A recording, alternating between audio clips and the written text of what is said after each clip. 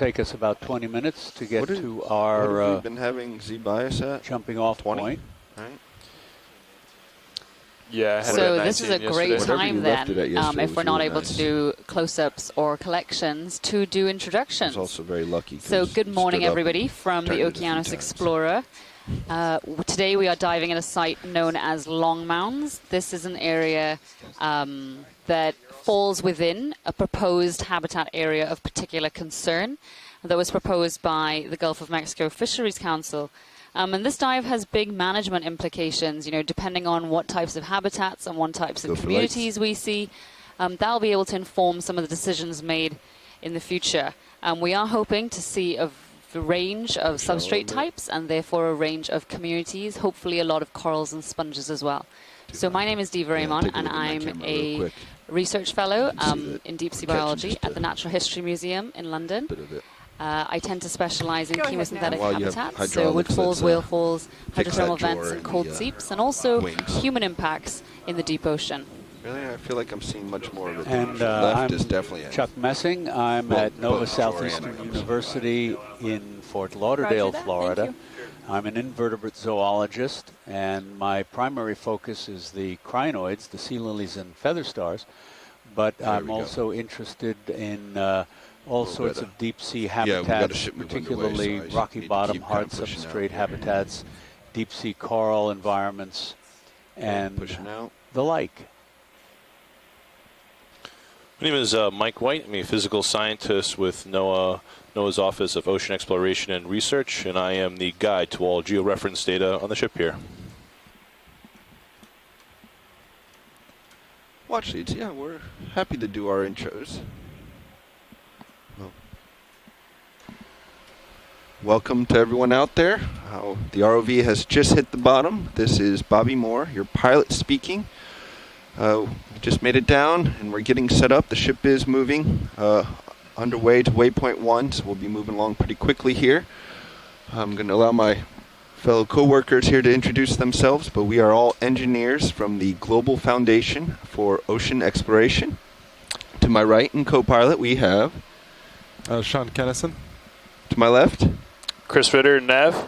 And over at the far end in the video station, this is Caitlin Bailey. And who do we have in the back? Back in clipping is Annie White. Annie White. And we are very excited to be with you here this morning on today's dive. Bailout Southwest.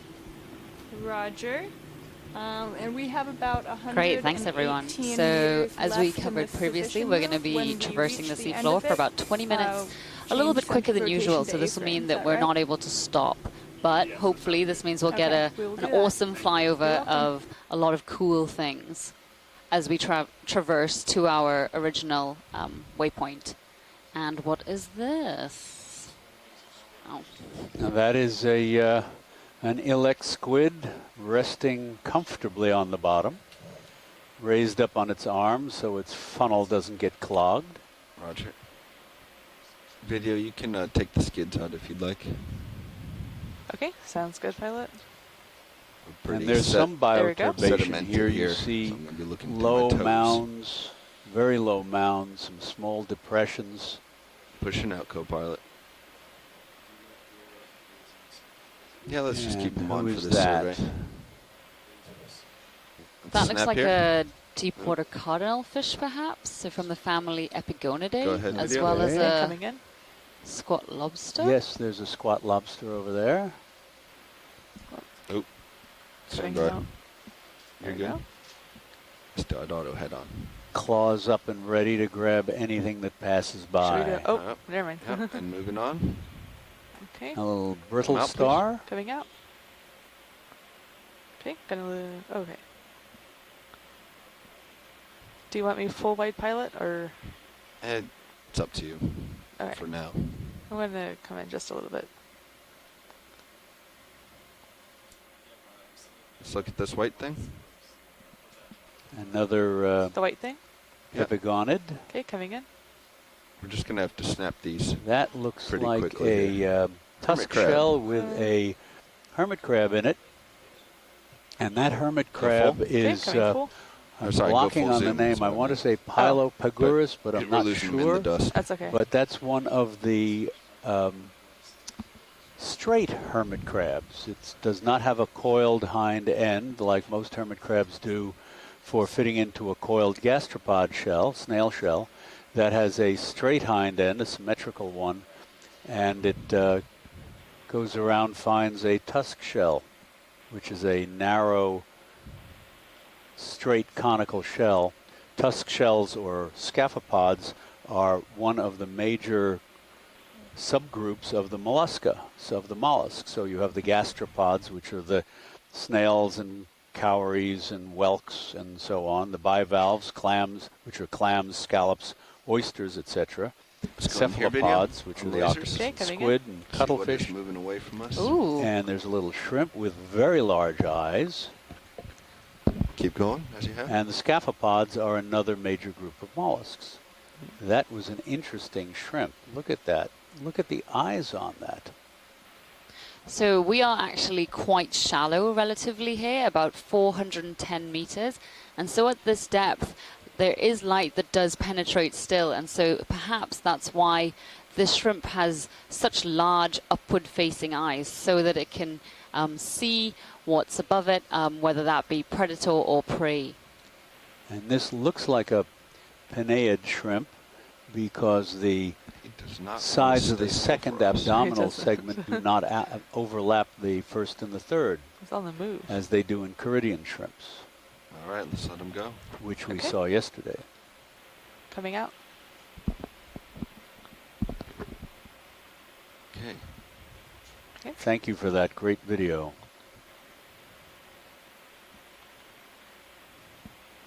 Pushing out, co-pilot. Yeah, we'd not seen that shrimp before.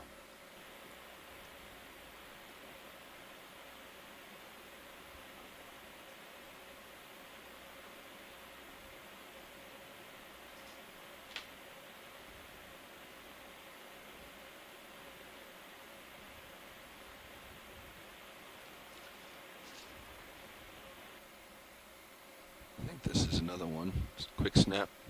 Okay, snapping in. Yep. Come on. Okay, come And on. there's another one. Oh, let's see what's right here. Same Go ahead. big-eyed shrimp. There's a little squat lobster.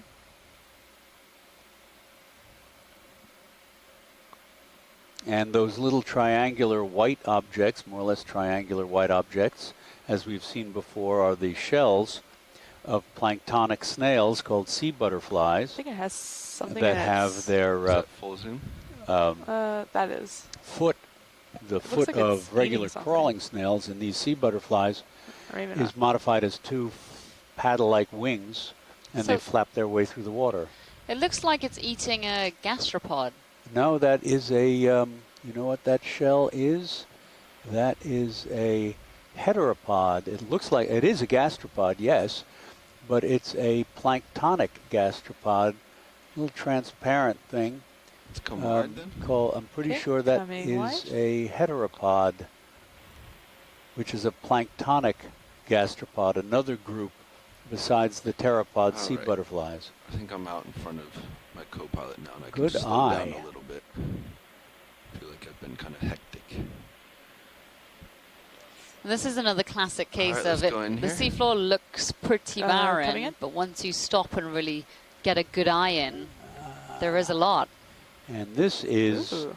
Peristidion. I think it's a sea robin, an armored sea robin, and it's using the rays of its, we can't tell, I guess those are pectoral fins.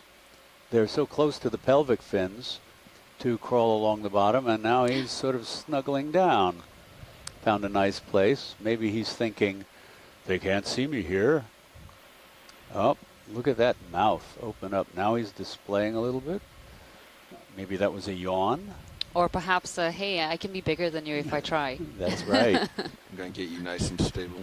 And Video. those projections Okay. off Go ahead. his snout Coming in. are sensory, just like antennae. And this fish always reminds me, I mean, the Okeanos sees it quite a lot. May not be this species, but at least this group, the sea robins. And it just reminds me of this weird mashup. It looks like you took so many different animals When and you're put clear it video? together. It has, you know, one more fins second. that I think can it's walk, gonna- these huge yeah. projections coming off Okay, the coming top out of the now. face, the colors. It just, Just waiting for behavior. nature's Yep. amazing. Okay. Pushing out, co-pilot. Thank you. That was great video.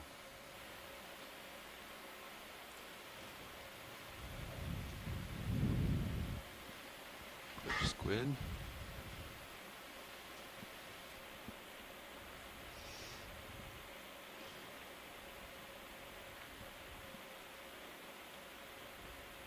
Somebody something in the zipped along the sand. bottom, Yeah. created a little stir.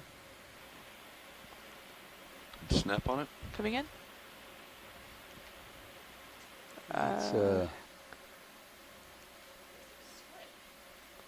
Hatchet fish. It looks like a hatchet fish. well, that's not. Another. Wait, let's wait for it. Oh, that's come partial. Coming out. I'm trying to come around it. It's not the same keeps as turning on we've me. seen before. I can't get a good look at that fellow. Coming around the left. Let's come out a little bit. Okay, coming I'm gonna out. Keep it in. Oh, come on, don't turn on me. All right, let's go in. Coming in. No, it's fish. Ah. Leave it. I got it. Okay. There you go. Now that is a cute fish. I have no idea what it is though. Me either. It's got some great colors and And it's moving fast. very, very, very quickly along the seafloor. All right, let's let him go. Okay. I think we coming got out. enough for an ID. Yeah, that's fine. He is difficult to keep up with. Like the perfect combo for the ROV. Good tracking, pilot and video. Thank you. All right, let's just quick snap on this little thing that's moving for an ID. Okay, coming in. This guy. There's a tiny little Yeah, go guy. ahead. Just grab for ID. Not sure what that is either. Maybe a juvenile macrurid rat tail, perhaps. All right, I gotta It's let got him the go same when general you think we have appearance. Video. Okay, gotcha. It's only There you a go. couple of inches long. Yep, coming back The in for you. two co-pilot. dots that you see are laser scaling dots, are 10 centimeters across between them.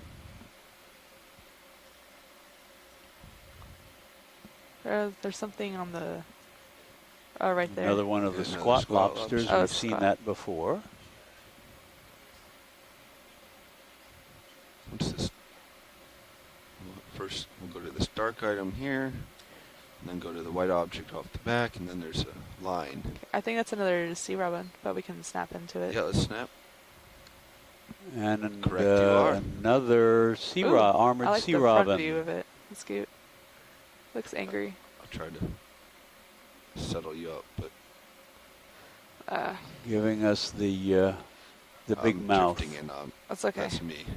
That's making it so tough on you. This is nice behavior. I'm bigger than you. Really, I am. That's it. Hopefully he does it for you one more time now that he's centered. Yeah. There we go. There we go. That's it, baby. Boy, what a wonderful That's display, really good. huh? He is ready to fight. All right, let's move on when you're I believe clear. the Okay, yeah, two, I don't think the that, like, D2 two can, pairs of leg-like can feelers on compete either with that. side, if that's a better view, I'm And pretty there sure was- those are rays from the pelvic fins. Something white here. We'll underneath just the quick body. snap on, and then we'll look at the silver things in the background. Sounds good. Let's start to go in partial. Okay. I think it's a crab. Or a rock. That is a dead snail shell. No, maybe it's a it looks pretty overgrown. This is a carrier shell, I'm pretty sure. Down. Yeah. This snail, I think we can probably. if I'm not mistaken, I Come can't in a little quite bit more. tell. Yeah. It was hard to tell if there's something living underneath there. It sort of looks like a carrier shell. There's a kind of snail that attaches as it All right. grows Come wide. Okay, coming shells and bits of rock to the edges of its shell, so that ostensibly, so that if some predator like a sea star comes along, the first thing the sea star will feel is a dead piece of shell and ignore the snail inside. And here's a tripod fish, I think. No, Let's snap for it's ID. Okay, above coming the in. bottom. What do you think? I'm going to come in more. Yep. Is cooperating. My fish ID Looks sort of like an anchovy. is not great. ID expertise. Love those colors. It's beautiful, yeah. And so in very low light conditions, which normally prevail here, those silvery He's starting to come scales in. that are giving Yeah, us that he's wonderful getting closer.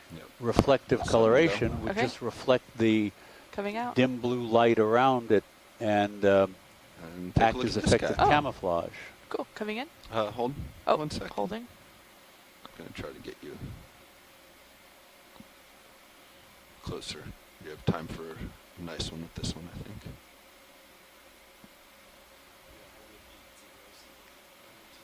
Yep. Clear to go? Okay, coming in. He's cute. I wonder, that's almost looks like a Go ahead. lizard Okay, fish, coming in more. but I don't think so, nope. So we'll have to wait for some of our Is that full? ichthyological experts to Almost chime in full. at some point. I So just here on stopped the for- Okeanos for Explorer, composition. we actually only have 2 scientists on board. Both of us this time Okay, do coming in happen a to little bit be more. Maybe we can biologists. see the ROV in But its eyes. because of that arrangement, we do rely very, very heavily on the expertise of others on shore. And we utilize telepresence, so the fact that we can send live data, live images, just like you're seeing in your homes today, When you've to got it, scientists let's who are come on. following Okay, along coming wide. on shore, sorry. And that means that we can actually, it's as if we're sailing with, you know, a whole bunch of experts, from archaeologists to fish experts to coral biologists. And so it also means that we can actually Pushing out. tailor our expertise to the dive that we may be doing. So today we're supposed to be seeing a lot of benthic animals, especially corals and sponges. And so we're hoping that there'll be a lot of coral experts on the line today. But of course it is Sunday in many places. Just about done. And that means that people have things to do. You know, you get caught up with life as normal, and whereas we on the ship, you know, this is what we eat, sleep and breathe the entire time we're out you guys here. are right Snap. above So waypoint we 1. may not Okay, snapping have in. the level of expertise we would like Okay, I think that's on the similar line to the other today, one we saw. but Come on. hopefully Okay, we'll coming still wide. see a lot of really exciting things. Just a reminder that this, you know, this area of seafloor has never been explored before by anyone. So this is the first time anyone on the planet is able to see these images. RV nav bridge. Go ahead, Bridge. Position move is complete. And Copy. I will change the center of rotation to the A-frame. Can we use Perfect, snaps in thank you. on lasers? I'm not quite sure. Copy that, co-pilot. Can't tell what that I is. think it's just sargassum or something. Oh, okay. Go ahead. There's a bit good, of yeah. sargassum you, weed that pilot. has drifted down from the surface waters above, and that will provide some nutrition for some of the smaller organisms down here.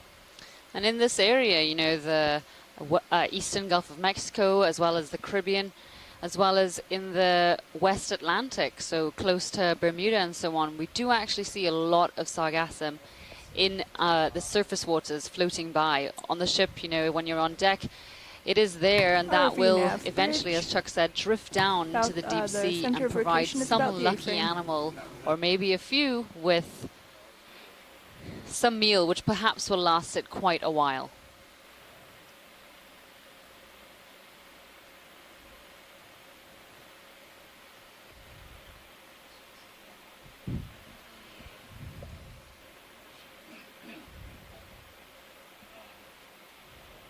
So our next move will be north. So you can expect that swing from the easterly move. Kind of fishtail north. Let's head north.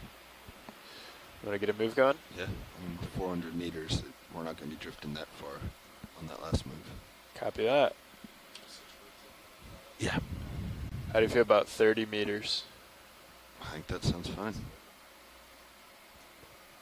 Copy.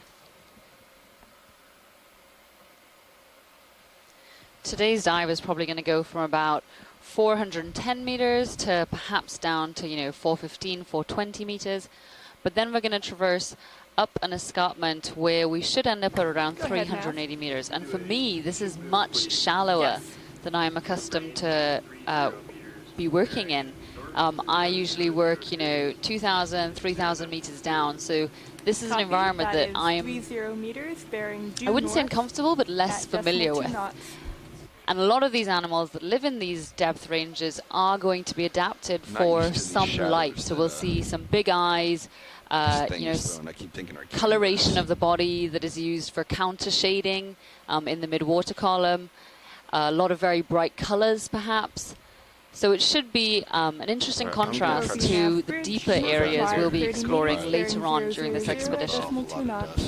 And it's amazing that despite the fact that we are so close to Florida, off the western side, and in an area that is so used by humans for fishing, for oil and gas, and so on, that so much of this area, especially in the West Florida escarpment, has not been explored before, which is really exciting that we're getting the chance to do that today, as well as during the next 3 weeks on board the Okeanos Explorer.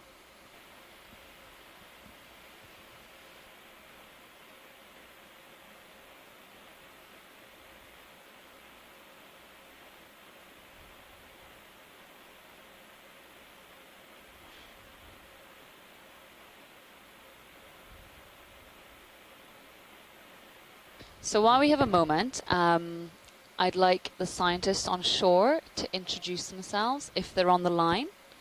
Scott, are you there still? I am here still, Diva. Good morning, everybody. This is Scott France. I'm in the Department of Biology at the University of Louisiana at Lafayette. I'm a deep-sea biologist, and I'm particularly interested in deep-sea coral. And as with you, Diva, this is a depth range that I'm not really used to working in. I spend much more of my working time at much greater depth. And so it'll be interesting to see the fauna here and see there are similarities and differences to what we've been seeing in the deeper regions. Most certainly. Is there anybody on the line other than Scott?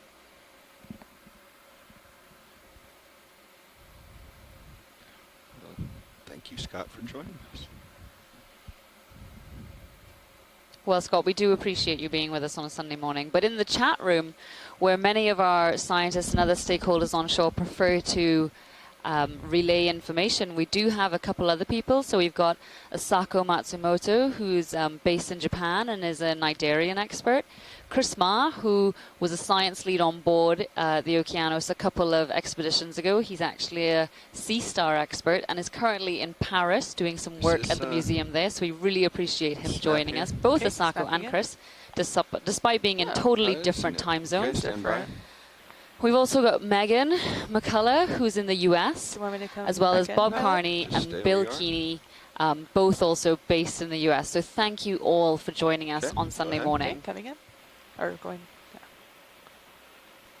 And here we have a little scorpionid, a scorpion fish.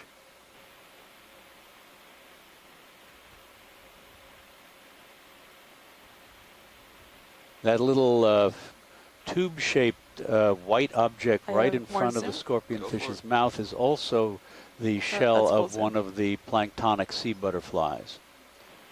And the little brown sort of tree-like structure that's right underneath the scorpionfish's jaw looks like one of the agglutinating foraminiferans. If you pardon those two long syllable words, foraminiferans are single-celled organisms. We are most familiar with them in the plankton, but many of them live on the seafloor and glue together bits of sediment to form a protective housing around them. That's what agglutinating means. And they are extremely abundant in the deep sea.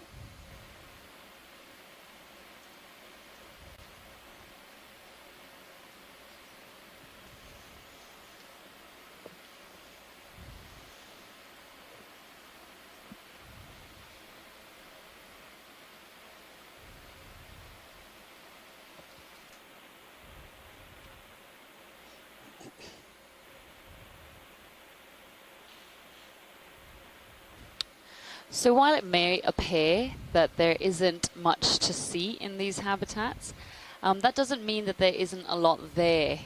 There is a good chance that we are moving a little bit too quickly over the seafloor to notice some of the animals living on top of the sediment, bigger animals, which we refer to as megafauna, for instance. But it's also extremely likely that within the sediment there is something we call the infauna, so animals that live within the top, 10, 20 centimeters of sediment. And those tend to be smaller animals in a lot of cases, what we refer to as macrofauna. And so sediment environments like this tend to be some of the most diverse on the planet in some places. And so these types of habitats really should not be overlooked, even though superficially they don't appear to have much there.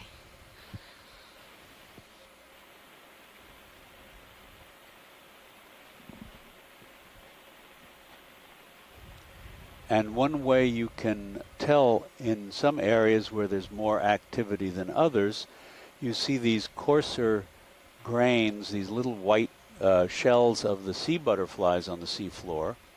They will collect in depressions where there's more activity from organisms in the sediment moving them about, or currents drifting them over the bottom. Right here there appears to be very little in the way of water movement, because if the movement of the current over the sea floor was significant, you would get ripple marks, just like you would in a creek or along the shoreline of the ocean.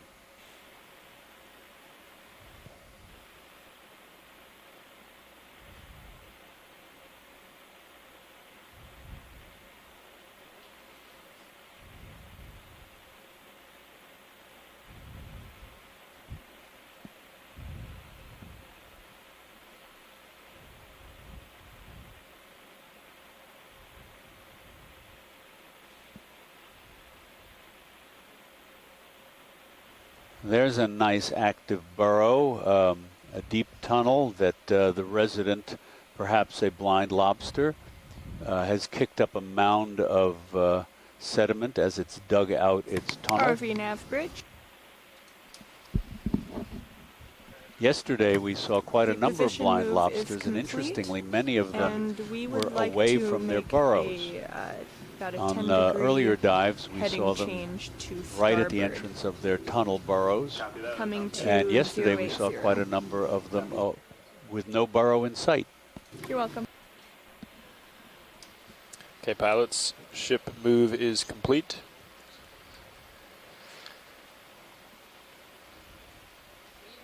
And they're changing their head 10 degrees to starboard.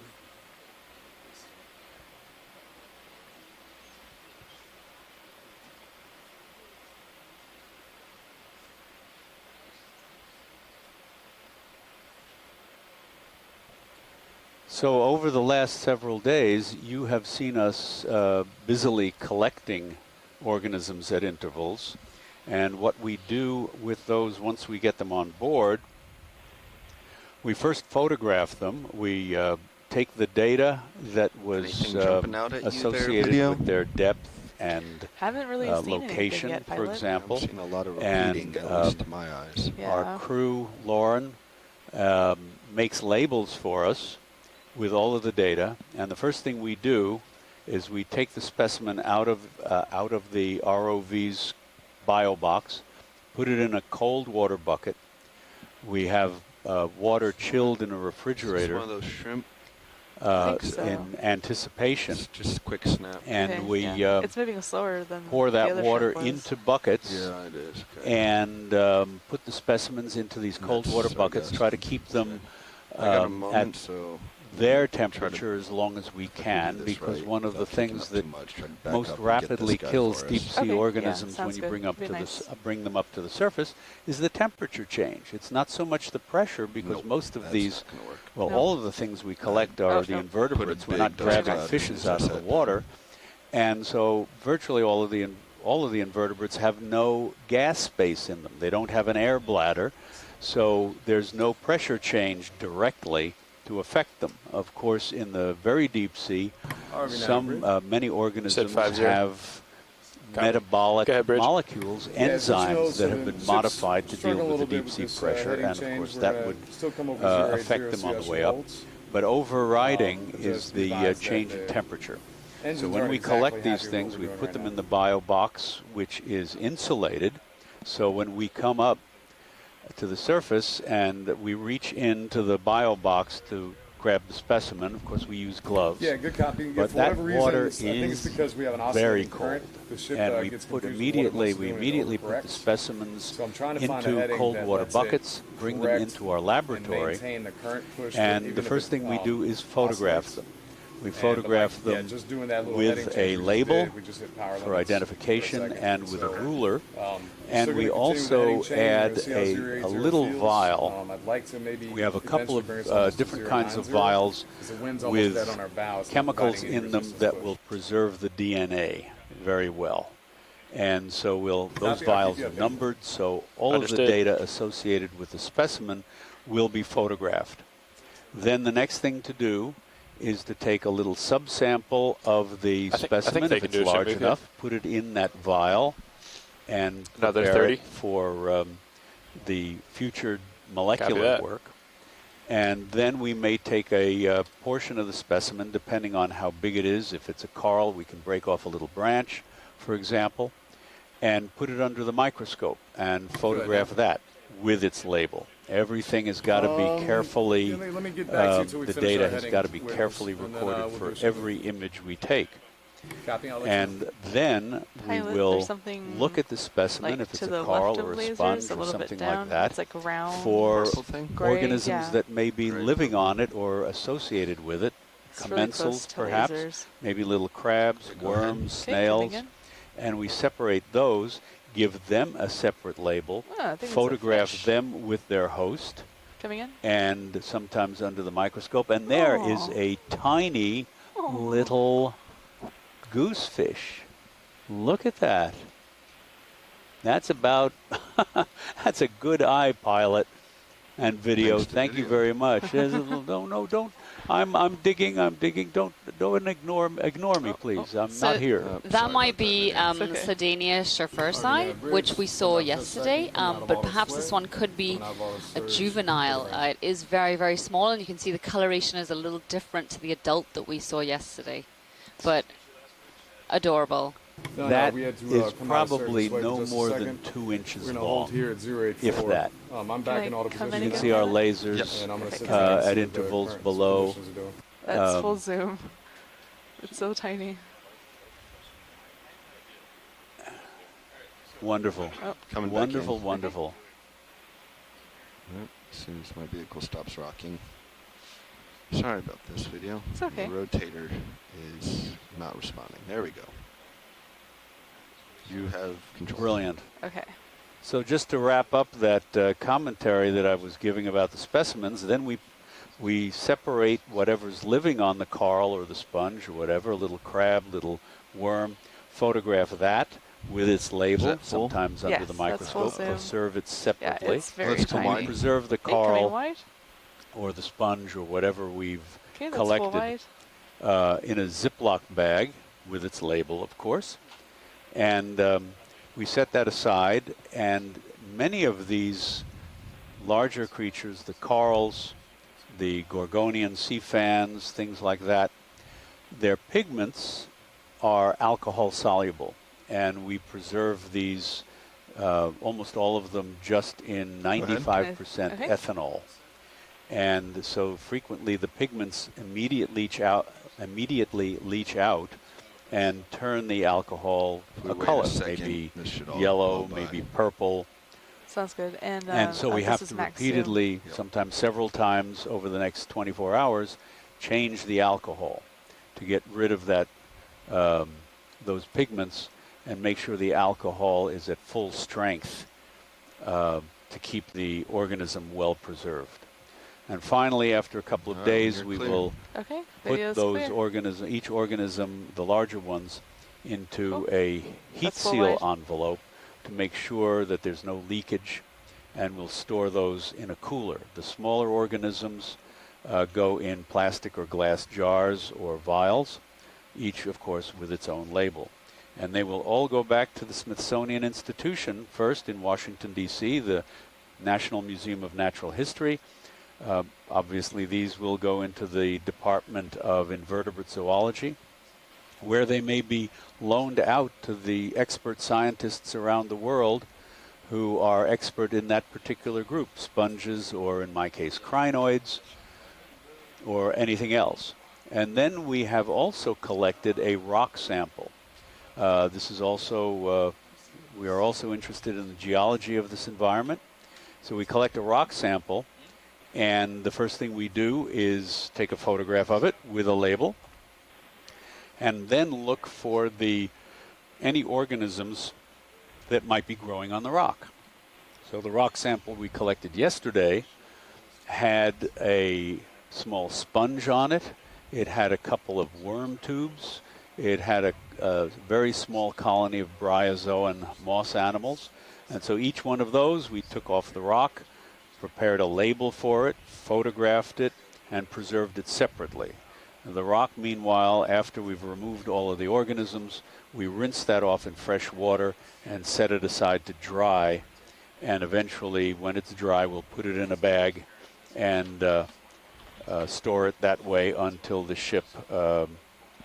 cruise is over. And I believe all of these specimens will remain on board for this leg and the next 2 legs of this Western Atlantic cruise.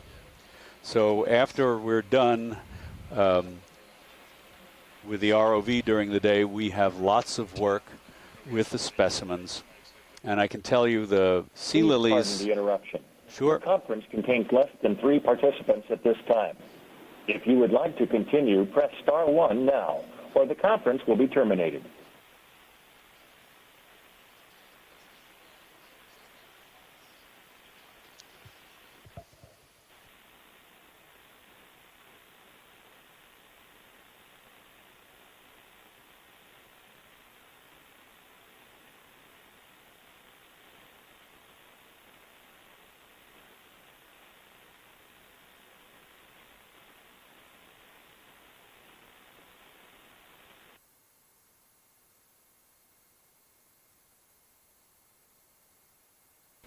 Hey, pilot, navigator, comms check.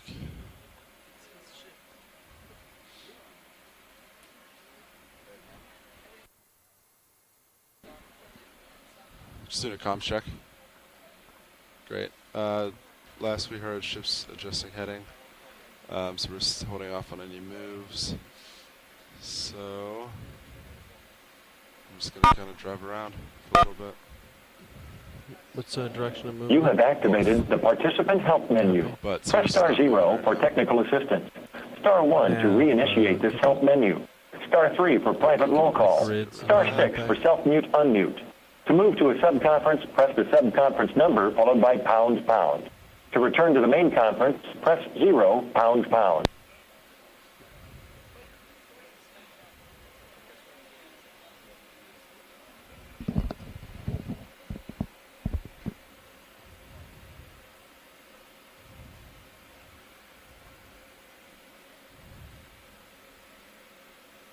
Thanks. And another thing that goes on, of course, during the dive is our video crew is taking extracts from the video feed and turning them into what will become the highlight videos that will be posted online. I'm just gonna and yeah, it's nothing of important. You can come back out. And extracting still images from the videos, Trying to which keep you in are view, of amazing Copy. quality. I remember Just when gonna we some would back do and screen forths. grabs just a few See if years you come ago, across anything. and you would wince at the quality of the images, of the still images that you'd pull off the video. But these are just brilliant. And so I recommend that everybody who's listening go to the website and see some of the video and images that we're saving from these It's hard remarkable to tell. I can't dives see and the this detail remarkable of it from imagery. here. Do you want to go for zoom? Okay, coming in. And there's another one of those we see fishes this that guy. we Yeah, you haven't can been come able to back out. identify. Way out. Other left. At least none of us on board. Coming down for you. Give you some turn around. A bit of tether.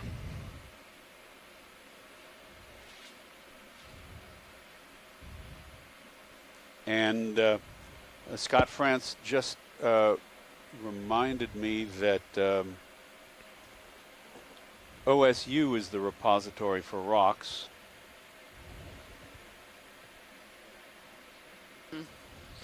So all of the rocks go to Oregon State University. And as Chuck was just saying, every sample that we collect goes to a public repository. And from there, it can be requested by anyone who wishes to work on these samples. These samples are not collected by the scientists on board or the scientists on shore. They are for anyone who wishes to work on them. And that's one of the best things about the Okeanos Explorer. All of their data is freely available. All of their samples are collected for the community. Arvinav Bridge. Okay, I'm lined up back on northbound direction of movement. Yeah, sorry for that delay. Copy. Things got a little squirrely up here, and not a lot of reasoning why. But engine seems to be happy. We're current heading at 090. I'm ready for position move when you're ready to do it. Okay, copy that. Yeah, we're ready for a move here. Actually, let me check in with the pilot. Stand by. Yeah. Co-pilot's ready for move. Northbound. Yeah. Yeah. They have 30 meters written down. Waypoint 2 is maybe Video go for zoom. 200, and this next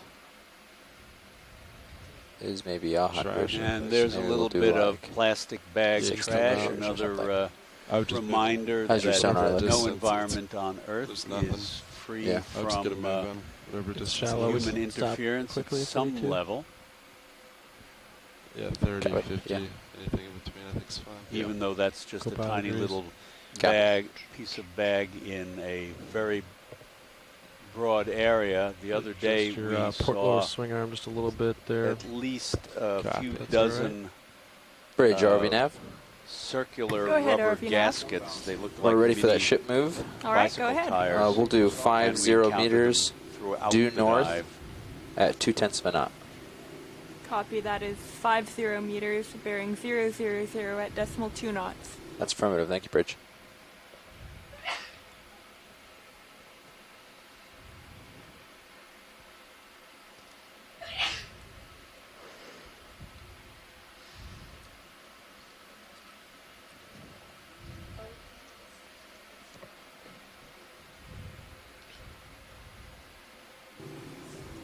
RV nav bridge, move initiated, 50 meters, bearing 000 at decimal 2 knots.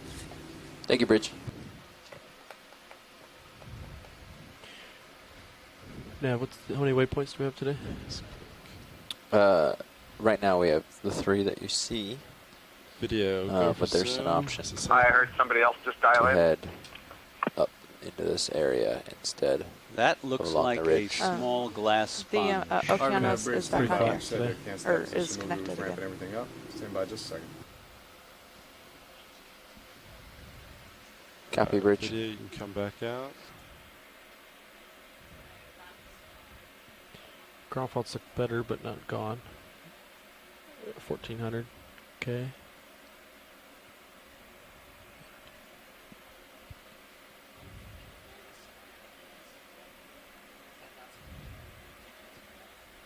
You want me to turn and keep another you bit of while we wait for the sargassum. ship anyway? Coming back. And a little rat tail fish. Video, go for zoom, rat tail, just to confirm identity. Okay, coming in. We've seen him though. So we learned yesterday that these aren't actually rat tails, thanks to Ken Sulak, who is an ichthyologist.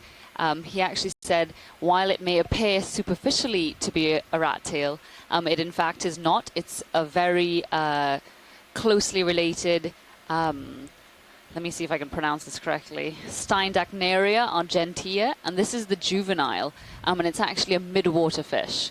So a really interesting observation yesterday and today, but there are definite similarities. I know when we saw this yesterday, we were like, that is a rat tail for sure. Nope, it's not, and that's why, you know, telepresence is great. That ichthyologist in Florida, I think Ken's in Florida, isn't he? That ichthyologist, Ken, was able to look at the imagery and tell us what most of the fish we saw yesterday were. And that's just one of the best things, the great things about telepresence. Harvey, now, Bridge, I'm going to try that position move again. I'm going to do it at decimal 1. Yeah. It's very nice. It's got a backbone, so I can't be certain.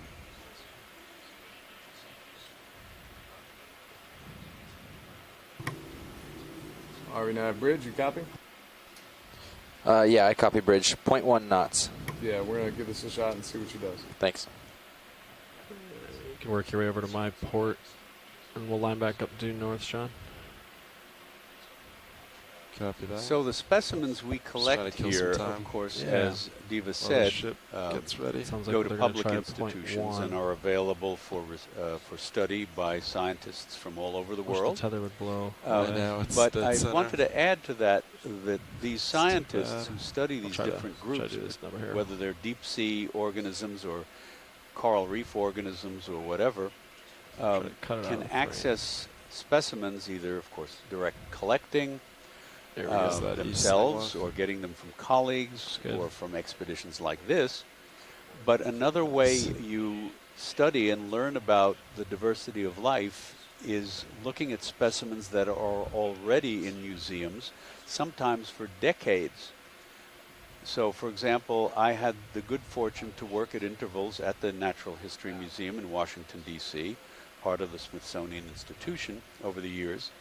And I have gone through jars of specimens, my area of expertise being the crinoids, the sea lilies and feather stars.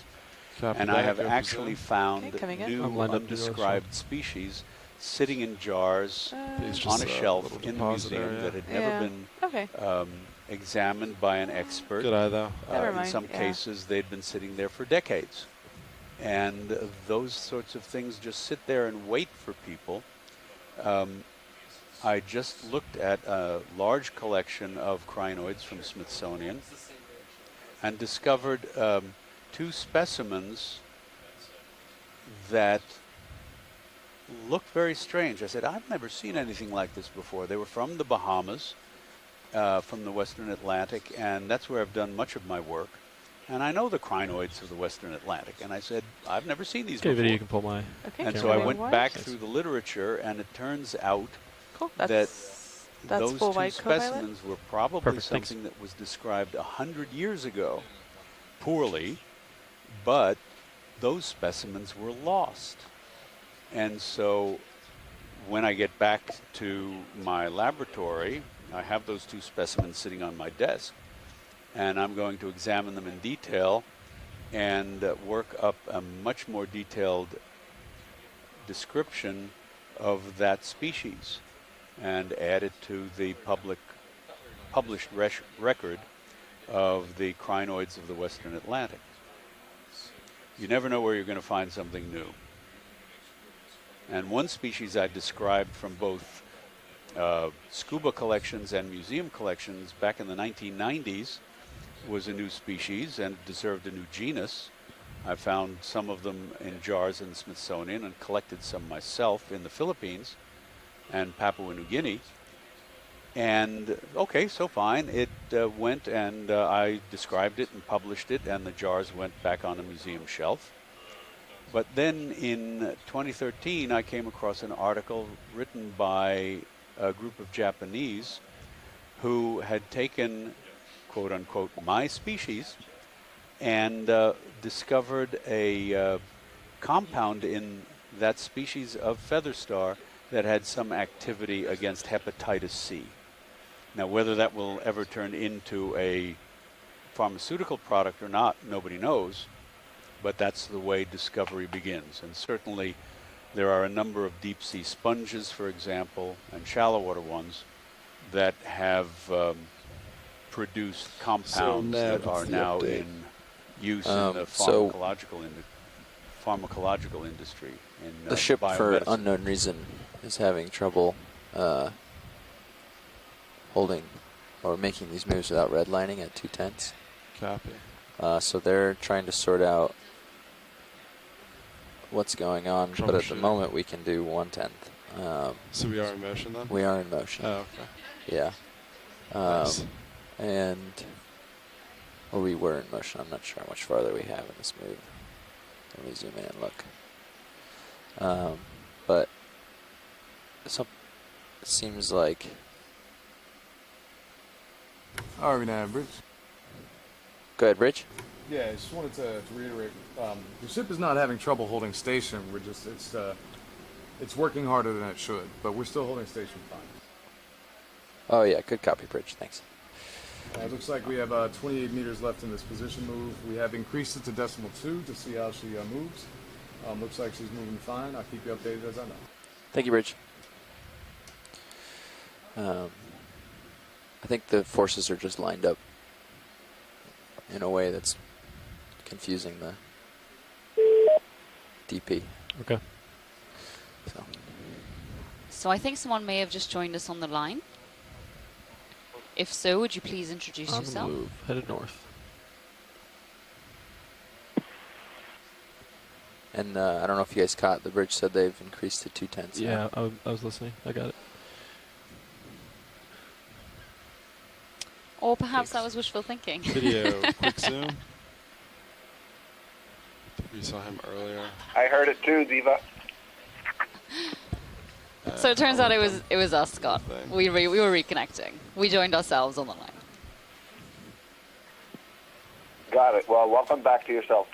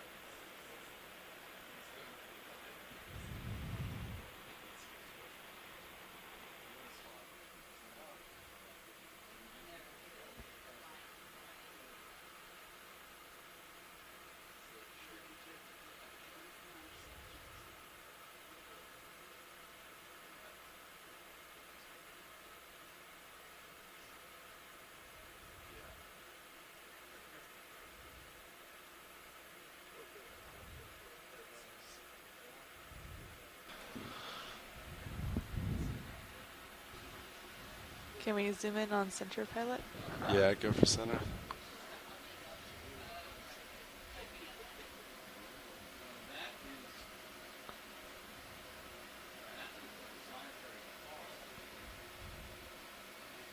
That looks like a solitary coral.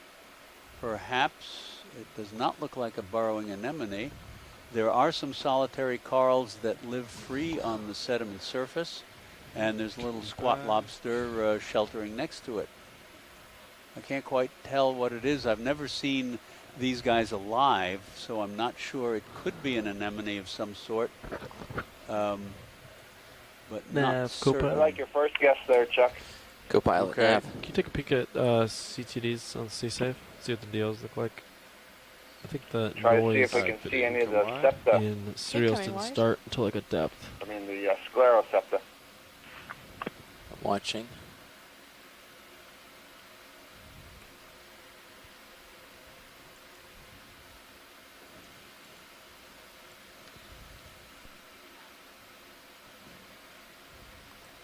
Go ahead, watch lead.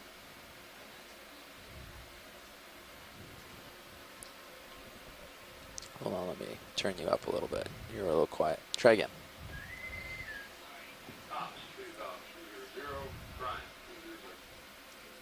Waypoint 1 or the crest? Waypoint 1 is where we landed, so we're well past waypoint 1. Oh, we're 100 meters or so north of waypoint 1 at this point. So we're cruising right along here. Yeah, we're headed out to waypoint 2. 220 meters ish. Yeah. So right now we are heading up the escarpment. Did the move finish? Transit, not Checking transit, right our survey, sorry, to the top of the columns crash just should be barely about finishing the phase. 200 meters. They might have like 2 or We 3 are meters hoping left. in this time that we do see some almost hard there, yeah. substrate, but given that this We'll is get another quite one. a shallow slope in terms of gradient Nothing and on also in sonar, depth, yeah. we may Mine's end up clear. just seeing a sedimented CB2. seafloor. But we are on that trajectory, heading up the hill, and who knows what we'll find up there. I'm not sure what this like zigzag here is, so I think calling this sort of where we started. Yeah. We did 50 meters. So Video, go for zoom. yeah, I'll call up. Coming in. Bridge, RV nav. Go ahead, RV. How's that ship move going? We got 8 meters left on the ship It's just move, sargassum. and we're settling in on Come station. wide. Okay, coming And wide. once we get in on station, I would say for right now, to about 0.1 on the position move seems to be the most comfortable. Okay, thank you. Yeah, we have 8 meters left in the move, or they need to stick to 0.1 at the moment. 10-4. Copy. So I'll keep them coming. All right. As much as I can. Cool. Sounds good. So because we are now on our original survey line, we Pilot, are you did a able great to job. stop and get great zooms and also stop and do collections. So if you do see anything which looks particularly rare or unknown, or it's just something you're very interested in, please do let us know and we will get the RV guys to stop and get a good look for us. Video, go for zoom. Is this another Okay, coming in. fake rat tail? Looks like it. So I think this one may actually be a real rat tail. That was a real one. Yeah, so this one is a Nezumia aquelis, I think. And we can tell, you know, the nose is a lot more different. It's got almost like a sort of shovel nose, these very big eyes, and then that coloration is very characteristic of Nezumia. And we've seen a couple of the adults of these. This one looks a little bit smaller, but we've seen some larger ones of these on the past dives. How long is that return on your starboard been there, co-pilot? 10 minutes or so, 20 minutes. Sneaking in, because that could be this. This here could be All right, closer video, than we let's think. let him go. Okay. Coming out. So just keep an eye on that. Yeah. Make sure it doesn't close in too close. Lima Charlie. It's actually within tether reach, so it might be a big rock or something if you want to look at it.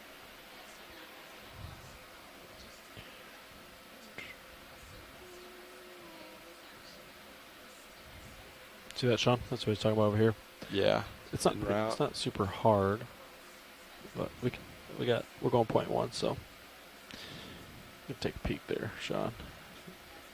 Coming to starboard. See if it tracks. Yeah, so we're chasing the possible return Pilot, there's off something to coming the east. below us off And screen. then Oh, there was a fish. the pilot's just sort of zigzagging along the slope Stand by.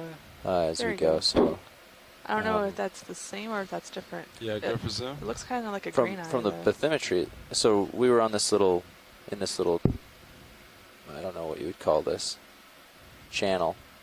But now that we're going, the bathymetry sort of has the steepest section towards the east. Not sure. So sort of change it. Average.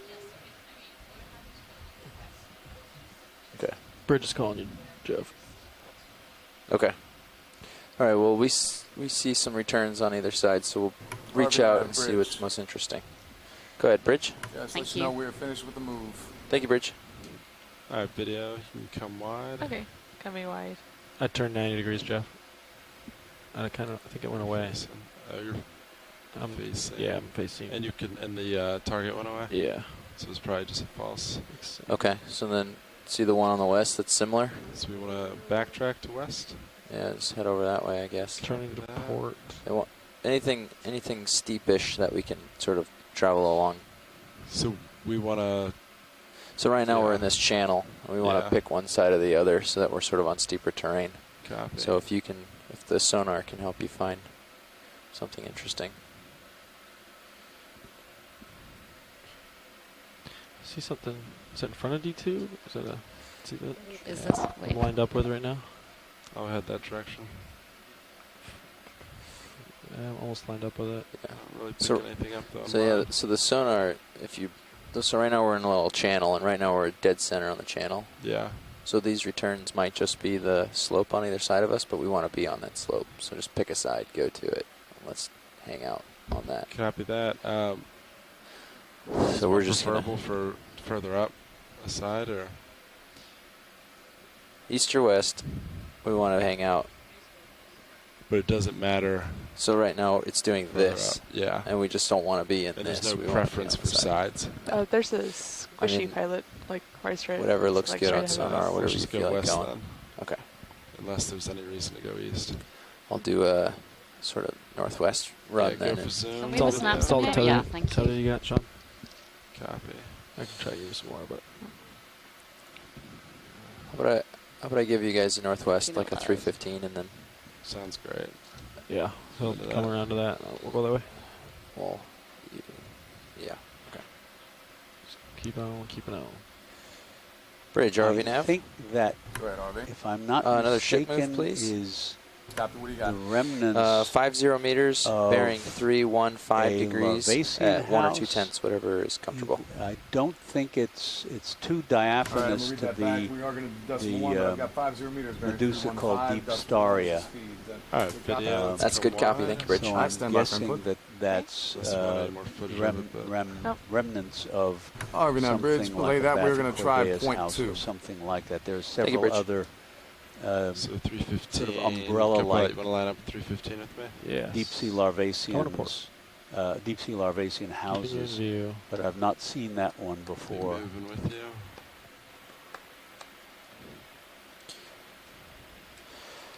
Watch lead nav. We sent the ship a little bit east to north so that or west of north so that we could be on a steeper section for you. Thank you so much. Wait, so we went to the west one, sorry? West? West, yeah. Perfect. Thank you. As you had requested. And then we'll keep, but we're still heading northish to get to waypoint 2, so kind of did a northwest run. On and up.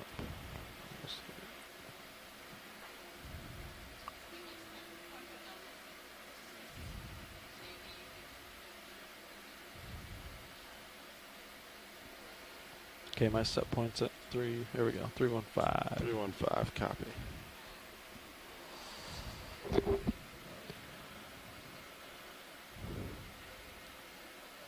Some divots. Yeah, bumps in the sand. It's Bet two if we bumps, lift, actually. I bet if we That bump was this one, but enough. it's two.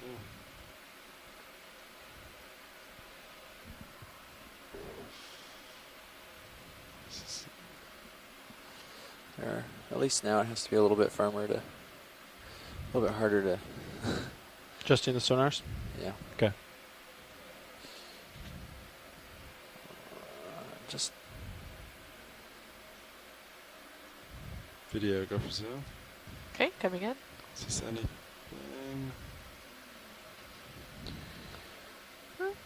Aha. There's things on it. That is a little cluster of anemones. Not sure if they are regular anemones or zoanthids.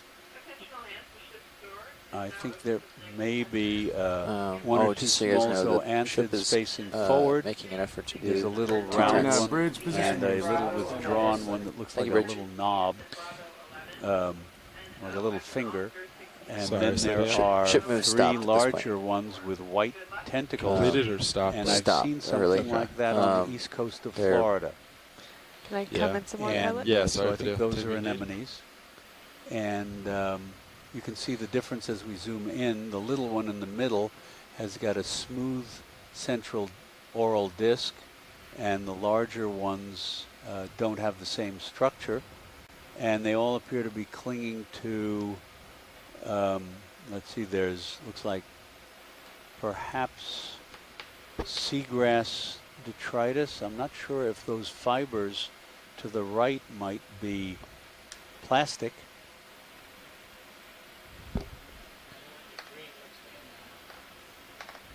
Sean, stay on this. Till So dawn. any port Keep in a light on. storm And I'm going to try to for zoom these serious guys. on the That's biological lovely. subject. It's got an idea. I think we got it. Yeah, Got so a we've second? got a combination of little Got all the time in the zoanthids world. and these larger Go for it. anemones with white tentacles. Just excited to see what it is.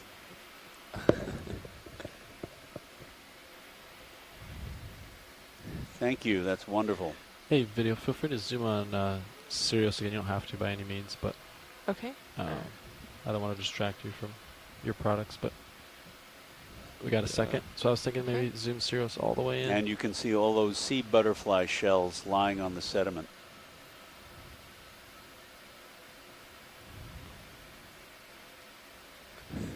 It's kind of blue. What's it? I don't know. I had a minute video, sorry. All right, Biddy, you can come out wide on D2, Zeus. Okay, coming out on D2. Can almost do a white A balance. whole little community out in the middle of nowhere. Oh, it's got more. Oh. No way. I'm sorry, co-pilot. That's awesome. There we go. I think Close-up shot of that.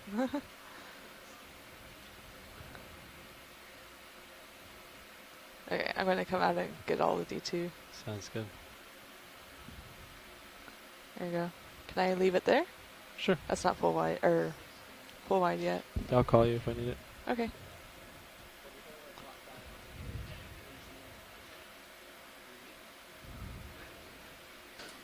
Okay, I'm going to turn back to starboard a little bit, Sean, to line up with 3 and 5. Actually, we're not moving, are we?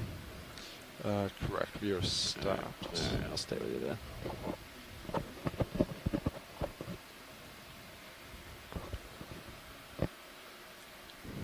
I'd say feel free to roam around while we Just doing wait some- here. I turned to port a little bit. I'm almost facing westbound. I'm a little bit zoomed in. Copy So I'm that. not actually that close to you.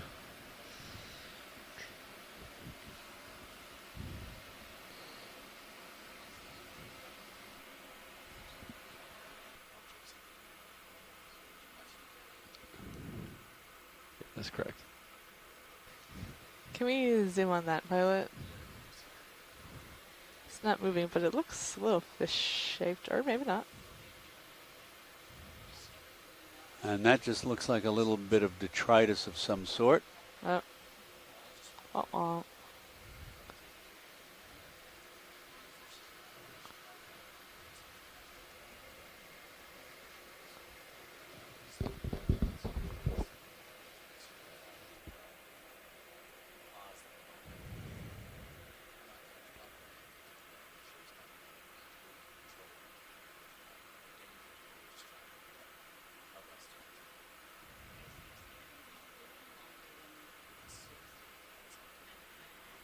Tracking you starboard.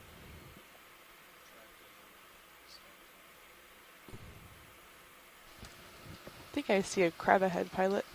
On the left, just slightly coming Can we middle. have a quick snap zoom on the animal dead ahead? Or it could be an urchin. Oh, it's an Ooh, pencil urchin. Yes, that is a pencil urchin. It's one of the oldest lineages of urchins dating back to the earliest Mesozoic. It's got those large spines, and each of those spines is surrounded by a little cluster of much smaller spines. The family name is Cidaridae, C-I-D-A-R. And there are several species here in deep water in the Gulf of Mexico. Sometimes they're difficult to distinguish. It's like a perfect pirouette material. The cluster of small spines that surrounds the base of each of the larger spines. And the array of plates in a 5-part arrangements around the anus at the very top of this the urchin. Current The down mouth, there of course, strong. is on the bottom.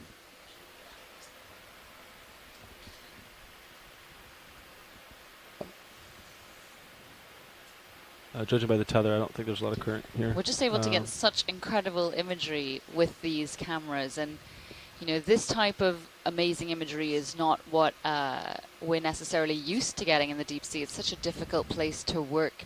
So the ROVs that we use, D2 as well as Sirius, really do have an incredible amount of resolution and power to be able to get these kinds of images, which then scientists ashore are able to potentially ID these animals from, which is not, you know, what deep sea scientists are used to. It really is just a great platform.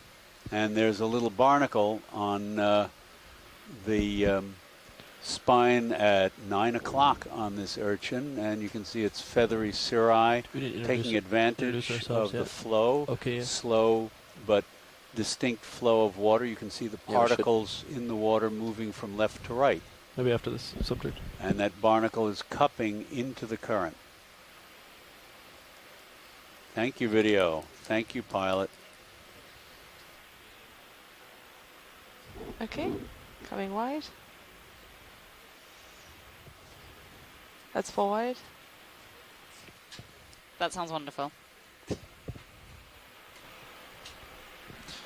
All right, sitting in the front row and also in the back, we're the Global Foundation for Ocean Exploration. We're involved with the ROVs and the videography. Sitting pilot right now is Sean Kennison, and then I'll let everyone else introduce themselves, starting to my right. To the pilot's right, sitting co-pilot is Levi Unima. Sitting to his left is the navigator, is Jeffrey Lanning. And in video is Caitlin Bailey. And in the back row clipping is Annie White.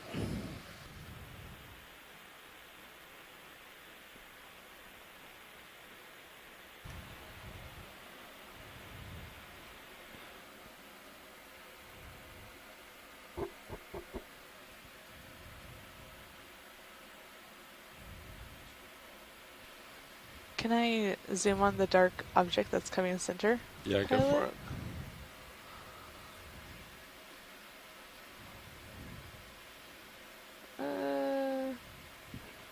There's a crab. A little bitty one.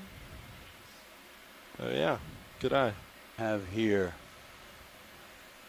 or spot lobster. Another piece of detritus. I can't quite make out what that is. There's a little crab sitting in front of it, though. Stand by for input. There's also something on the detritus. It looks like a dead piece of sponge or something. That's a good guess. Very good guess. But there are two little crabs, perhaps a pair. I can't quite tell if they're the same. They do look like the same thing. We did move a few meters. Perhaps a mating so pair. So I want to, instead of 50, what kind of range do you want from here? Or any old sponge in a storm. 50 meters. I'm going to do 50 meters, bearing 315, speed decimal 1. I'm lined up 315 still. Copy that. All right, video whenever you're happy, you can come wide. Okay, coming wide. That's full wide.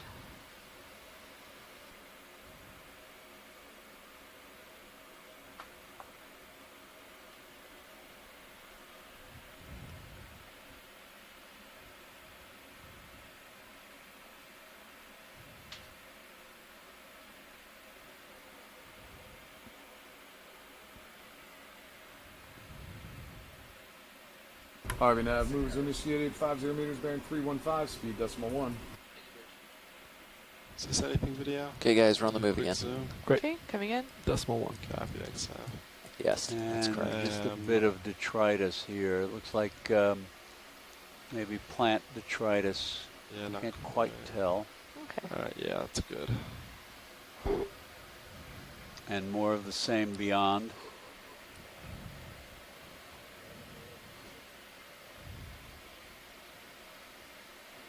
So 3 of the 4 Wanna do another 20 dives minutes we've then? already done, well, today being the 4th, Swap out with someone? have actually been in areas proposed as habitat areas of particular concern by the Gulf of Mexico Fisheries Think you heard the Council. man. And so one of our tasks while we're out here during this expedition is to, gather more data on Ground these fault's up to types of 1700. areas, Green things lights. like high-resolution 1700 images, I. maps, GF. and information on the diversity and the extent of many of the Improvement communities, by especially 40%. coral communities, that may occur in this region. And this information is particularly valuable to determine whether perhaps additional conservation measures are warranted within these seen this one yet, proposed video? We go for habitat concern. areas of I think so. particular It might be that concern. that shiny one. Yeah, it is him. Yeah. All right. Yeah, you can come out. So it'd be nice if we got if we saw some Yeah, but you can pull my coral camera or wide. sponge Thanks. communities, Okay, but coming out, co-violet. as with exploration, There we go, let's go all wide. data, all imagery is incredibly important. A negative result is still a result.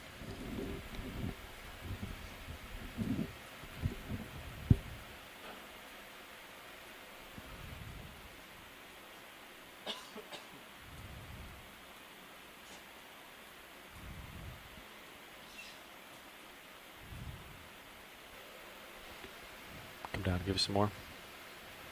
There's something in the water column pilot to the right. Shiny. Yeah, copy. Fish shape. Go for zoom. Okay, coming in. Oh boy. He's out there. Oh, I think it's another one of the shiny fish. Yeah, the envelope looks similar. Yeah, I think it's the same. Oh. Okay, coming back out.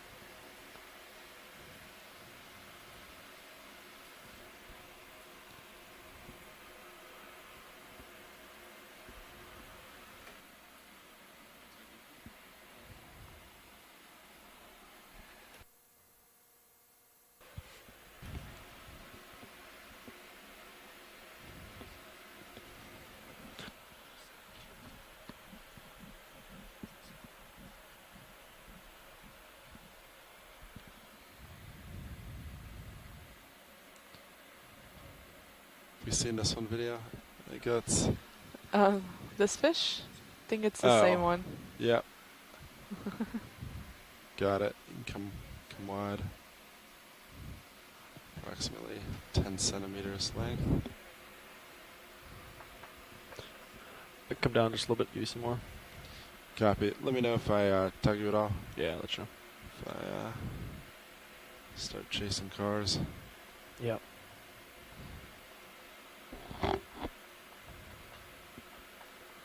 It's about as low as I want to get. Copy.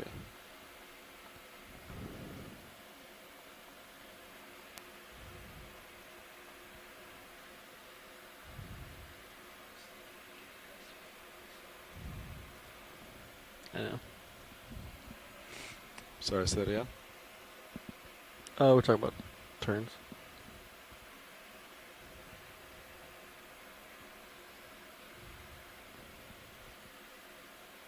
Dun, dun, dun.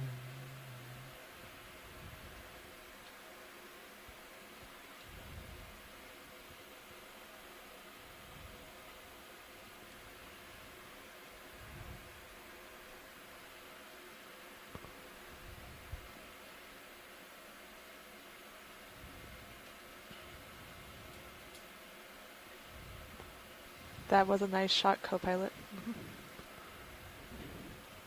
Oh, D2? Yeah, with the lens flare. Oh, yeah. RV bridge. What I'm going to do now is I'm going to stop this position move real quick. I'm going to bring our head over to about 115 and then pick it back up from there. Copy? I stand by. You got time? I'm gonna follow you, Sean. Copy. Just gonna explore this side.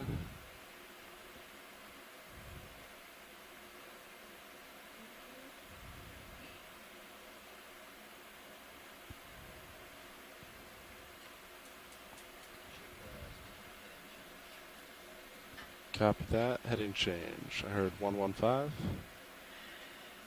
Copy that. It's what, 15 degrees?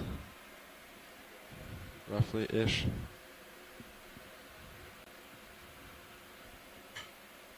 $90. No, it's like 25 degrees, isn't it? So the ish comes in. It's 25, right? 90 to 115. Do you want to call up to confirm differential? No, they're probably listening to us. They're probably not.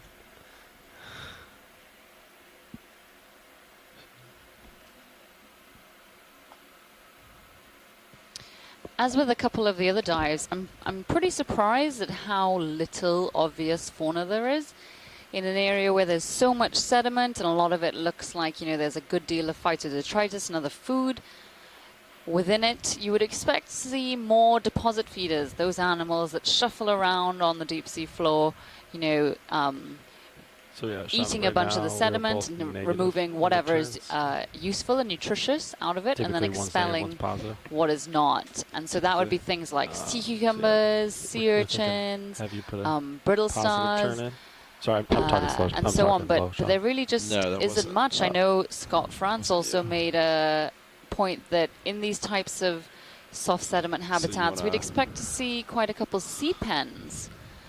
But again, you know, there really isn't much here, and the current isn't very strong, so we're going clockwise. we're a little bit confused as to why that is. Yeah, Diva, echeurin worms, acorn worms, we're not seeing those either. Other good bioturbators and deposit-feeding organisms. I'm looking and back it's a little unfortunate we're not seeing the sea pens, because it's a nice contrast to the corals that we see in the hard substrate. These are also corals. Sea pens are also corals. They're octocorals, but they're adapted to live in soft sediments. So it's always nice to be able to see them and look at the changes in morphology that allow them to live in these habitats versus others. But one thing that I will say, and maybe this is relevant to, you know, we've been talking about the different areas that have been being considered for management protection and so on, and that is to say that, you know, not all bottoms of the deep sea are the same. And so in some places we see a higher diversity and a higher abundance of organisms, and other places, like we seem to be seeing today, much lower. And there's a lot of factors that affect that, including food input, current flow, oxygen content, salinity. I mean, there's a whole lot of factors that determine where things are and why they are and the abundance that they are. So it's important for us to do this sort of exploration. You said it earlier, negative data is also important data.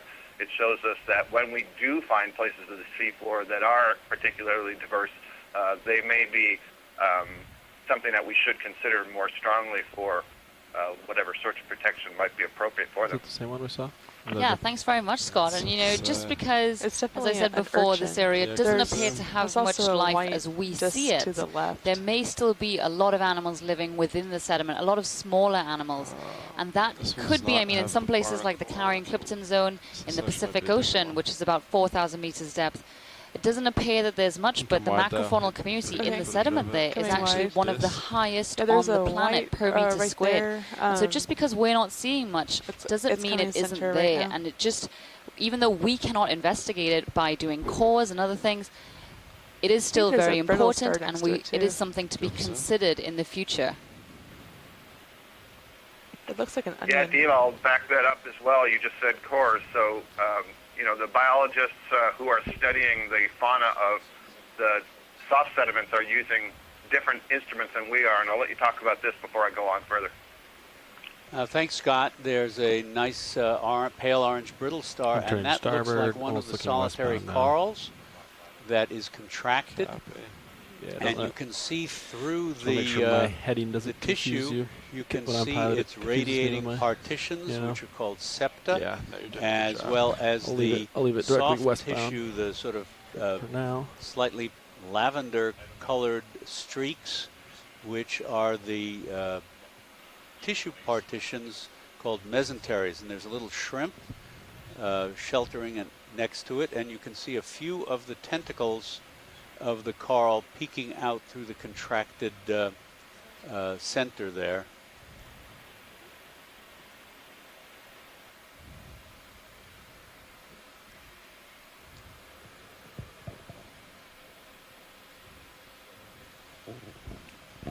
So this is in the same group of corals as the reef-building corals in shallow water, the solitary cup corals that we've seen, the Lophelia branching deep water coral that we've seen. These are all members of the group called Scleractinia, the stony corals. And again, just to remind you that of the close to 1,500 species of stony corals, which include all of the reef builders, almost half of them, if not Copy. I think it's close to half of them, if not a full Harvey half Nav of them, are solitaries like this one. And this is an example of one that lives Harvey Nav Bridge.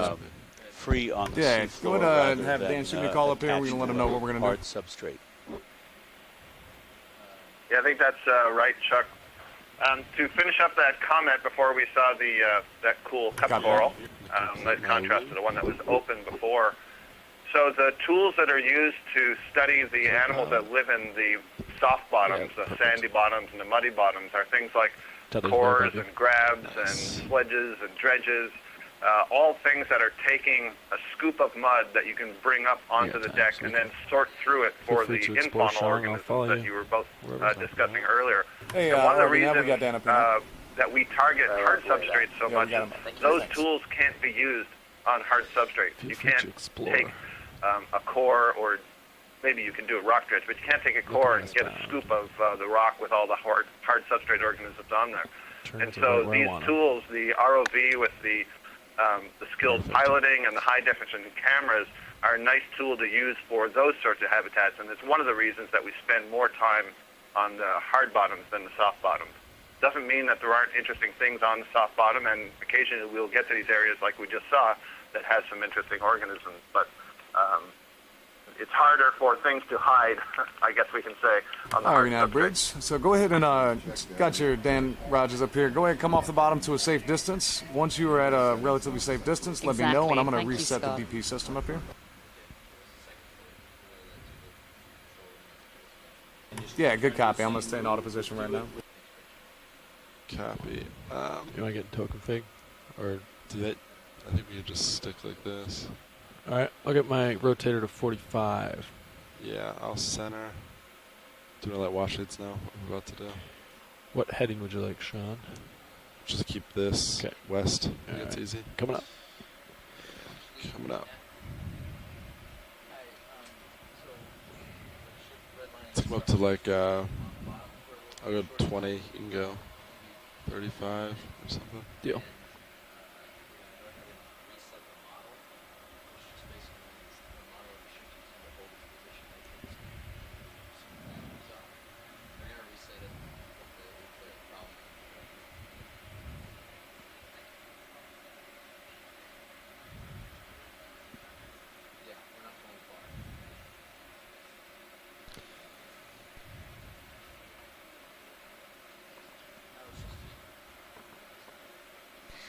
So we are pulling off of bottom for a second so that we can try and sort out some ship issues we're having. We should only be in the water column here for a couple of minutes, and then we'll be straight back down onto the seafloor to keep exploring the area we were in, as well as those further up the slope. So please do stay with us. This will just be our view for a couple of minutes, but you never know. Again, while we explore mostly the seafloor, the midwater is the least explored habitat on our planet, and it is the largest habitat on our planet. Thank you. And so you never know what you're going to see in this area of the ocean. So please do stay tuned.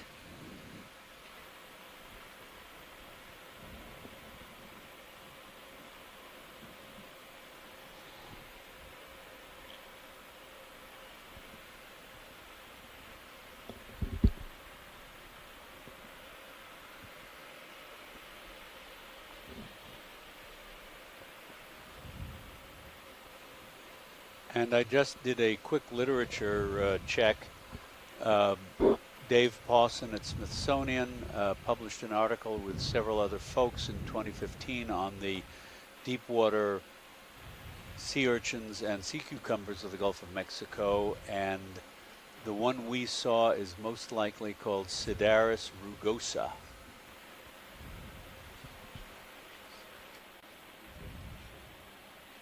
Copy.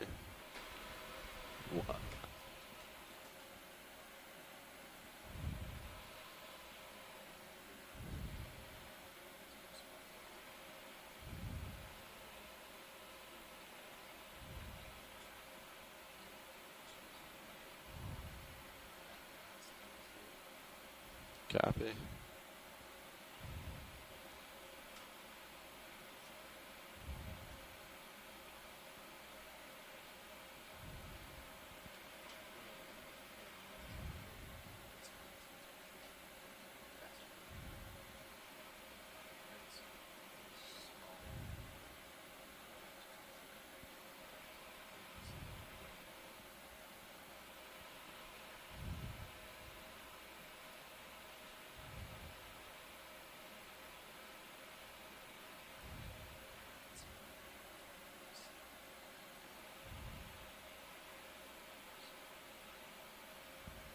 Two 0 meters, copy.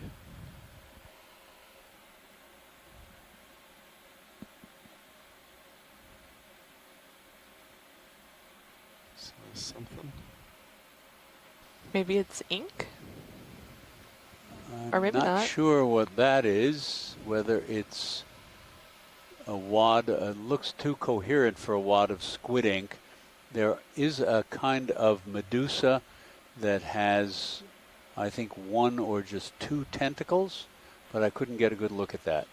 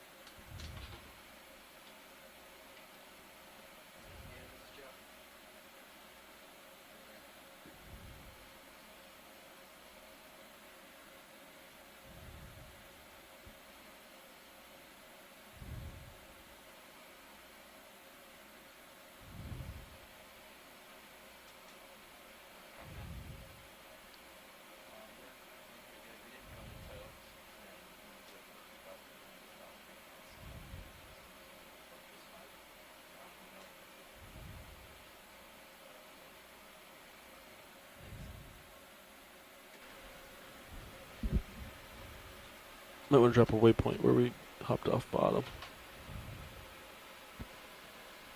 Sounds good.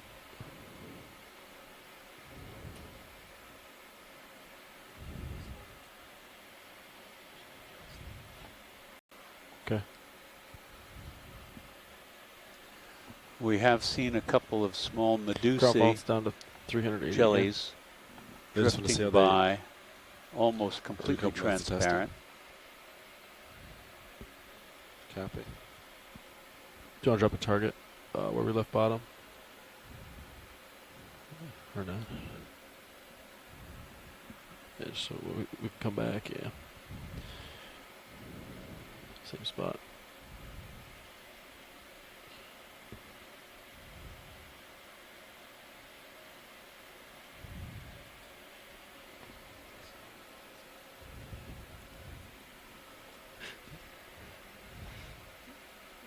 Copy.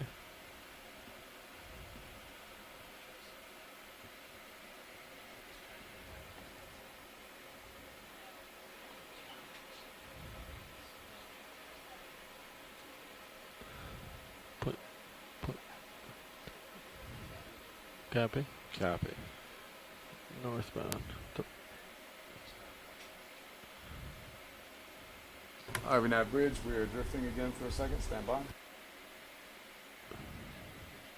Yeah, so in order to go to tow config, I'd flip 90 degrees, or 180 starboard with zero both of our turns. Yep. Yep. Okay. Easy set.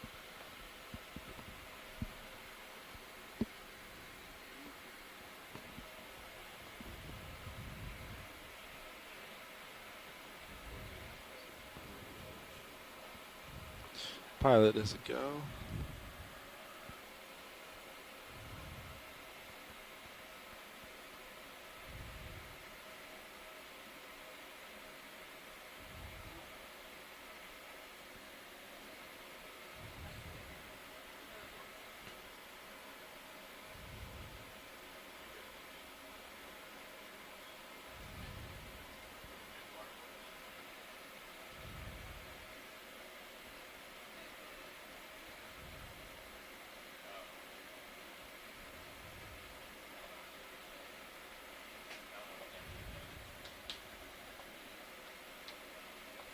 Can we have a quick zoom on that thing drifting by, if it's not inconvenient?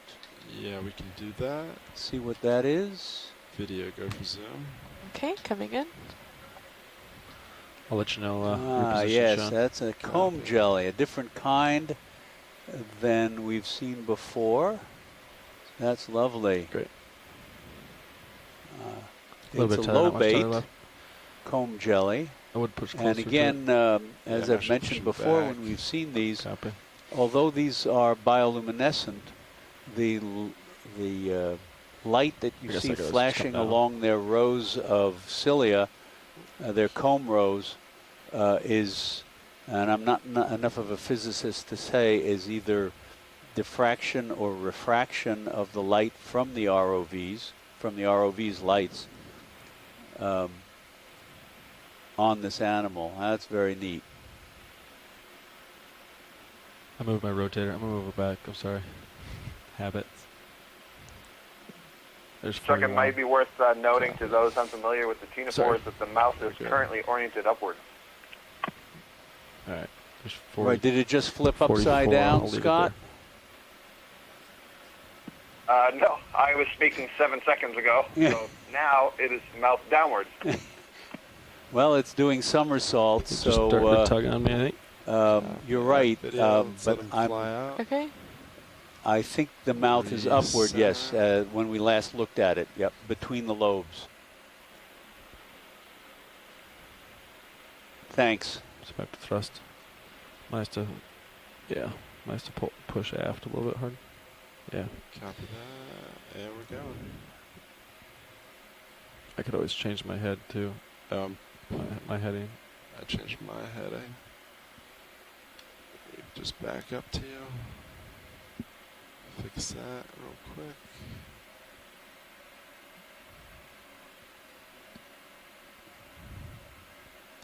There we go.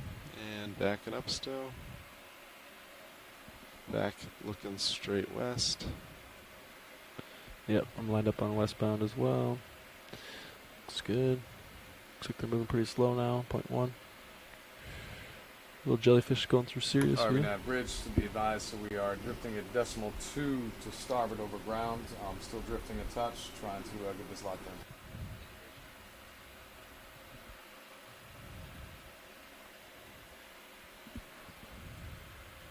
You can leave me latched, Jeff.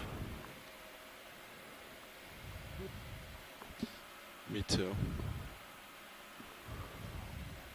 Or do you unlatch and then talk to Reg and then relatch? That's I do too. But I do the same. I'm listening to you, so. Actually, I'm not, so. There you are. Not the bridge. Oh.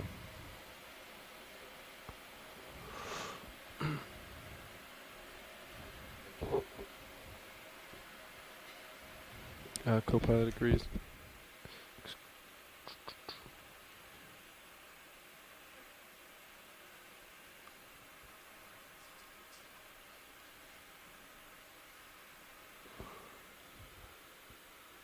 I put I put track link in debug 1 mode. And now there's probably no erroneous returns today, huh? No, it is. You have to do it before you start tracking. It is, but it's probably gonna work perfect today then.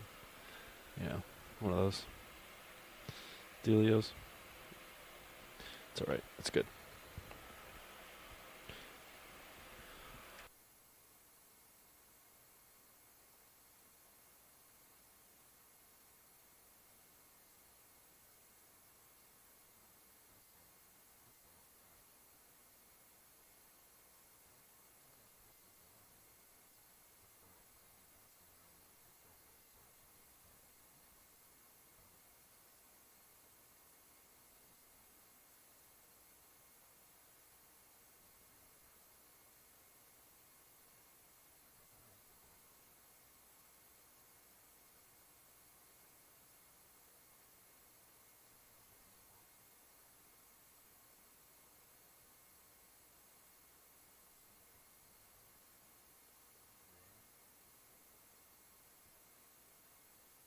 And there's another Teenophore drifting by.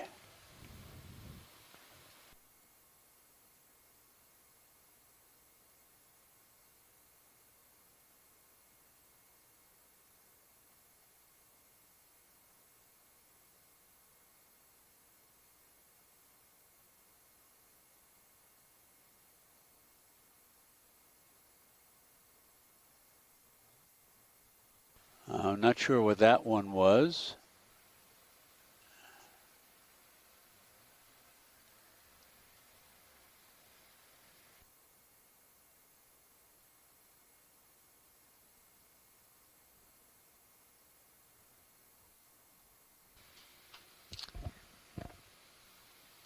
So just a little situational update.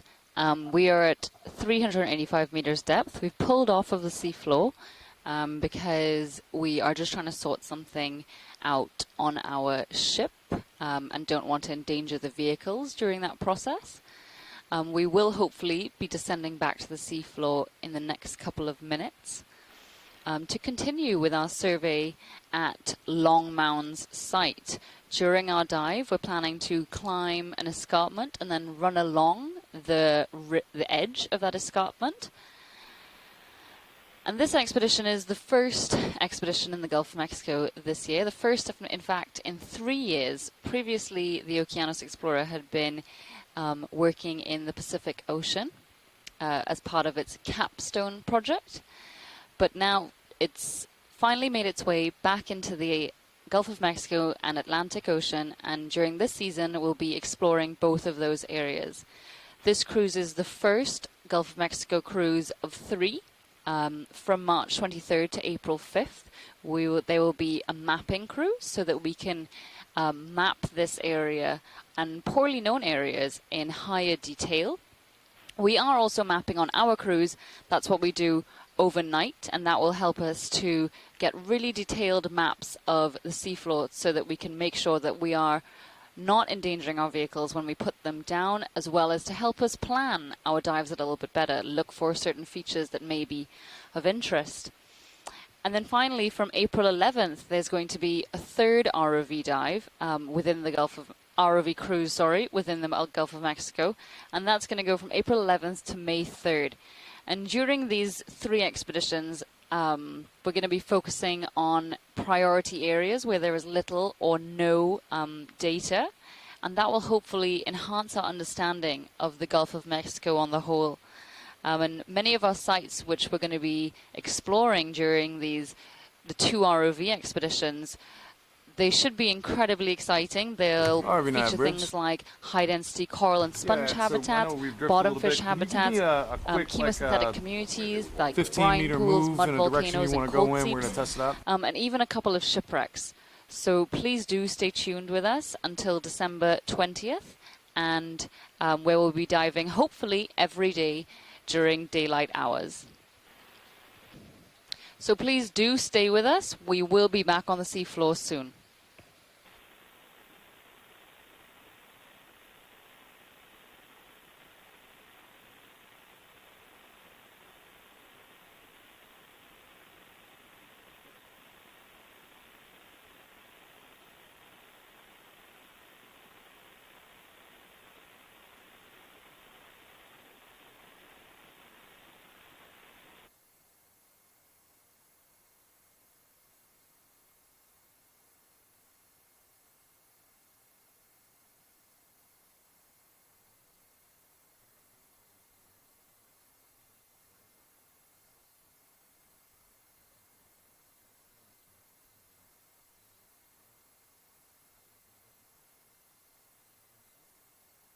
Go ahead, Arvin.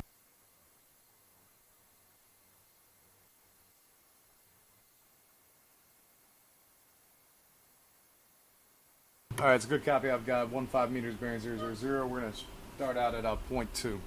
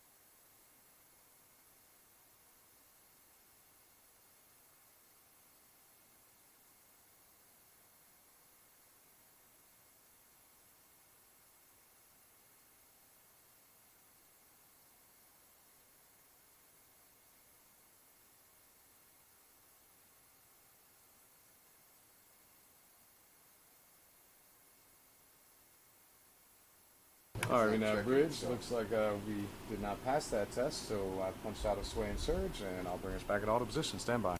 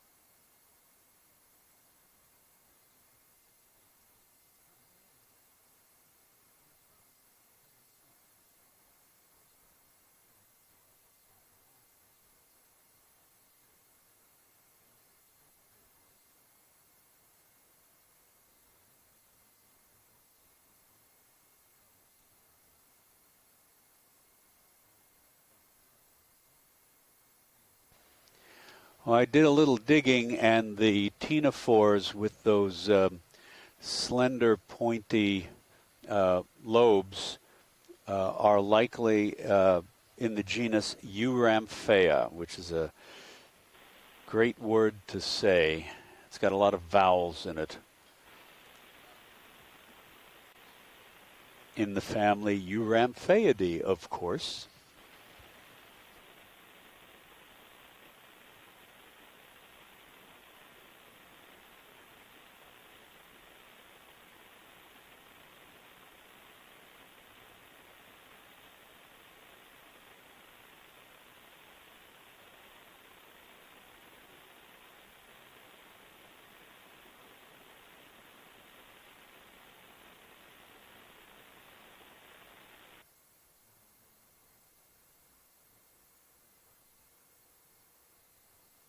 All right, we now have bridge. Be advised, we are back in auto position.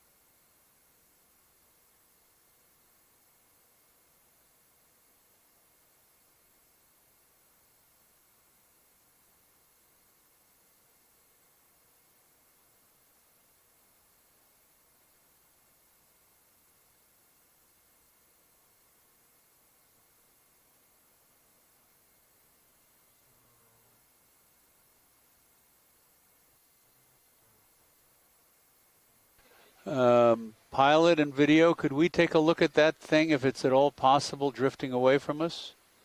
Maybe too far? That may be gone.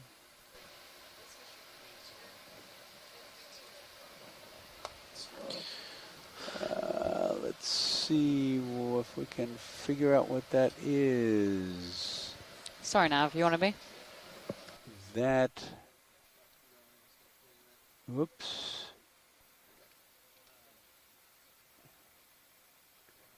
That might be, sure. That Just might wanted to update be you. A Larvacean, or we are sure. the ship did its reset of the DP system, and it's still hasn't solved the issue. So, All right, we now have bridge. We are stand by 1 second, bridge.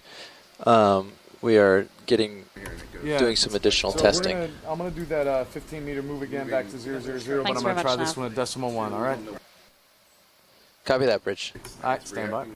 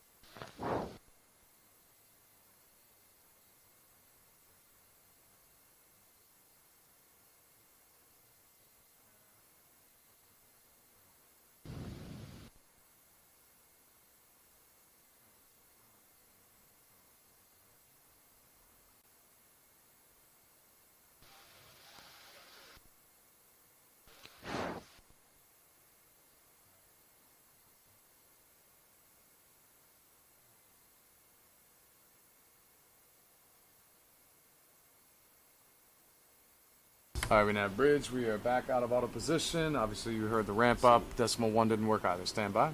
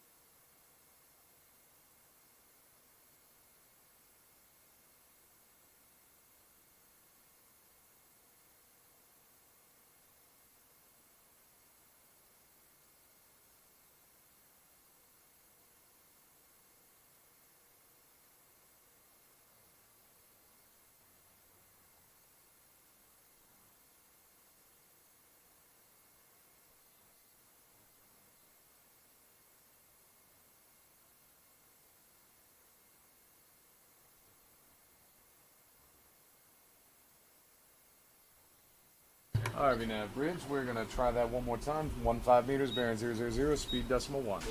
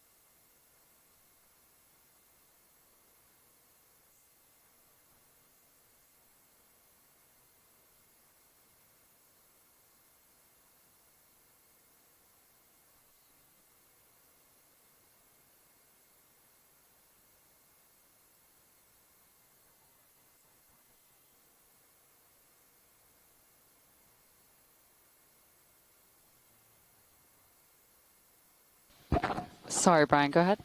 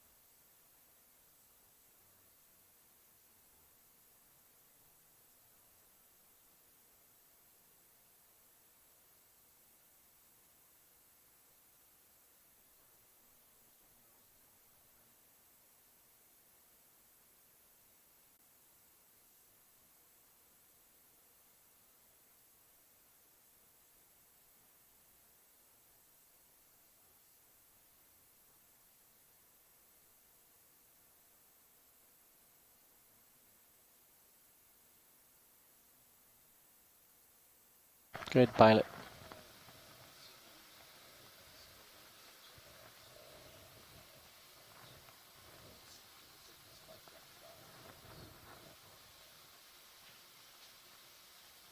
So this is a wonderful creature. This is a pyrosome, which means fire body, because it is intensely bioluminescent. It is a colonial planktonic sea squirt in its own group. This one is just a few inches long. You can see the individual zooids. Like a sea squirt, they have an inhalant siphon and an exhalant siphon that using cilia brings water and particle-laden water, I should say, through their filters, and they filter out these microscopic particles. The inhalant siphons all orient to the outside of this tube-shaped colony, whereas the exhalant siphons all orient inward to the hollow interior, and then you can see facing us there's an opening at the end, and that is basically the exhalant opening for the entire colony. So all of the pumping done by the individual zooids, the current, Drifting away really the flow fast. that they generate, goes out through that tube, so the colony is effectively jet propelled. Now that's a small one. I've seen images from the Antarctic where there are huge numbers at the sea surface, but also in some areas, for example, off the coast of New Zealand, and I believe Australia, there are pyrosomes reach, and there's a medusa, the pyrosomes reach 30 or 40 feet long and a couple of feet across. They are absolutely enormous. I remember in the 1960s there was a Manly Men magazine called Argosy, and on the cover of one of their issues they had a picture of a pyrosome and a big question mark, sea serpent discovered. And it wasn't until I got to my college course in invertebrate zoology that I discovered that no, this was not a sea serpent. This was a colonial sea squirt or tunicate. But they can become enormous under certain circumstances, although most of them are generally 5, 6, 8 inches long. An amazing creature.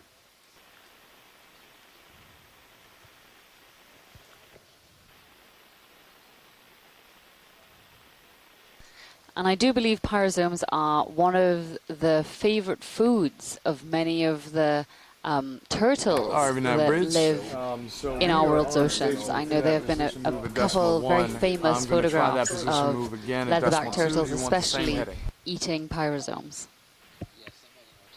All right, we're going to do 15 meters. Try to do this one more time. All right.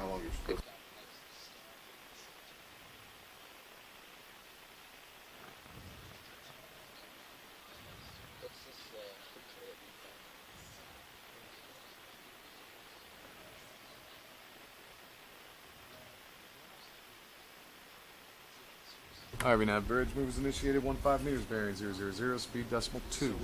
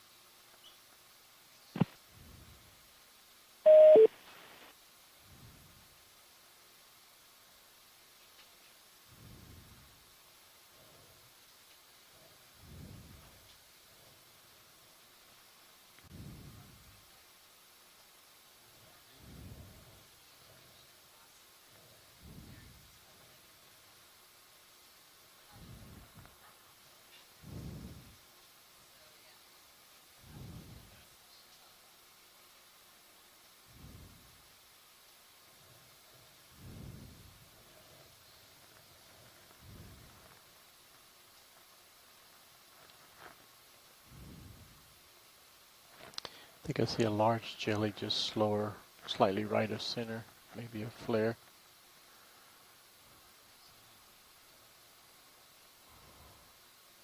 It's gone invisible.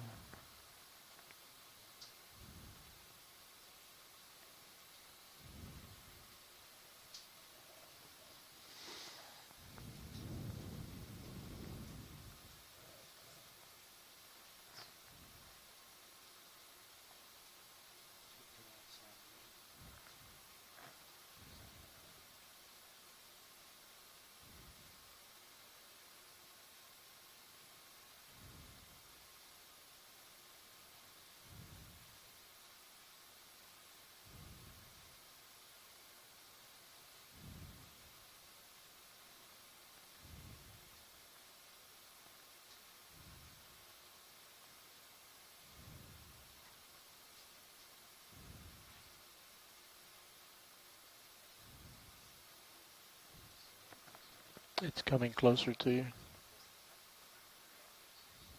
I'm creeping focus inwards.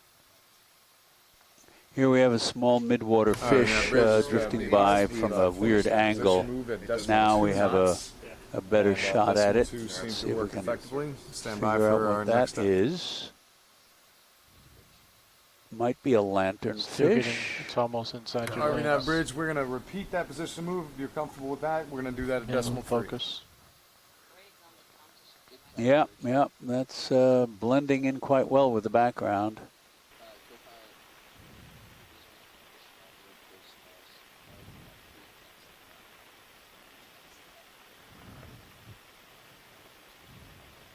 All right, now, I believe that. Can we go a little bit farther? I don't think 3/10 of a knot will zip us over there before we actually get up to speed. Do you want to do, is you guys comfortable with like 30 meters?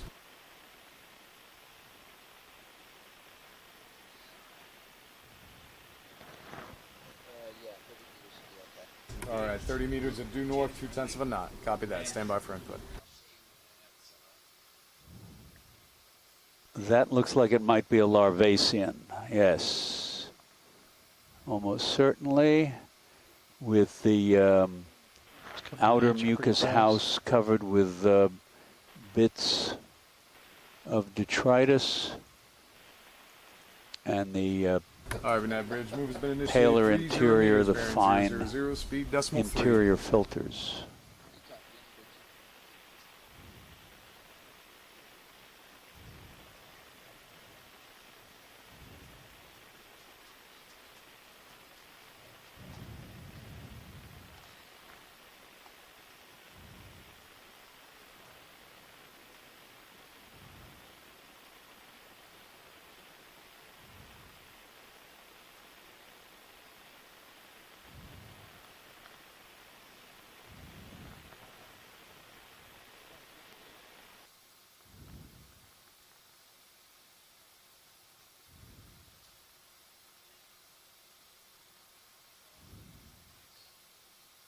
There's a nice little Medusa. Oh, that looks like a coronate Medusa because you can see there's a groove around the bell. That's what it appears to be.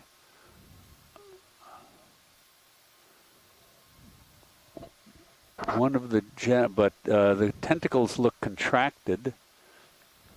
There's a genus called Atolla, A-T-O-L-L-A, that has a round bell with a groove around it. But that usually has a purple interior, so I'm not sure if that's what this is. But the coronate Medusae have a groove around the margin of the bell, sort of like an equatorial groove. It's very far out there. It's maximum focus out.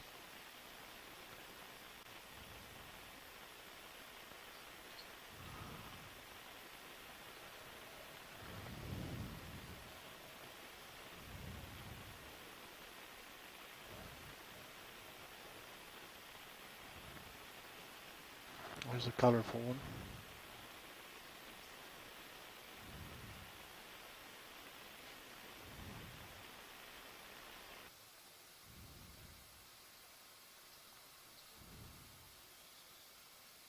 There's another Medusa, and oh, this is, yes, this is almost certainly a coronate. This looks like Paraphila, or a close relative, and you can see its interior, that sort of red in front of the vehicle. interior is opaque. And the consensus is that since this jelly, this Medusa, feeds on bioluminescent organisms, it has an opaque stomach to prevent other predators from homing in on it due to the light produced by its prey before they're digested.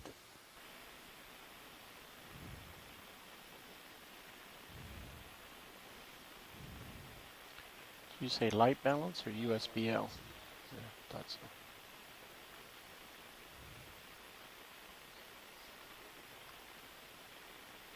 Little chain.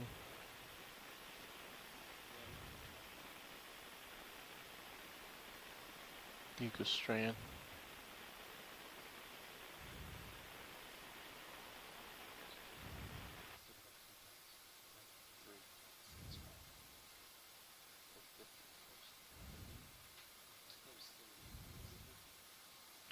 Different strand at the bottom.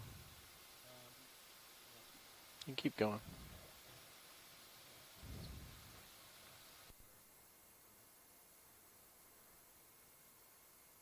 RV Nav Bridge. So that one went got a passing grade as well. Do you have a heading and bearing that you'd like to try right now? Get us back to where we need to be. Pretty much where you want to be. Do you have a position move from where you want to be? In other words, we'd like to test it one more time and put you in a direction you want to go.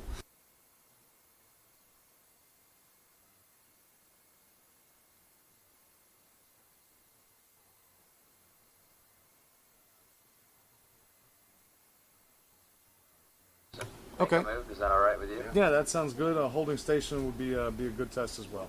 Thanks. Okay, great. All right, we'll hold station right here.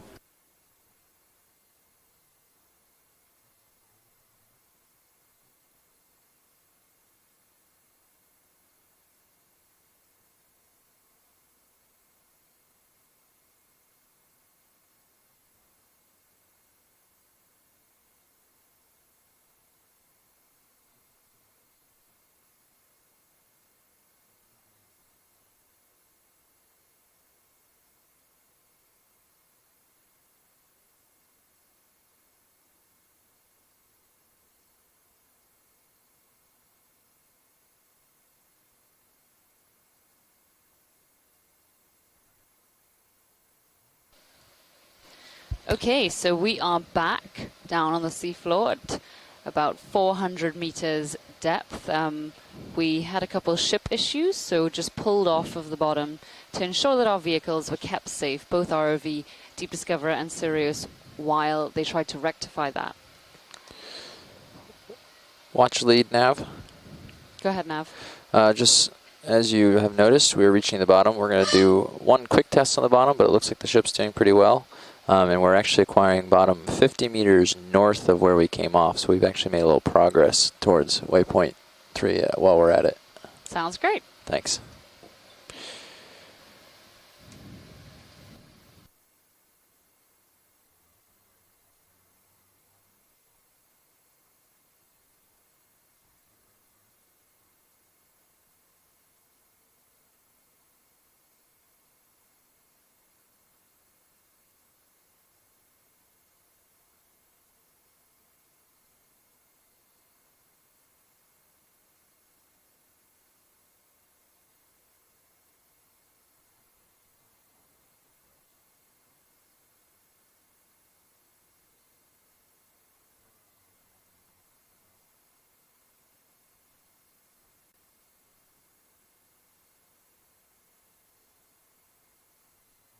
Go ahead, RV.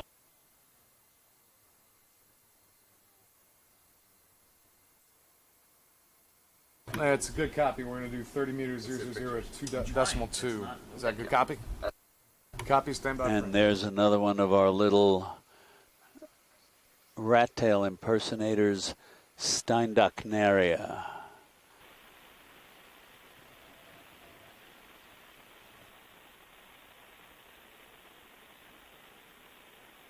All right, now bridge has been initiated. 30 yes, meters. we Bearing have 0, a 0, sea decimal 2. cucumber. I'm almost certain. No, I think. You don't think so? That's pretty Maxon. regular. I think that's a Or sea could it be one of cucumber. the corals we were seeing earlier? No, no. I think that might be. Let's see if I can find it here. Yeah, I figured wait till you. Hang on.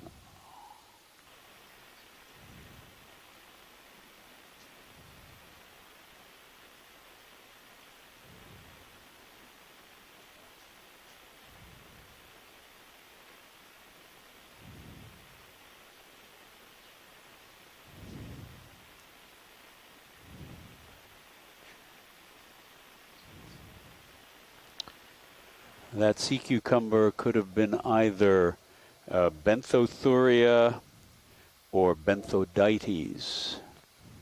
There's a little collection of the sea butterfly shells. That was our first sea cucumber of the dive. I'm still not convinced, but we are Okay. going to fly over that way so we can solve check it that out. deep sea mystery.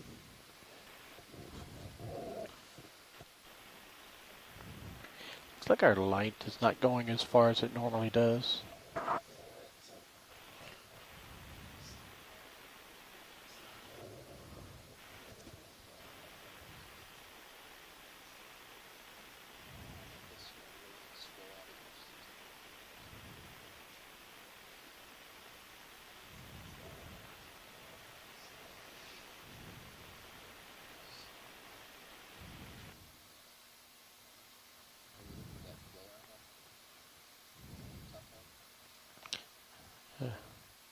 What I'm looking at is the hotness on the bottom.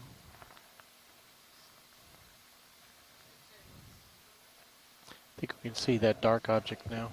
Can we have a quick snap zoom here, please?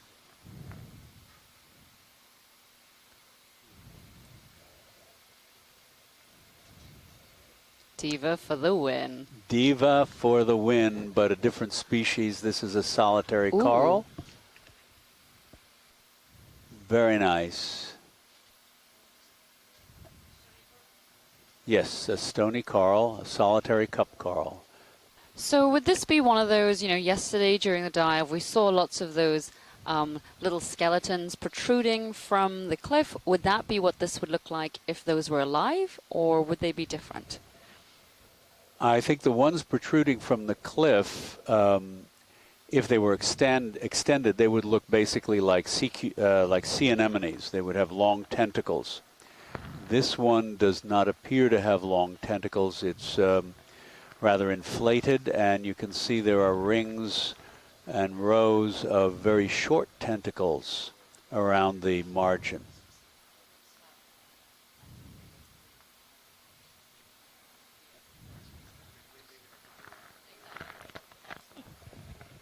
Video's clear.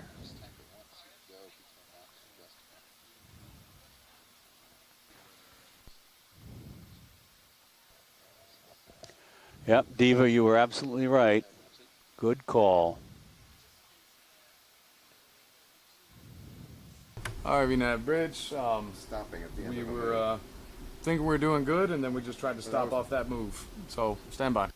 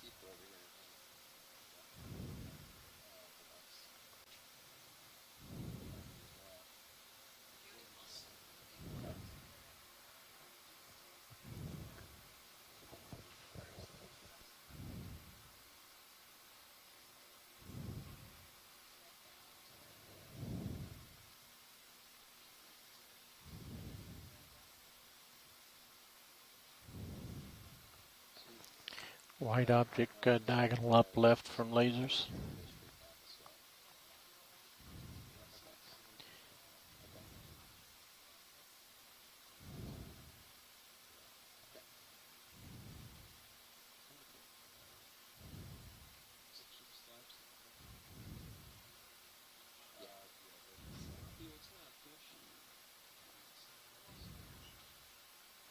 Do you see the other fish we just passed? Just diagonal down right. Right there.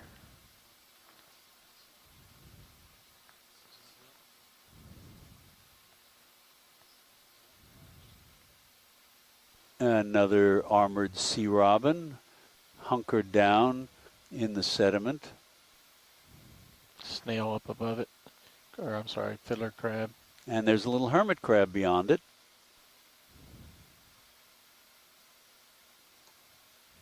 I think he's watching you. In that round snail shell.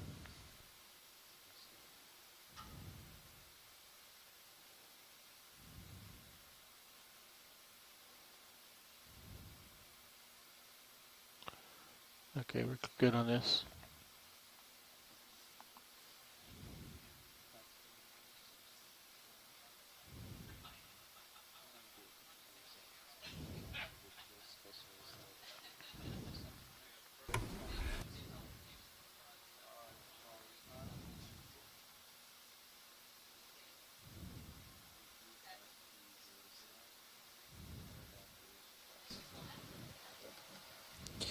Nothing on sonar, right, to indicate? Okay.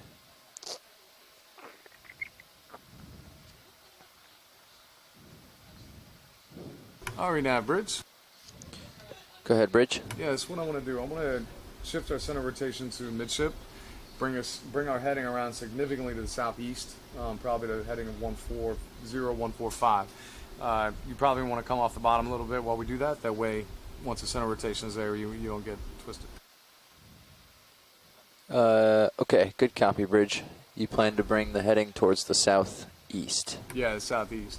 And just let me know when you guys are ready for me to make that move. You're looking at maybe like 30 degrees worth of movement or something, or? I'd say closer to 50 degrees of a heading change. But I want to shift the rotation center to midship to do that. So yeah. It's Just easier. trying to figure out. You guys listening to the bridge? Yeah.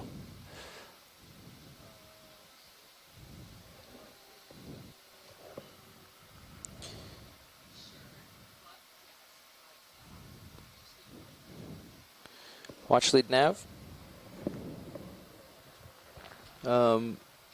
We are coming off bottom for another short period for some more testing. Thanks. Okay, so we are still having some problems with our ship. So as a result, we are pulling off the seafloor again. This is so that, you know, if anything were to happen with the ship, our vehicles would not be close enough to the seafloor that they would be dragged into any large structures and damaged. So as a result, we're going to continue to hang out in the midwater for a little bit of time. But I do think that Chuck is going to tell us about, you know, the history of deep sea exploration, which should be really interesting. So do stay tuned, for that wonderful story, as well as any midwater animals that we may spot. Thank you very much, Diva. One of the things that I've been interested in over the years is the history of deep sea exploration, because for most of human history, nothing was known about anything about the ocean below the surface. It was all a function of navigation and coastal fisheries. So if we go back a ways, Diva pointed out one wonderful quote from me, which proved not prophetic at all. In the first century of the modern era, AD, Pliny the Elder, the Roman writer and naturalist, said, "By Hercules, in the sea and in the ocean, vast as it is, there exists nothing that is unknown to us." Talk about a bit of an overstatement. We can't even say that today. But it wasn't until, well, basically a millennium and a half later that the first attempt was made. Fernando Magellan on his circumnavigation of the world, of the ocean, from Spain back to Spain. He attempted the first deep-sea sounding in the mid-Pacific, let out all of the sounding line that he could, and found no bottom. And pretty much nothing else happened about deep-sea exploration for another couple of centuries. It wasn't until the 19th century, actually, that things began to move. In the 1830s, the German Max Ehrenberg began his work on marine microorganisms, and he recognized the skeletons of microorganisms such as diatoms, and there go some ctenophore. No, those are salps. Those are salps. They're related to the pyrosome that we saw before, but they are solitary. Copy. They're like little barrels with hoop muscles that drive them through the water to filter the fine plankton. And they have a bizarrely complex life history of sexual and asexual reproduction and budding long chains of mini salps that separate from the parent. So Ehrenberg recognized the skeletons of many microscopic planktonic organisms like diatoms and foraminiferans in terrestrial rocks, and suggested that such rocks were still being formed on the sea floor. And there is a chain of salps, 3 salps linked together as one part of their life cycle. So that was in 1836. Then, could you zoom in on HiPAC? No. Not too much longer after that, Edward Forbes, who came from the Isle of Man, was part of a British surveying expedition. And it's important to note that throughout much of the first half of the 19th century, the British, as part of Britannia Rules the Waves, sent out numerous surveying expeditions to better map the coastlines of the entire world. You know famous explorers like James Cook, for example. But there were, in many cases, in the majority of cases, there was somebody along who was, they didn't use the term scientist back then. There's a small, that's one of those jellies that has just a single tentacle. I believe that's what that is. Either that or no, that's, I think, a salp. That's a salp trailing a line of small buds or something similar. Yeah, that's another salp, a solitary planktonic sea squirt, SALP. And you can see the rib-like, barrel hoop-like muscles that contract and drive these guys through the water. So the British sent out all of these surveying expeditions, and in addition to mapping coastlines, they began to take samples of the sea floor to find out how deep it was, how close to shore. And those expeditions brought naturalists aboard along. There's another salp. Darwin was one of them. That was a surveying expedition. There's a ctenophore, a comb jelly. That may be the same. That's a lobate. I can't quite tell from this angle if it's Euramphea or not. And it's just hanging out. So every expedition brought along a naturalist. That's what they called scientists back then. And Darwin was one of them. The Voyage of the Beagle was primarily a surveying expedition. People usually called Darwin a naturalist on board. There's a pyrosome, one of the colonial planktonic sea squirts related to the salps. But one of Darwin's jobs, if you want to call it that, on the Beagle was to be the companion to the captain, because, of course, that was a very class-conscious society. And the captain Just be frequently advised didn't want that to heading socialize was no with good at all, members of the and lower we're bringing orders us of back the to port. crew. So Darwin was on board, being a member of a similar social class, in addition to his duties as a naturalist. And of course, we all know where that led. So other naturalists went on other expeditions. Thomas Henry Huxley was on the rattlesnake, George Wallach was on the bulldog, and a fellow named Edward Forbes was on an expedition, surveying expedition in the Aegean Sea between Turkey and Greece.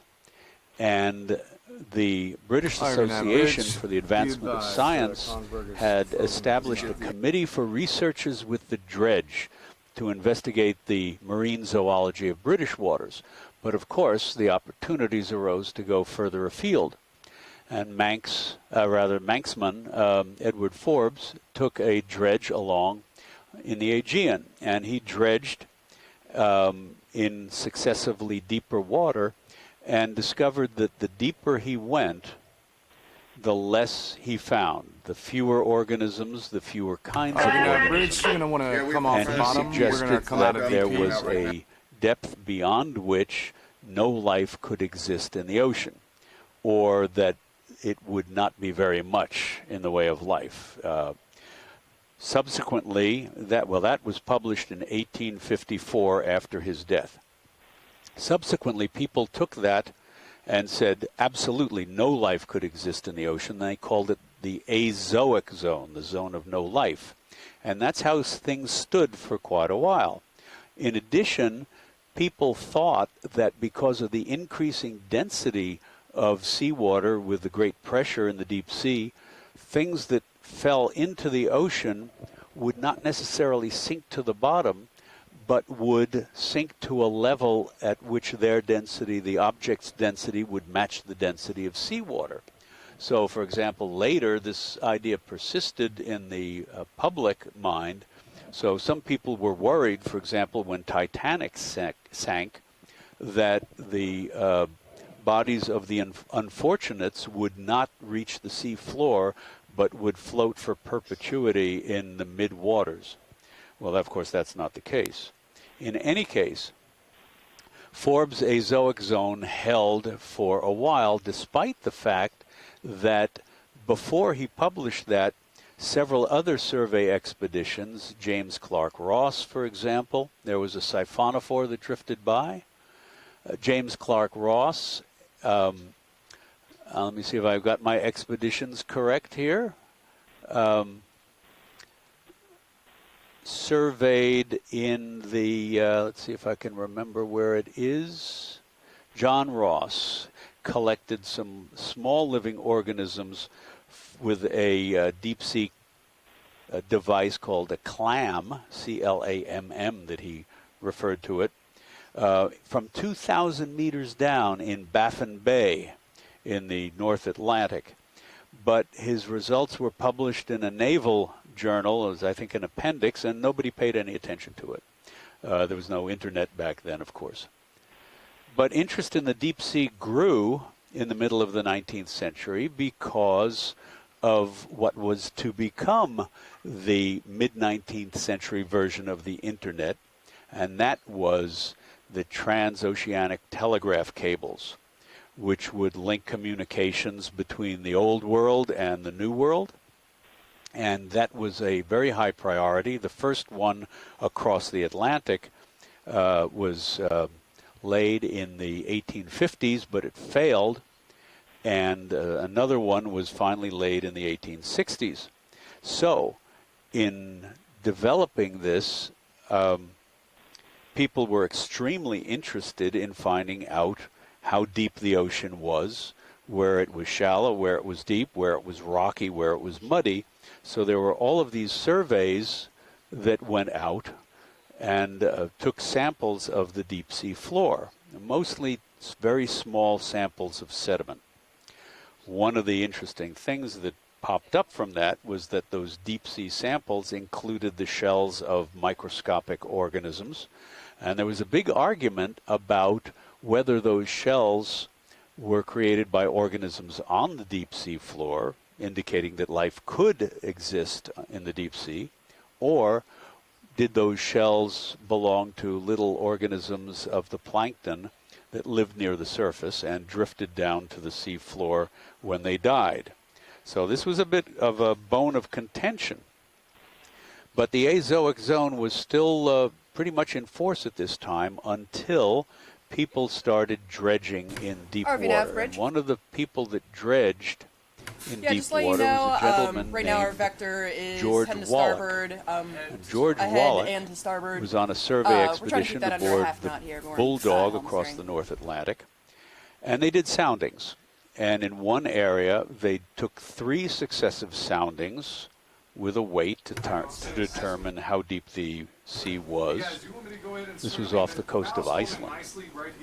And on the 3rd sounding, they let the line pay out much longer than the depth that they had recorded on previous soundings, so that there was line coiled along the sea floor. What are you asking? Sorry. When they brought that line up, clinging to near the base of the line was about a dozen brittle stars. That's what we'll keep doing. Thank you. And Wallach concluded correctly that this was firm evidence that life could indeed exist on the deep sea floor. Of course, Wallach was a bit of an outsider, and the rest of the naturalist community sort of poo-pooed his findings.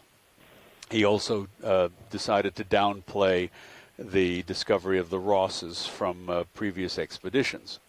And his writing was amazingly convoluted. So let me give you a quote, and I'm going to dare, despite my sitting next to Diva here, I'm going to attempt something of a British accent, if you don't mind. But the writing back then was incredibly convoluted sometimes. So here we go. This is George Wallach writing in the early 1860s. On no question connected with marine zoology does the information of naturalists appear to have been so singularly defective as on the bathymetrical limit of animal life in the ocean. When it is borne in mind that until a very recent period but a few isolated attempts had been made to bring up some specimens of bottom from deep water, and that the antibiotic view rested exclusively on the foregone conclusion that no organized creature of a kind analogous to those with which we are acquainted could exist under the extraordinary conditions of pressure, aeration, temperature, and light which prevail on the deep-sea bed, it can hardly be wondered at that the clearest proofs should have been necessary in order to establish an opposite opinion. I can take a breath.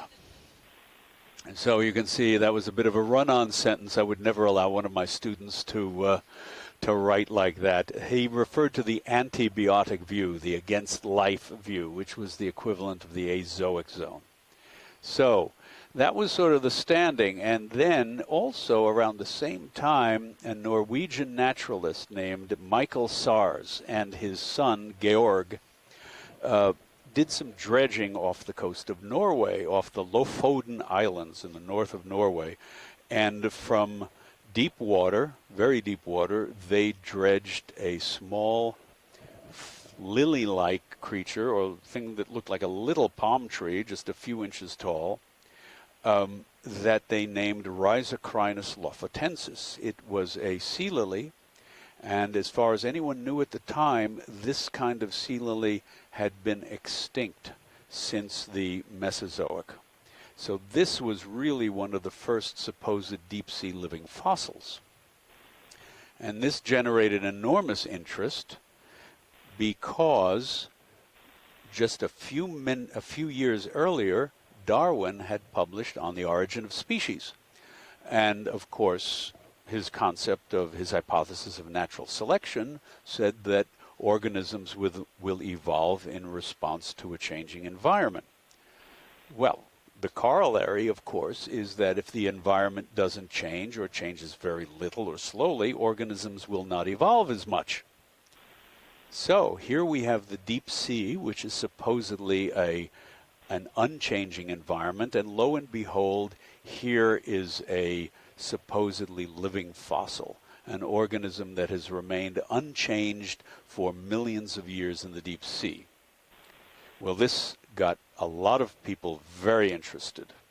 And initially, of course, the Azoic zone went away, but it had gone away actually a couple of years before for a different reason, which I'll mention in a minute. But the discovery of the supposed living fossil got a lot of people very interested. Maybe there were trilobites in the deep sea. Who knew? So two Englishmen in particular, Charles Wyville Thomson, who was at the University of Edinburgh. So maybe I'm a little hasty in calling him an Englishman. I'm not sure where he was born. And W.B. Carpenter, who was the vice president of the Royal Society, got together and they petitioned the British Admiralty for a ship to explore the deep sea. And they had a series of smaller ships. One was the Lightning, one was the Porcupine, and both of them discovered life in the deep sea. And they were successful enough that Carpenter and Thomson petitioned the Admiralty for a better ship, and they got HMS Challenger. And from December of 1873 to 1876, Challenger sailed around the world and created the benchmark beginning of modern deep-sea biology and oceanography. A couple of sideline stories. The Azoic zone had been the prevailing idea, but one of those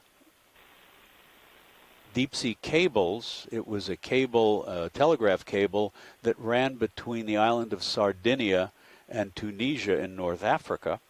And in, I believe, 1861, it was brought up for repairs and was found encrusted with all sorts of life. Deep-sea coral, bryozoans, mollusks, and so that was when the Azoic zone really went poof. The other thing that was interesting was also around this time, Thomas Henry Huxley, who was another naturalist and one of Darwin's friends, was a naturalist on board HMS Rattlesnake. And the deep-sea sediment that he brought back, he examined later on, and saw under the microscope what he identified as the primordial ooze, perhaps from which all life had arisen. The idea, again, that ancient life could still exist on the deep sea floor. And he named it Bathybius, deep life, Haeckelii, after Ernst Haeckel, the great German naturalist. Well, this was an interesting idea. You had the living fossil Rhizocrinus, supposedly living fossil. You had Bathybius, perhaps the primordial ooze covering the deep sea floor. It's like our heading's at 100. They're aiming for 90. Just to end things up, it turns out that the sea lily is actually has relatives that go back to the Cretaceous, but it's a stretch to call it a living fossil.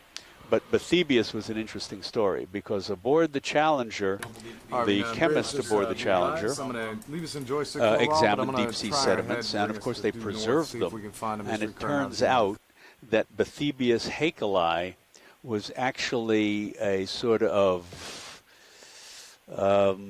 center rotation is midship. What's the word I'm I am thinking still maintaining of? the sway Mixture and the of with the joystick. I'm chemical mixture of the preservative they used and the deep sea sediment that formed this sort of flocculent ooze, and it wasn't the primordial ooze of life. It was just a chemical mixture. And Huxley, being the brilliant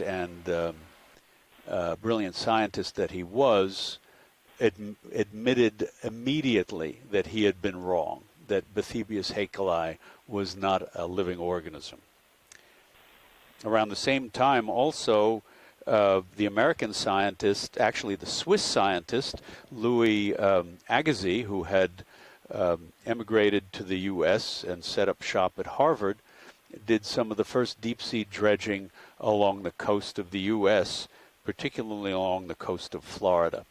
And from that point on in the 1860s, exploration of and 1870s, exploration of the deep sea really took off, with numerous nations sending out expeditions around the world, Germans, the French, the Italians, and so on, and the Americans.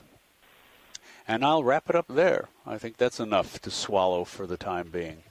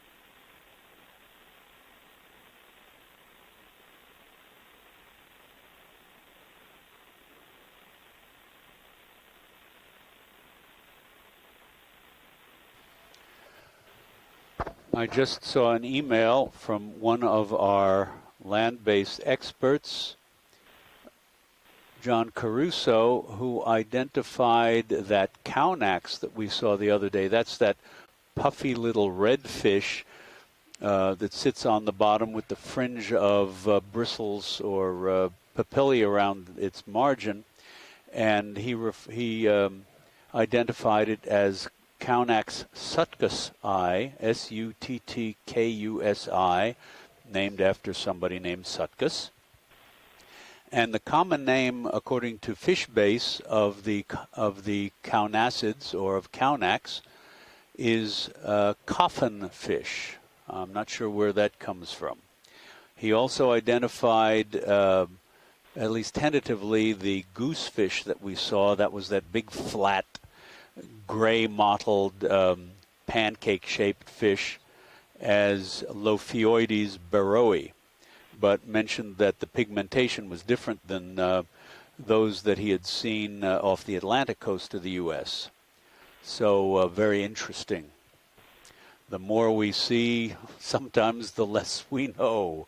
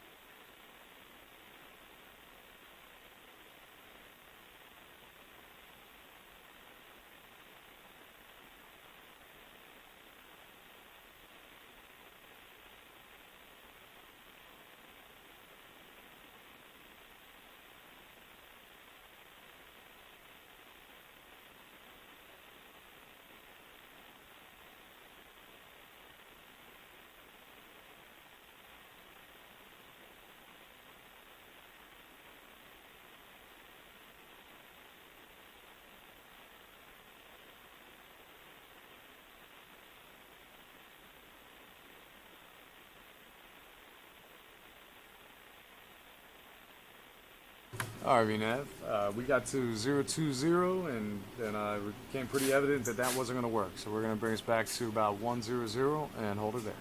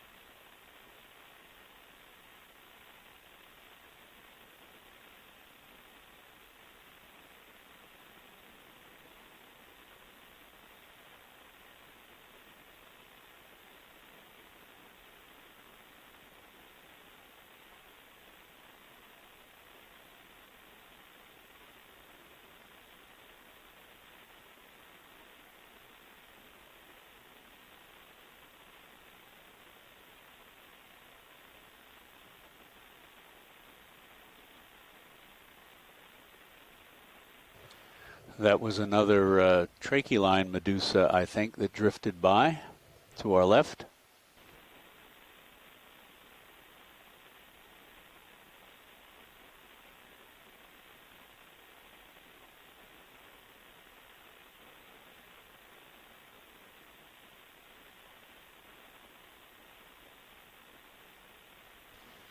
And this is a siphonophore with its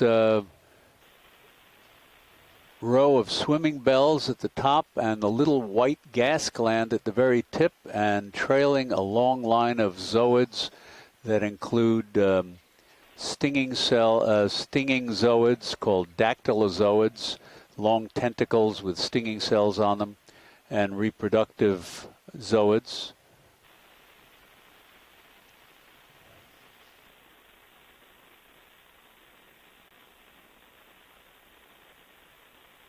These siphonophores are mostly in the, many of them are in the deep sea, some of them near the surface. A weird siphonophore actually is the Portuguese man of war. It does not have the little gas gland, and it doesn't have the swimming bells. It just it does have the large gas gland, that's the float, but it does not have the swimming bells.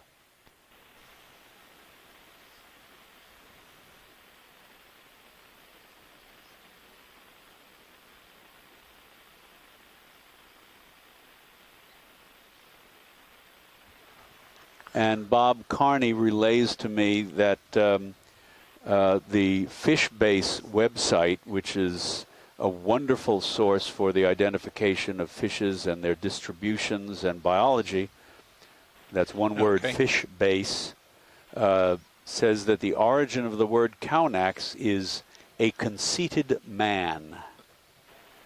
Interesting. All right, Nav, just for your awareness, we are now in auto position mode.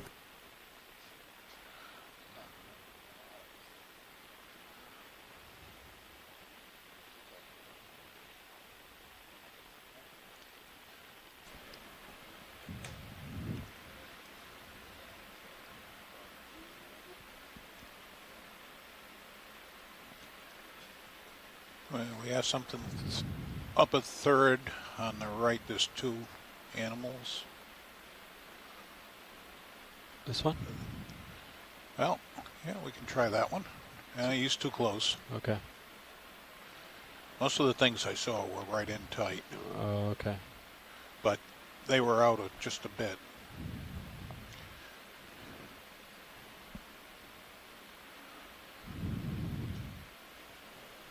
Just reminding our viewers that all of these fine particles that you see in the water are called marine snow for obvious reasons. That's what it looks right like. At the very top. And they derive mostly from the upper waters. They can include dead microorganisms, dead plankton, fine particles of detritus Try to that let the water settle out. wash off from the land. Here. Fecal material, any number of things. Most of them are colonized by bacteria. There's a chain of salps. Again, 3 of them linked together. And all of this sinks to the deep sea floor eventually and contributes to the nutrition of the deep sea floor. It's why you'll see on the deep sea floor the sediment surface looks like a pale tan, whereas the burrows that the organisms make that are living in the substrate appear paler, because the sediment that they dig up from beneath does not have the organic material in it that falls on the surface from above. So some of this, of course, is very tiny microscopic living plankton, but a lot of it is non-living organic detritus. This guy.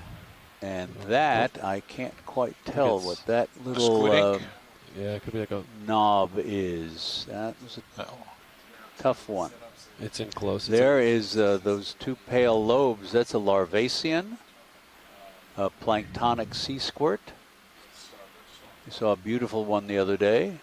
Center. Lower center. Yeah. You see how dense this is. There's a small crustacean.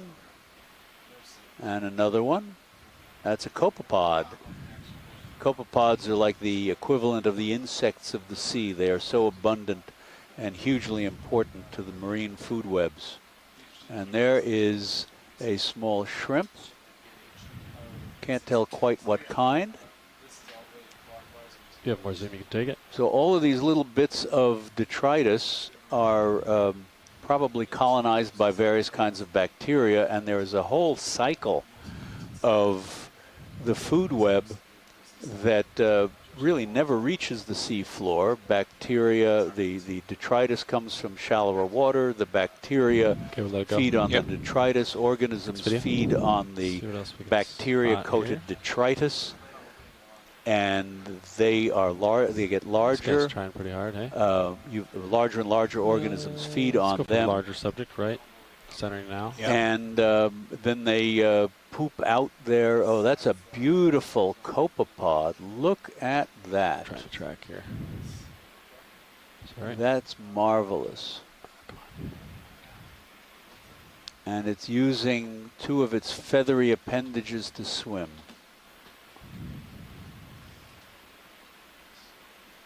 Wonderful video work there. Another thing to keep in mind is that water is much, much denser than air. So all of these particles are Yeah, we'll try to sinking get a shot of this very, real very quick on the slowly. pilot There change. is another It's nice gone. siphonophore, a different one. He's moving a little quicker than They're average. sinking very, very slowly, so any aggregation of particles will sink more rapidly if they clump together. I got to move a little bit. Yep. So, I'm So the disturbing larger flow here. organisms that feed on these And we're probably gonna- bacteria-laden bits of detritus will, of course, poop out their waste material, and bacteria will recolonize that. And so there's a complete cycle of the food web that takes place in the middle of the ocean that much of it may not reach the level of big fishes, sharks, or whales. But it's just constantly cycled at a microscopic and near microscopic level.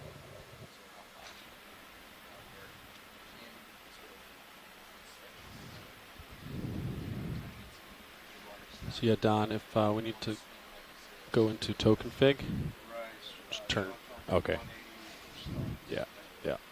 Video come in. Small. Yeah, he's gonna go out of view soon, but we'll get a quick shot of it.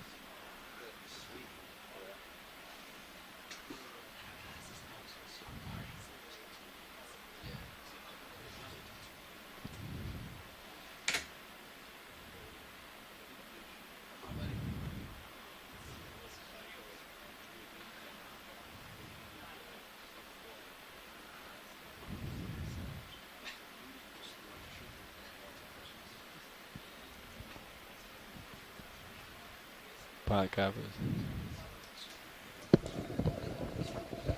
So this Medusa is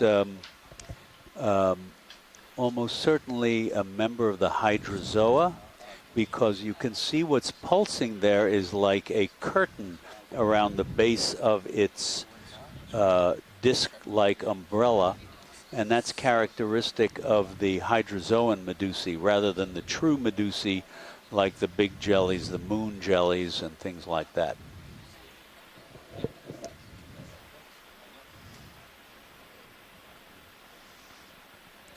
He's starting to get out there and in the dark. Okay, yeah. Feel free to let him go and zoom out when you're done. I think we got a good amount of video on that one.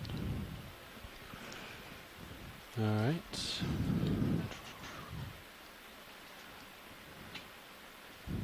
We saw a couple of these sea squirts before.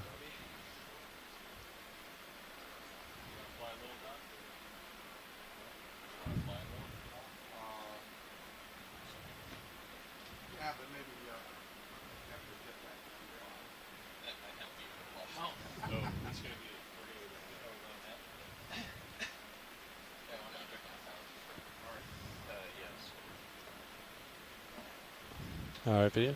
Let it go. We're going to do a pilot change here. Okay.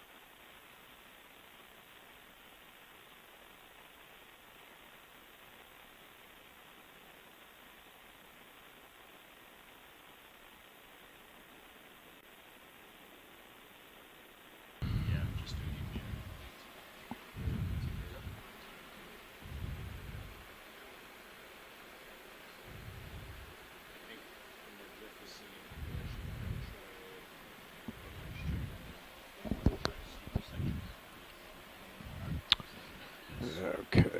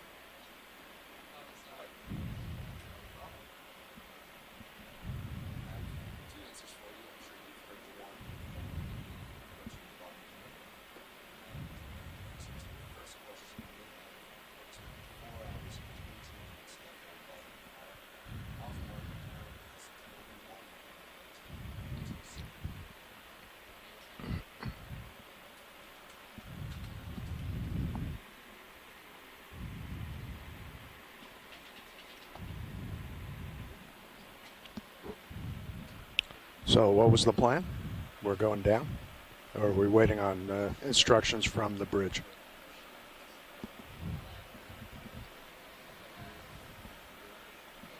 Okay, copy that.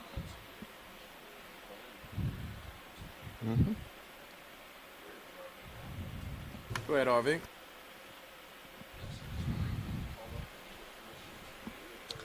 Okay, so we have Commissioner Graham, spent you a go ahead, rear considerable bottom. We're portion in of auto this position, dive and, in the we're doing midwater, a turn and that on was the next to watch now. allow us to figure out an issue that we've been having with our ship's dynamic positioning. Okay. So that's the All mechanism right. that I'll allows go the ahead ship and to come out of hold auto position depth, and while the I'll vehicles just are in the water. Head on down. So Ready to go, Josh? Yeah. Okay. we are actually about to drop All back right. down onto I'll the just follow seafloor you. and continue Okay, will with do. our dive. We should be on the seafloor in a matter of minutes. And once we're down there, we're going to continue with our What was the original general heading we were going, dive Bobby? track, which was to head up the steepest section of the Say escarpment again? wall in the hope that we find some hard substrate and the Okay. communities associated Roger with that. them, things like corals and Copy. sponges. And once we get to the crest of that I thought auto escarpment depth was at the off. I site gotta known hold as that Long button down Mounds, a little bit we longer, are don't then you? going to traverse the top edge bump of it. that Yeah. escarpment because that area is potentially where Due north, copy that. there'll be the maximum current velocity. And so we're hoping that it'll be an area laden with corals and sponges because that'll be where they're able to get the most food from the water column. So thank you very much for sticking with us, and our dive should get a little bit more interesting again now.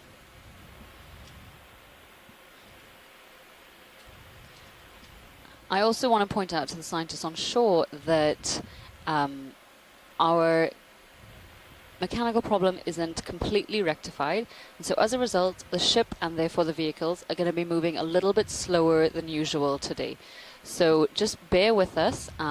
If you do have a request, please do let us know, but it just may take a little bit longer than we're used to. Go ahead, Nav.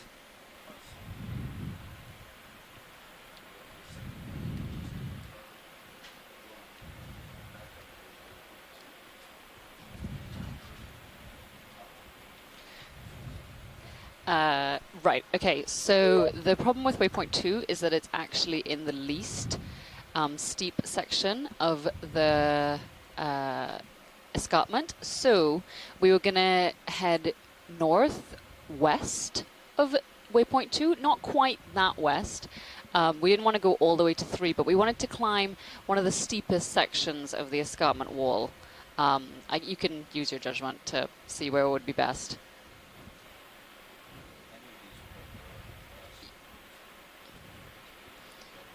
Yeah, once it's So you see how far once out it's you are. westward of Yeah, back waypoint up. 2, we're pretty happy. We just like it to be a steep section so that we can hopefully get some hard substrates, and then from there we're going to run along the top of that escarpment to waypoint 3 and then eventually to waypoint 4. Perfect. Thank you, Bobby.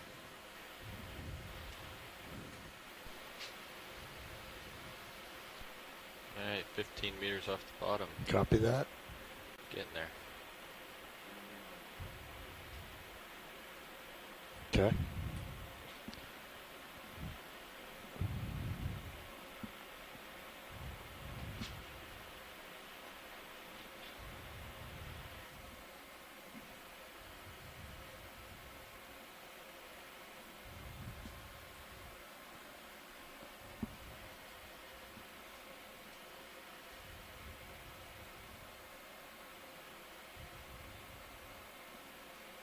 T2, bottom in sight.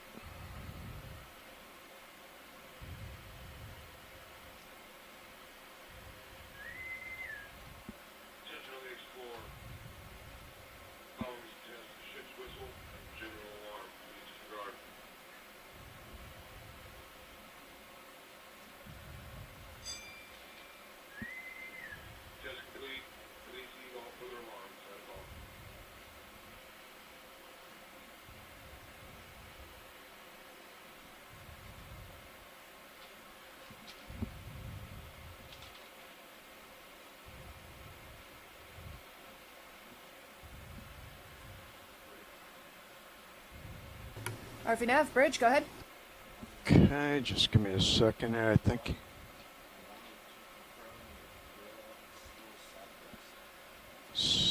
My Z-bias looks like it's set a little low, And the isn't it? bailout is still to the southwest. That's Let's correct. see. We're Good copy, sinking. Bridge. Thank you. Thank you. I guess that's okay. Yeah, if you find yourself drifting one way or the other, I just give it a little nudge. Okay, everyone. So we are back on the seafloor at 407 meters depth. Okay. And it looks pretty similar to what we were seeing before. So, Nav, what was the heavily plan there? I sedimented wasn't area, paying attention what they which wanted to on do. first Head glance towards which does way, not Paul? appear to have a lot of Yeah, life. I think so. But on looking closer, we have been able to notice a couple of different fish species, everything from an armored sea robin to that macro-urid impersonator we've been seeing. Okay. And we've also noticed a couple of invertebrates, so various squat lobsters and shrimp, as well as some sedarid sea urchins. Okay. So we're hoping to go ahead continue and up progress the here? steepest Get section of the underway. slope right now, and you're good to go. or one of the steepest sections. I'm going to bring out your upper And swing arms. Okay. Maybe get to some hard substrate, but if not, we appreciate you following along and hope that our soft sedimented bottom provides us with might a as little well, bit of right? entertainment. 315.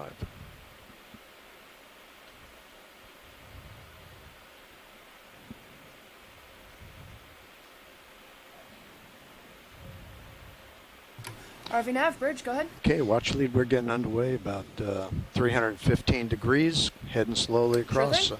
Sing out if you see something you want to stop on. Great, thank you, pilot.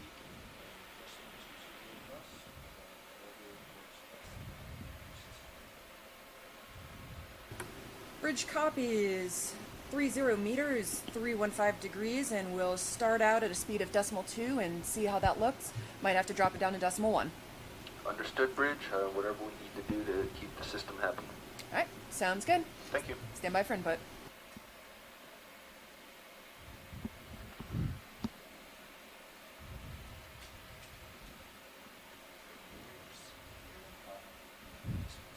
Okay, copy that.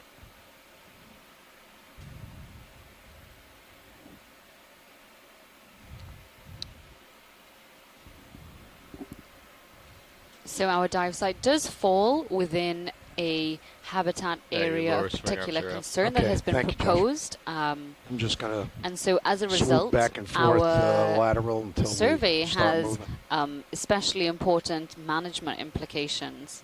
Yep. The information that we gather during the survey using our ROVs will be particularly valuable to determining whether conservation measures, for instance, are warranted within this area. Okay. And we're also working very closely with the Deep Sea Coral Research and Technology Program, the Southeast Deep Coral Initiative, to collect data on deep sea coral and sponge locations, densities, and associated species. And you may be thinking, well, we aren't actually seeing any. But that is still an extremely important observation. As I said earlier in the call, in the dive, that negative results are still results. And it does help us to understand this poorly explored, and this area is completely unexplored area, a little bit better.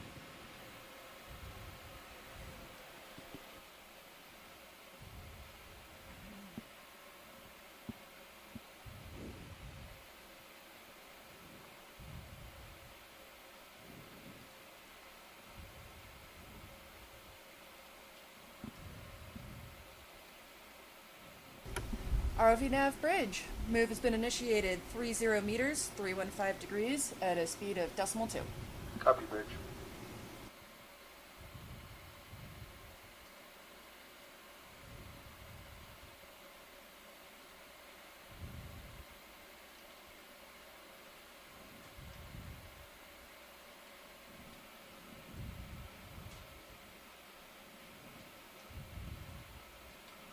So when we've touched down in other areas along the escarpment that were further south of this dive site, and a little bit deeper than this dive site as well, actually, the seafloor has actually been very sedimented, similar to this, but did actually have a lot more life there.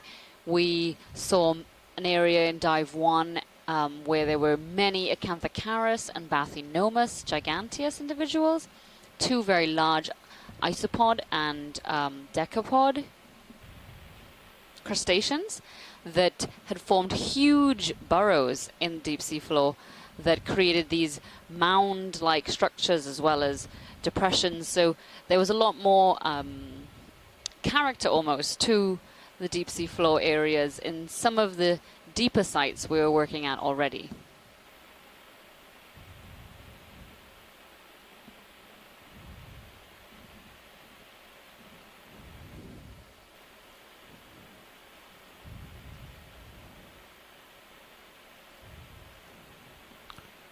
Is that a fish on the bottom up ahead center screen video? You see that? Something.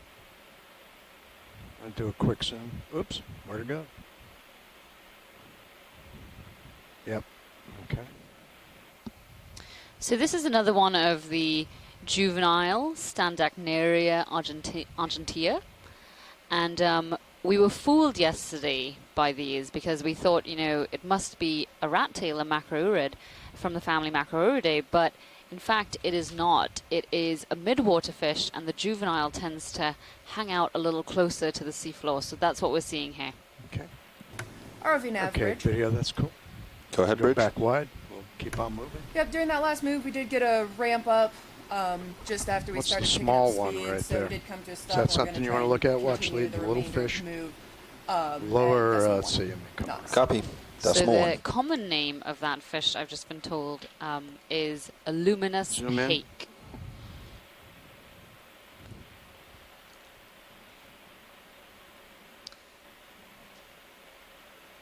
So this also lose the lasers, please. looks like a juvenile of some kind of fish. It's got some very big eyes. There.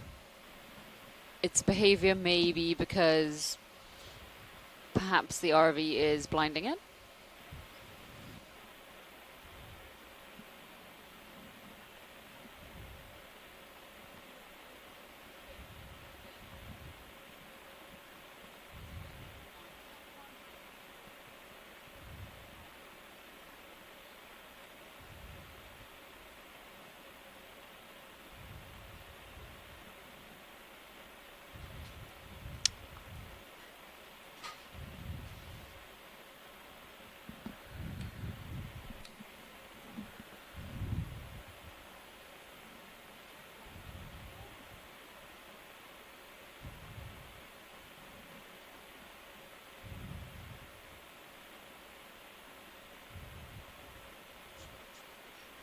Yeah, it's in trouble there. Huh? Yep. Okay, just go ahead. Back out. Yeah.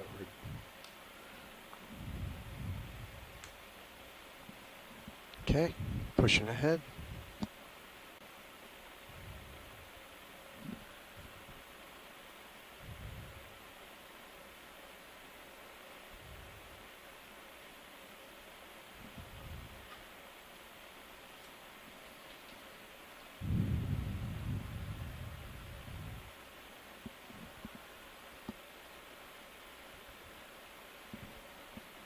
Whoop. Yeah, I saw it. Yeah.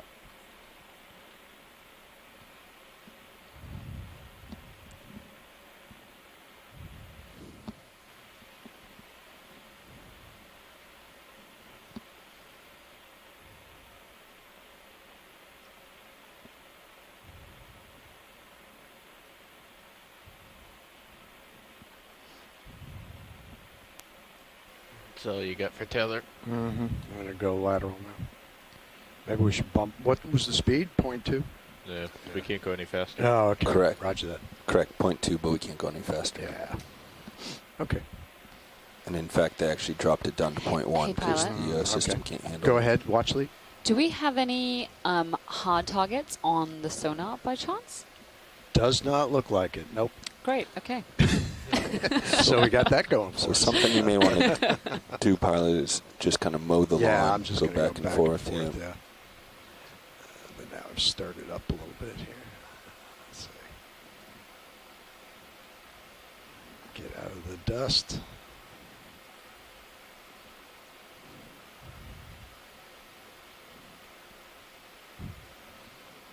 How far into the move are we? 20 meters. 20 meters. Just extend it. Just keep them going. Bridge, RV Nav. RV Nav, bridge, go ahead. Yeah, if I understand the issues part of the issue is when the ship comes to a stop, so we can keep this move going if that works for you. That is correct.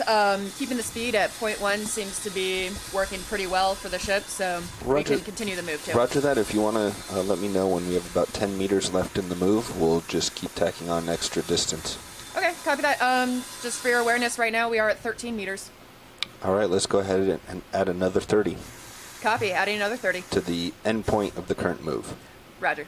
Thank you. Yep.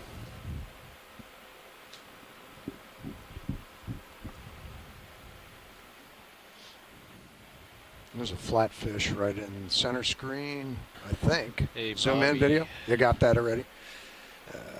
Hey, tip down a little bit and over. Yep. Go ahead. Stand by. Saw our motor's insulation resistance drop to 8,000 briefly. Okay. Yeah, it will do that sometimes if a quick and heavy push is put on the command, or a heavy command is put on the motors. Okay. That usually comes right back. Get a little closer to it and look down on them. RV Nav, bridge. Go bridge. Yep, just letting you know we have So added this is another like 30 one meters of to this move. Copy. Thank you, bridge. Fish which would fall into the very aptly named group, the flatfish. I'm not quite sure whether it's a flounder or a sole. Does anybody on shore have an idea of what we're looking at? Reminds me of a tonguefish, but I am, like you, not a fish biologist. Agreed. All I could think about was during the Marianas expedition when Shirley Pomponi and Patty Fryer were on board, they did some work at some chemosynthetic habitats, some volcanic areas where there was all kinds of chemicals coming out of the seafloor. And one of the main inhabitants were these flatfish, which were, well, actually tonguefish, which it turns out are found only in that area. So a really exciting dive that was. So it's not a tonguefish, I've just been told by someone more versed in fish biology than I am.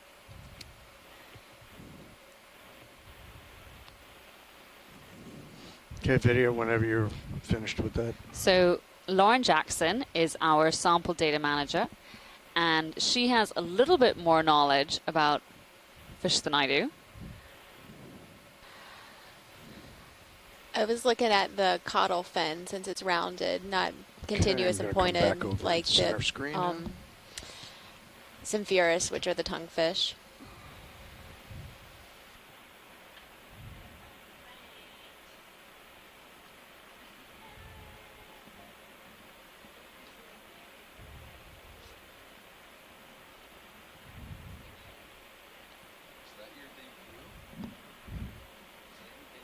Do a quick zoom on this object here. Video snap. Let's see what it is. Oh, it's a batfish. Looks like a batfish anyway. Yeah. Let me get us. So this looks really similar to the Chornax we were seeing in some of our earlier dives. Go back wide. Let me get a little closer. That pink body and that yellow spotting.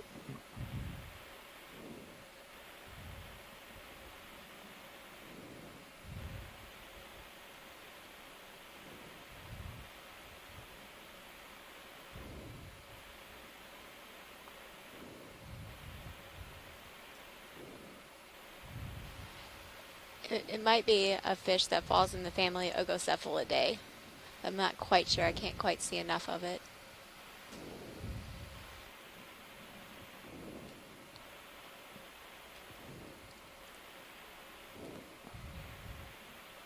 Okay. Zoom in now. See if maybe the dust will settle out. Or maybe not. Nope, I was incorrect. And what makes you think? What makes you come to that conclusion? I am looking at ogocephalids have bigger pectoral fins, which are the fins that hang off the sides. So I think you were correct on your first assessment. It's another chauncid.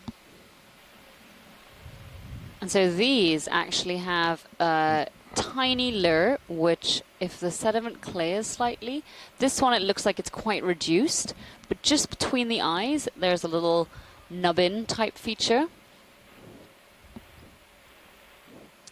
And in some other species this can actually be elongated and can be used to lure prey in a similar way to midwater fish and anglerfish, for example anglerfish that can be used to lure prey towards that very large mouth, which we're not getting quite excellent look at right now. But these fish actually have modified fins, which again we can't see very well here.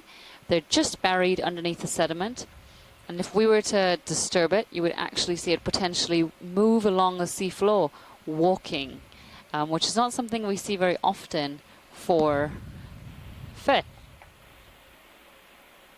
Okay. Is that good, watch lead? Is that enough for this video? Yeah, that was great, Pilot. Okay. If we could move on, thank you. Yep, sure.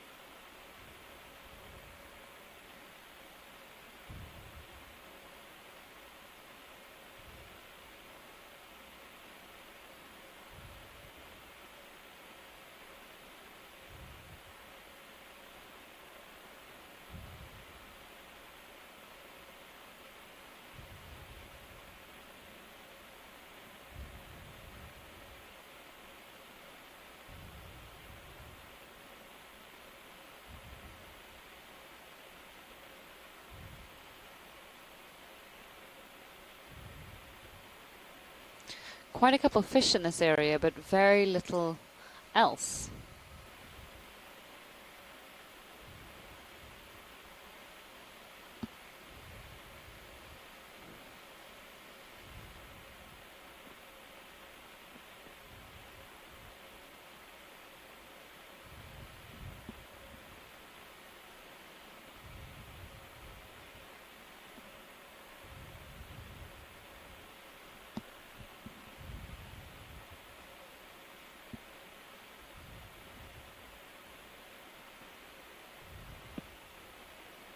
Diva, I don't know if it's worth saying, but I believe the slope that we are climbing today is more or less north-facing. So at least for the time being, we're going more or less towards the north. And the previous dives, I think we were on a slope that was more facing towards the east. And that may be affected then by the dominant currents in the area. So this may be even more quiescent than some of the previous dives we've been on that have been on sediment. That's a really good point, Scott. Thank you for raising it. Always, there's nothing not worth saying on the stream. So thank you very much for pointing that out.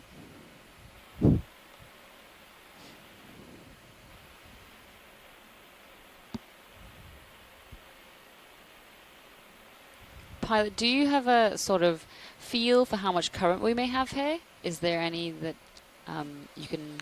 bridge, RV? Very little to speak of. RV Nav Bridge, go ahead. Tenth Yeah, it's of a looking knot, like you're about maybe, 10 it looks like away. to me it's coming from. Yeah, about 14 meters. Let's see, about. Let's go ahead and add another 30 northwest. at the end. Bridge copies. Great, Adding thank another you. 30. Thank you.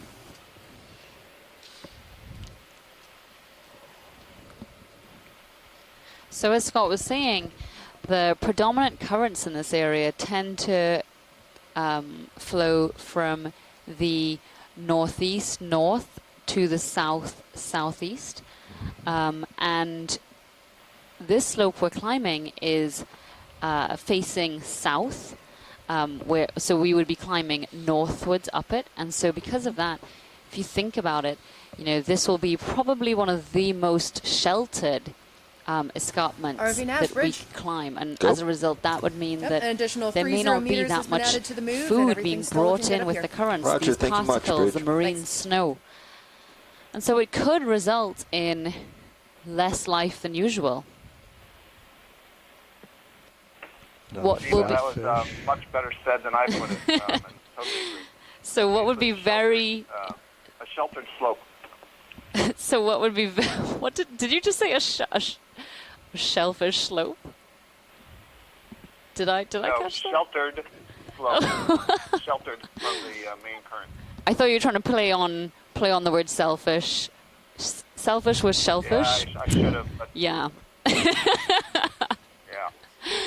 But what would be We'll work on really indicative of that, answering our hypothesis is whether if we got to an area of hard substrate that was a southerly facing face, whether that was inhabited with life. Things like corals and sponges and other filter feeders that were able to, or that usually get their food from the water column. If the current being so slow in the area is perhaps what's driving this Something on lack the of bottom fauna, right there. we would also see Just it retracted, probably I think. more Video, can so you zoom in quick, on please? hard substrate, the communities down. there. Oops. There it is. Yeah, and something else we can use to test this. It won't be a perfect test, but when we get to the top of the slope, it may be that then we're out of the shadow crab of that with an current anemone flow. on the back, so maybe? we may Yeah, see more things just up at the top of the rim, which is, of course, what we're all hoping when we're traversing along the top of that short escarpment. Yeah, definitely. So, although this is not hypothesis-driven science, this is exploration. It is nice, as the dive is going on, to, formulate little hypotheses amongst ourselves, such Okay, doesn't as, seem to be any is interest this there. limit? Video, go And of ahead, course, back out. we'll not be able to answer that question properly, but it can indicate whether this lack of life we're seeing here is as a result of the sheltered nature of this area of the escarpment.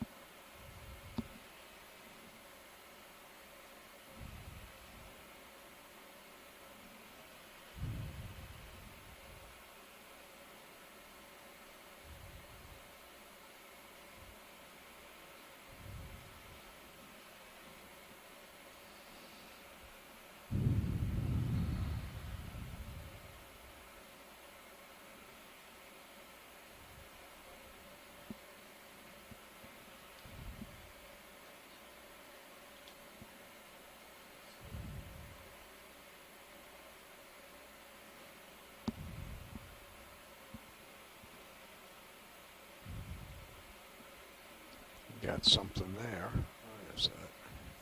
Trash, or is that a piece of line, or what? You see that straight ahead? Or it looks like it's got a tail on it, but So I'm not quite sure what exactly we're at, yeah. approaching. It could just be some debris. Yeah, it might be. It does look like it's moving. Do a quick. I think it's just floating. You know, it's debris. It's a piece of line. Yeah. You have a. That's a wad of squidding. Quite hard. A long Some sort of wad mucus. of I think squidding. you're on a boulder now, here. Now we are picking up a hard target. Yeah, a large boulder. Yeah. Okay. I mean, It's I've just pretty never coherent. seen it. No, Yeah. no, neither have so, I. I've never seen it. And that is a big wall behind it. Yep. Yep, we've got hard bottom in the distance. Bridge, RV Nav. Doesn't look like it's very tall, Bobby. RV nav bridge, go ahead. Stand by 1. Yeah. So I know our scientists ashore were starting to get a little antsy. We had a lot of soft sediment and then a lot of mid-water. But we thank you for bearing with us. We finally have reached hard bottom. And now we can test that hypothesis. Yeah, let's Are we seeing go ahead and more stop life another, on the hard substrate here? And what about at the 5 top meters, of that please. crest? Roger that. I'll give it 5 meters, then come What to a full exactly stop. are we seeing Thank here you, Bridge. at Long Mound site?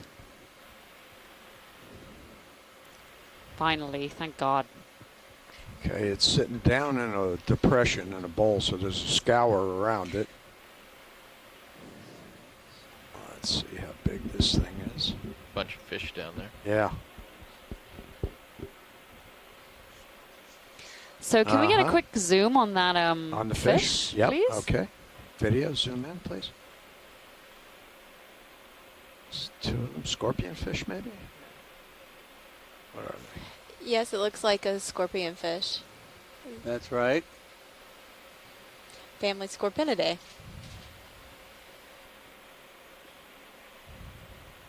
Or is that's another black belly rosefish, I think. Closely related to scorpion fish, if I'm not mistaken.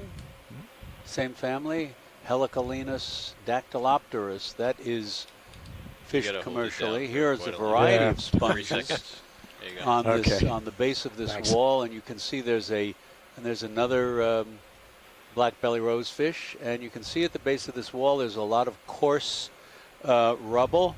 Sometimes geologists refer to that as a lag deposit. We're in a depression at the base of the wall. We came over that ridge of sediment. And some of these sponges we haven't seen before, these pale yellow encrusting sponges. Is that irregular full zoom video? forms? Oh, okay. Roger that. Let's see. That looks like a glass sponge just above the fish.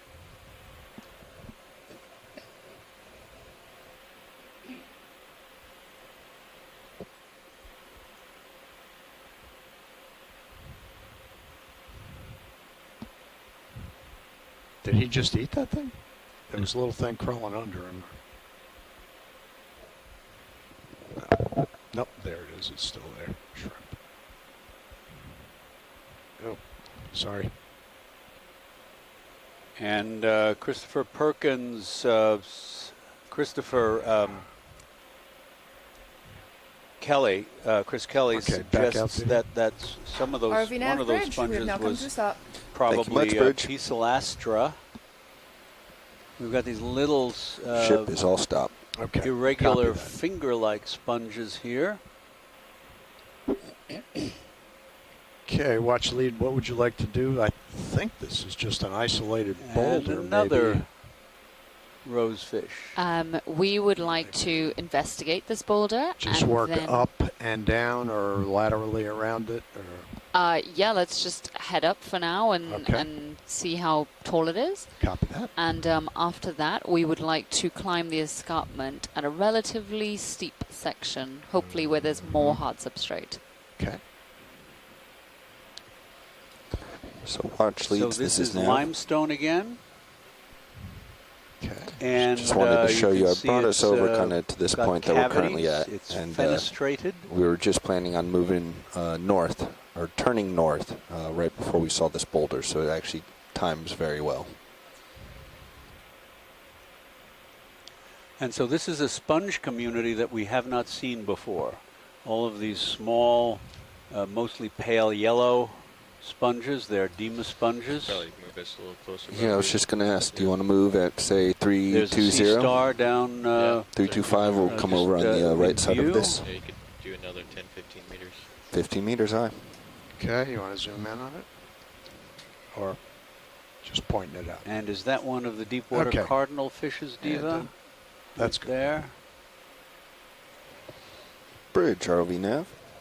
Lauren? RV nav bridge, go ahead. Ship move, Looks please. like it. 15 meters, 15 Yes, it looks like meters, a epigonid. bearing Okay, 320. there is a decimal small colony that looks decimal like it's a hydroid. That's a hydroid colony and a Bridge white copy sponge. is 15 meters bearing 320 Getting, degrees at decimal 1 knots. small, but and there's a little feather star copy, on Bridge. the right next to that pale gray sponge.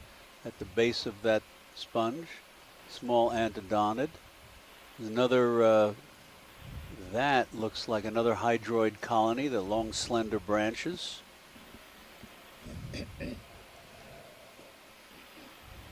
So this is actually a completely different fauna than we've seen before. Yellow encrusting and white encrusting sponges. Can we zoom on that white coral? Just about to go off bottom Oh, screen. okay, bottom screen. right. Yep, stand by, I'll have to go back to RV nav bridge. Go ahead, Bridge. bottom right.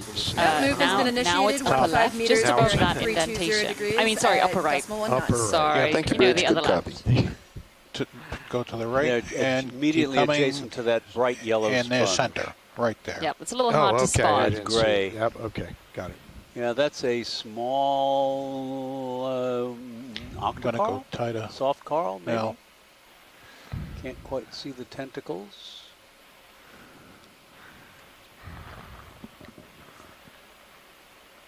Can you send me to the right, Don? There's a lot of small stuff A here.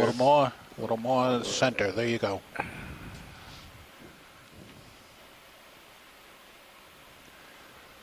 Yes, that's an octocoral. You can see the tentacles have the little side branches that are, so their tentacles are referred to as pinnate, like little combs. And so a number of different kinds of small sponges here. There's some kind of worm tube running across the middle. And hanging down from that black surface at the top are those little irregular brown soft trees. Those are the agglutinating foraminiferans that we've seen before. They're all over the place. That's great, pilot. Thank you. Thank you. All right. All right, coming Yeah, out, Don. go back wide, thank you.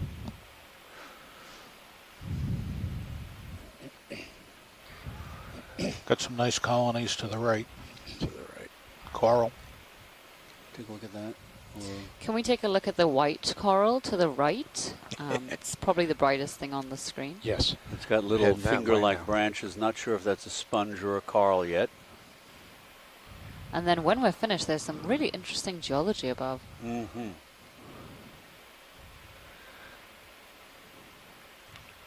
And this is We a do have weird a couple rock. of fish center. This is a very weird, weirdly eroded Go rock. for them first, and then Sure, you want to go ahead, they move. pop in on them real quick, and That looks like we're Madrepera just going to take to a me. look. Watch, we're Could going to take be. a From quick far. look at And these those are fish and then go on. antheans. Sure thing. Those fishes. Look at those. That lovely long tail. And they're a typically mesophotic fish, aren't they? Yeah, I've seen that in just a couple hundred meters on the east side of Florida. I'm not sure of the species name.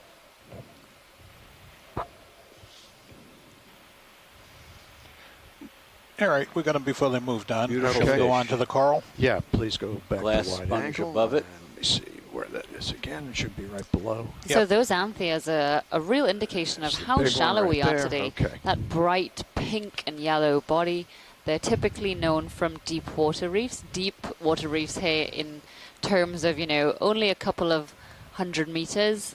I mean, I think this is probably the deepest. 400 or 500 meters is the deepest I've ever seen these fish. But they probably do occur a little deeper than that. But their bright colors show that they're accustomed to living within an area where there is some light.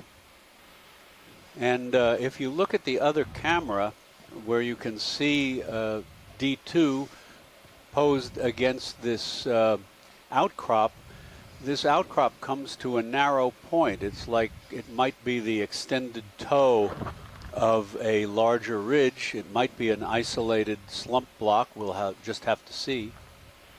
But you can also see how it's surrounded by rubble, and there's a scour around it. So I would guess periodically there must be some currents that run around here and excavate a trough around this outcrop or boulder. So Andrea Cortini has just chimed in and said that those anthias we were just looking at were Anthias woodsii, or woodsii. Okay. And it's one of two species commonly found around this area. It's either woodsii or nickelsi. ROV nav, Bridge. Go ahead, Bridge. That is a Can we just zoom a little more on that white coral when you have a chance? I'm just trying to get in position a little bit better. And the brown tree above it is a hydroid. Dan's camera. Yeah. And that's interesting, again, you can see that all of the polyps on this coral are facing in one direction, to our starboard, to our right. Or let me reposition. Indicating that the flow around here is generally from left to right. We're touching it because these kinds of corals appear to be downstream feeders. Pull up. Yep. And that little blue sponge that watch, we forgot we had the 360 camera hanging out there, so we got to reposition here. There's a little squat lobster next to the coral.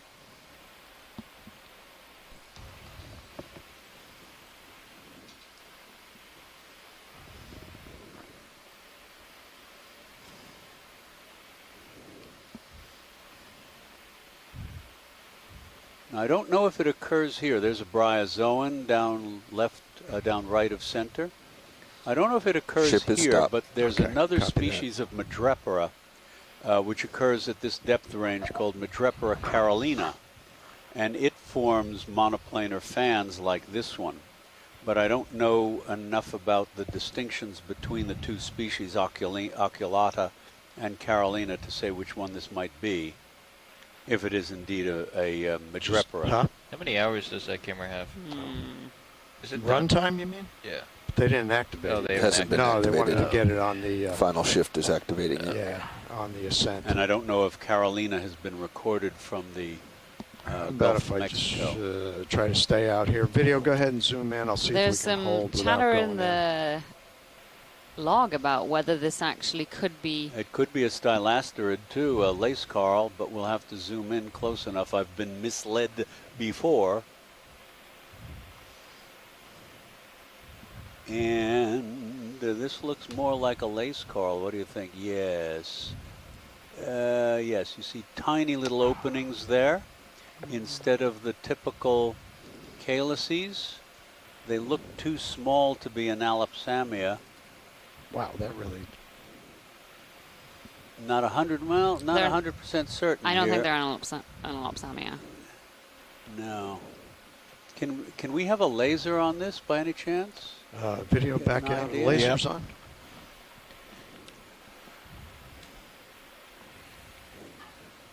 There they are. Okay. So this is 10 centimeters. The colony is rotate a bit here. 20 centimeters across. That's about like that. And I saw a couple of things protruding that looked like coral calyces rather than a stylasterid.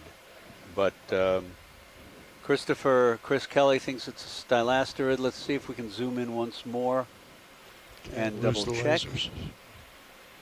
I'll talk about stylasterids later. There's a little feather star on it.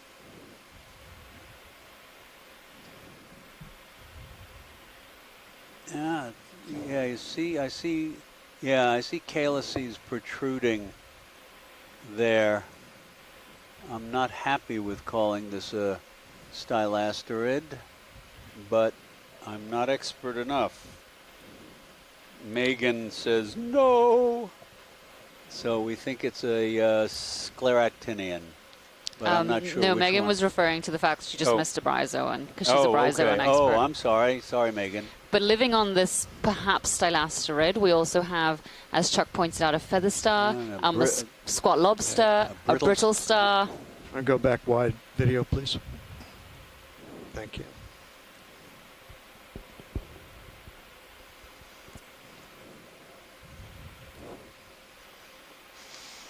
So Andrea suggests Crypthelia, which is a lace coral. So I will certainly defer. Now, lace corals, by the way, are not true corals. They're more closely related to the fire coral of shallow water. There are some species that do live in shallow water. We only have one in the western Atlantic, Stylaster roseus, which is a lovely rose-colored one you find in caves and under ledges on reefs. Pilot, just before we move off, if we could tilt downwards, there's a bryozoan just below that we'd like to take a look at just below this coral? I mean, maybe just a foot or two us. below, below the coral. Okay. And Andrea is still not sure. Certainly the calyces are quite small, but they do look like coral calyces protruding there. There's one pointing straight downward that looked somewhat ribbed. They're certainly small calyces.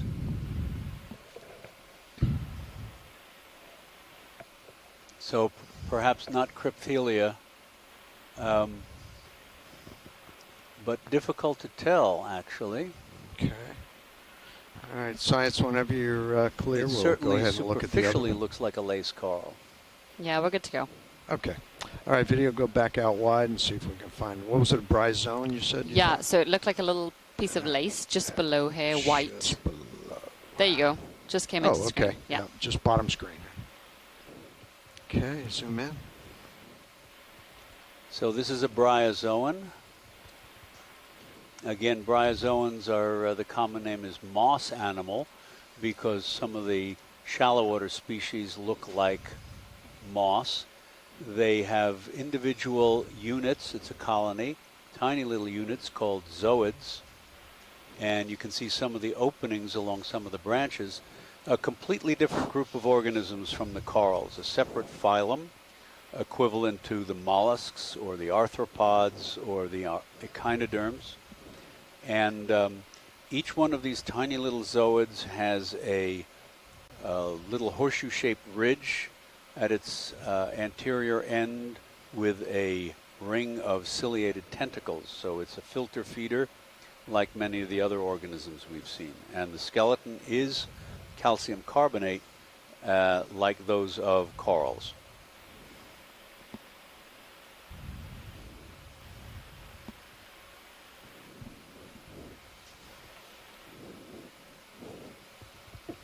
That's great, Pilot. Thank you. Okay.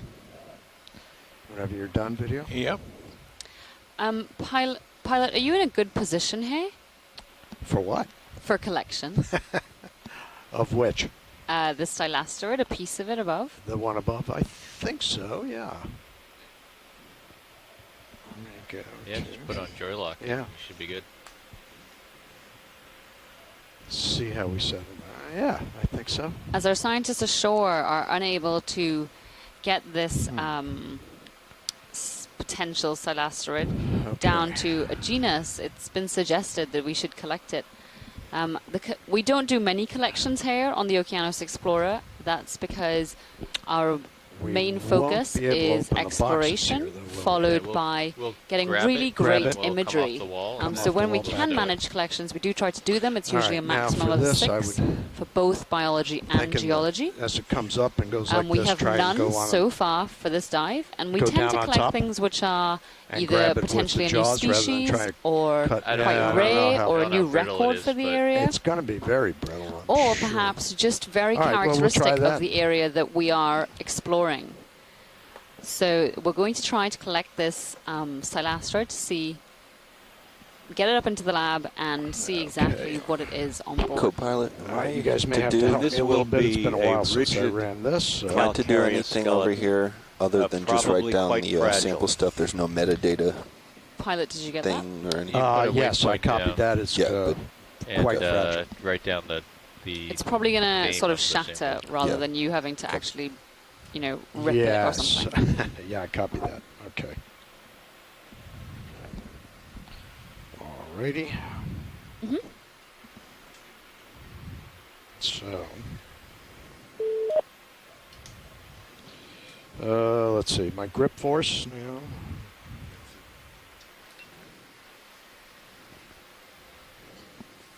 You want to exit to the main screen? There you go. Okay. So co-pilot will walk you through. Yeah.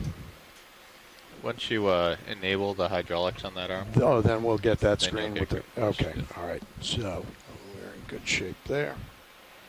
All right. We fired up hydraulically. Yep. Okay. All right. Okay. There we go. Grip force 3. Maybe go up to 4 or 5 on that. Huh? It's up to you. What do you think? I don't know. On corals, 3 is probably enough to break that. Yeah. Oh yeah, it'll definitely break It's it. just okay. Yeah, that's you could be on 1 and it'll break it. All right. Can you bring the Zeus around, mini Zeus over so I can see the arm right now? Just a little bit there. All right. That's good, I think.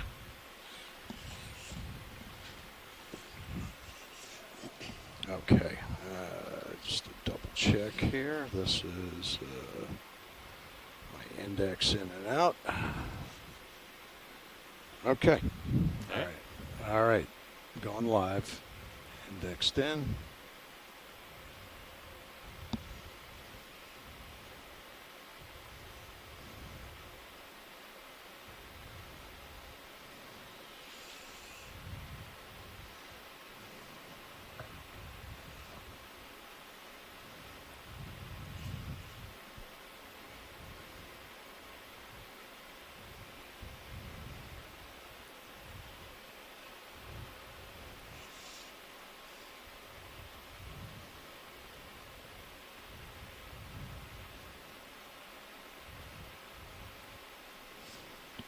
So before you grab it, just play with the there you go.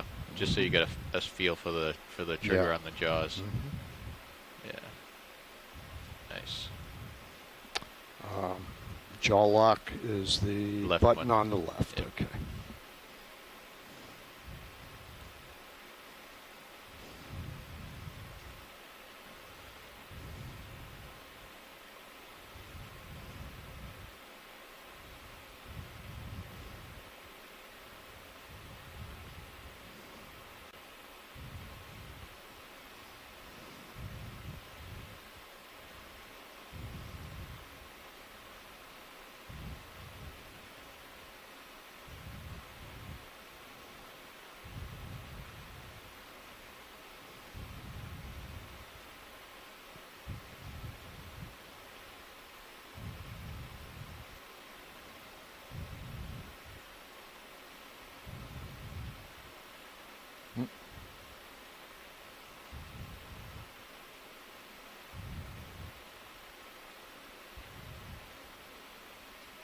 Oh, that's super brittle. Yeah. It's moving me around, so.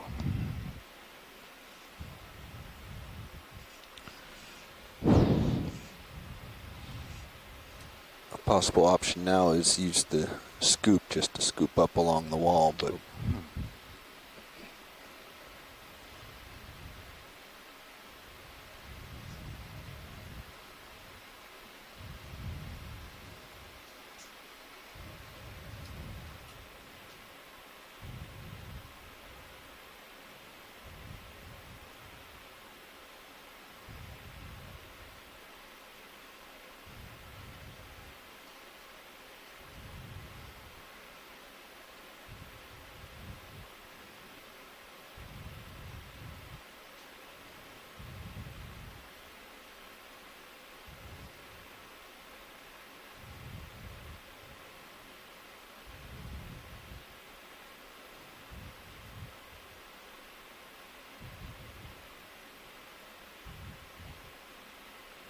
There you go.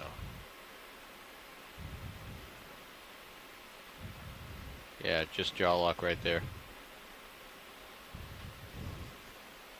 Yeah, you got it. Alright. Just be no sudden movements with the arm, because you'll shake loose. Yeah, I would just leave it right there. Yeah, I'm gonna. Yeah, just Okay. index out, and then. So now, very gently, we're going to back out and take it out of jaw lock. Yep. I'll keep auto heading and maybe go into auto depth. You're going to have to drive too here, so you'll probably need both hands. Huh? You're going to have to drive, so there you go. Say again? You're going to have to drive, so you probably need to free your right hand. Yeah. Okay. All right. Going out of jaw lock. Yep, and then you can keep auto heading in. Yeah, and I'll just back up Just and then go come up a little bit. Yep, and then just back up nice and slow.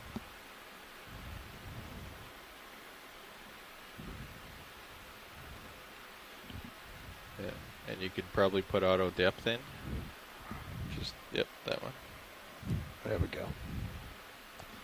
Back up some more. Just back up.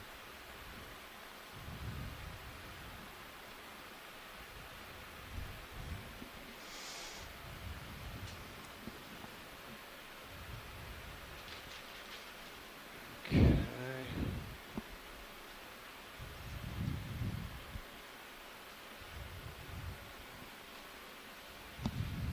Back up a little more. What's behind me there? You got nothing behind you. Okay, we're good. Yep. Okay. That should be good there, huh? Yep. All right. All right, I'm going to extend. Now, when I go re-index, jaw lock is going to lose, isn't it? No. No, Jaw lock will jaw stay lock on. will stay on. Yep. Okay. So I'm going to extend the drawer. Okay. Extend the drawer. Okay. All right, and you can go in any container you want. Okay. All right, here we go. Going live again. And just nice and slow.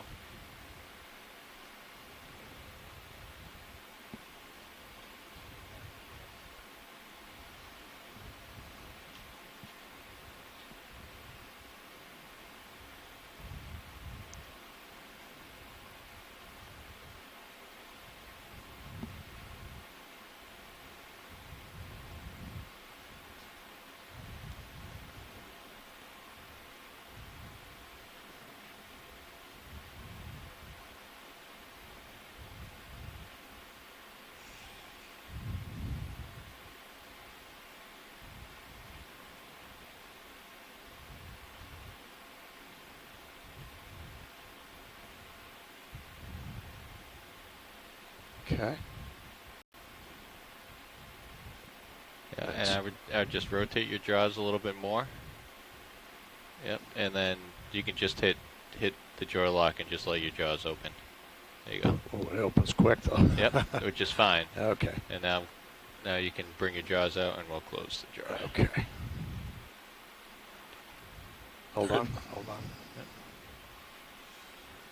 Get us out of here. Well done. Thank you very, very much. You're welcome. See that little... Those guys are tough, as fragile as they are. Yeah.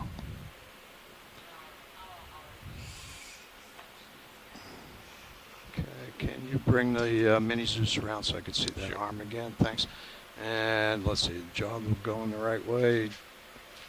Yeah, your jaw's good. Yeah. We have an absolutely wonderful ROV team on board. They are exceptionally skilled, as you will probably notice from 99% of the collections that they do. All right. That out of the way. Okay.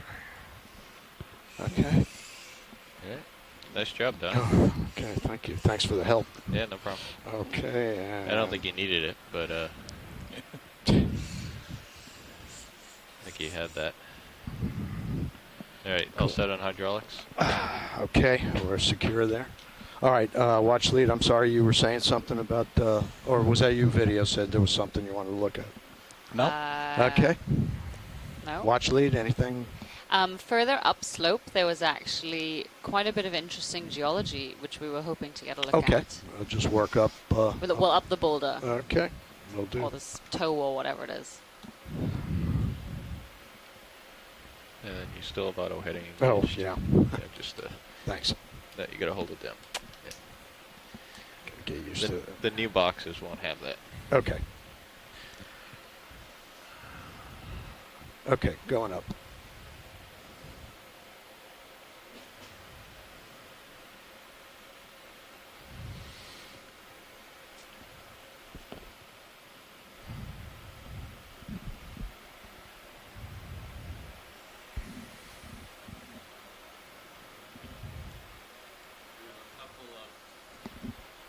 We have a couple of squat lobsters there, Umunida picta, bright red with the white claws.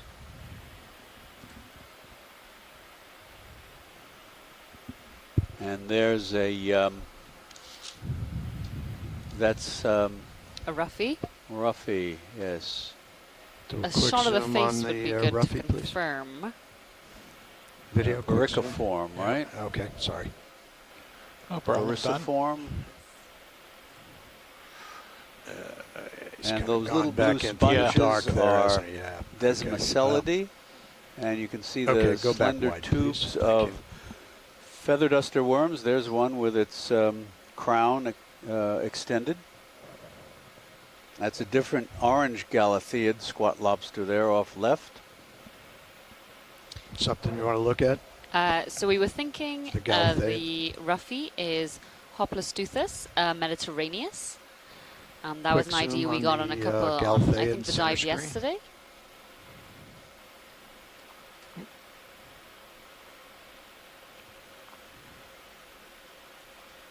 Yeah, so here we can see some more of those squat lobsters, as well as some demo sponges on the wall, a couple different species. Those worm tubes are sticking out from the substrate, but they do not have the... Oh, one is just extending its red plume.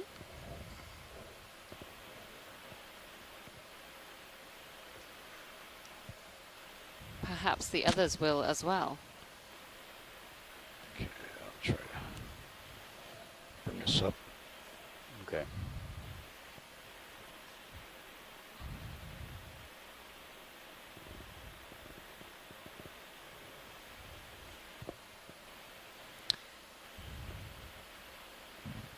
You can see on the squat lobster that it's only got 3 pairs of legs behind the claws.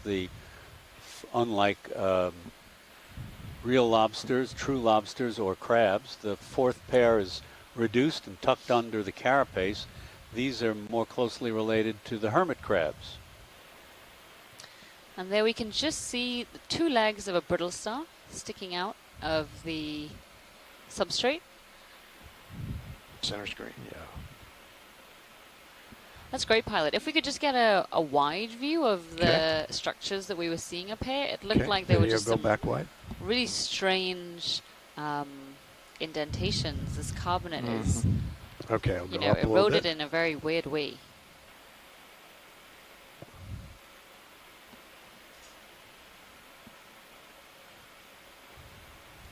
So a couple more sponges on top of here. Oh. That large one I don't think we've seen yet. Something you want to look at? Oh, right, with all of the yes, clusters please. of Fuzzies on spicules it, sticking yeah, out of it. Okay. Copy that. And there's a And there's an urchin up above on it. top. Yeah.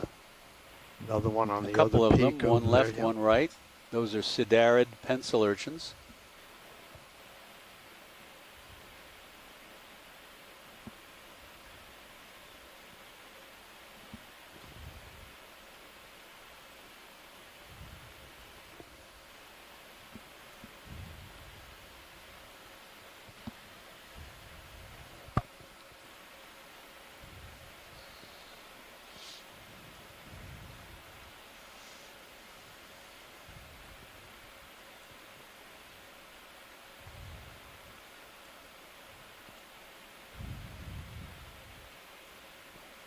Okay, video.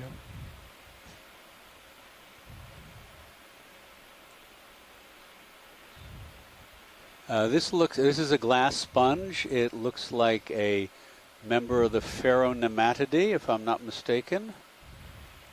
Dare I suggest that as a non-sponge expert. And there's a big sea spider on it, a pycnogonid. All right, below there, it blending in with the spicules.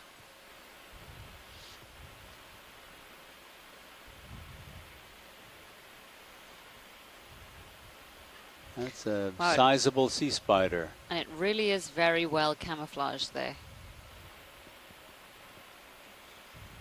And we can see a different type of urchin just to the right of the sponge on the rock in the background. A little white spiky guy.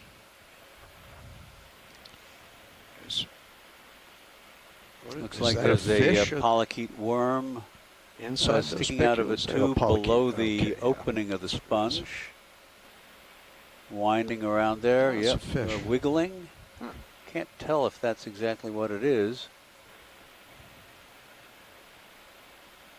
That's a fish. It's got eye, or an eel. So Chris Kelly suggests this is more likely a rosewood sponge, possibly the genus Acanthascus, because of the dead spicule layer surrounding the live tissue. And that is Emunida picta, the squat lobster in front. Thanks, Not Chris. a rosewood, Roselidae. Rosella, that sounded weird, yes. I know, I was like, exactly. what is a rosewood? Roselidae is the family to which this sponge belongs. That's auto-correction for you. Yep. And there's a beautiful little cup coral at lower left.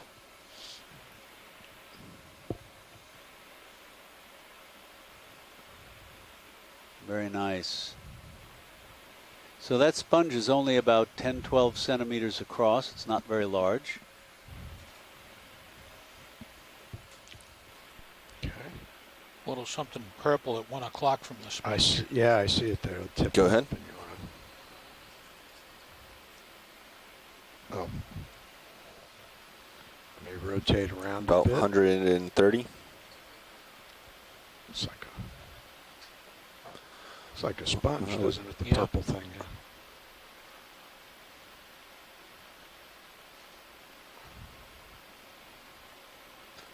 About 225 to make it up and then along to wait Sorry, 30. Bob. This joystick on the pilot's panel seems to be more responsive than the one on the co-pilots whenever I have run it from there. Yeah, you gotta walk it up slowly. You can get very fine control, but you gotta walk it up slowly. Walk it up. Yes. Okay. Did you want to look at the urchin up above it or no? Just okay. Very good. Okay. Okay. Copy that. And you can see the considerable diversity of sponges on this bottom. There's another pencil urchin. We've seen that before. It's probably Sidaris rugosa. And those slender white unbranched colonies at the top look like something I've seen on the east coast of Florida, possibly Unicella, but they could be bamboo corals. Can't tell from this distance. Here we are coming over the top of this toe or boulder or slump block. A lot of erosion. Lots of very small sponges, squat lobster.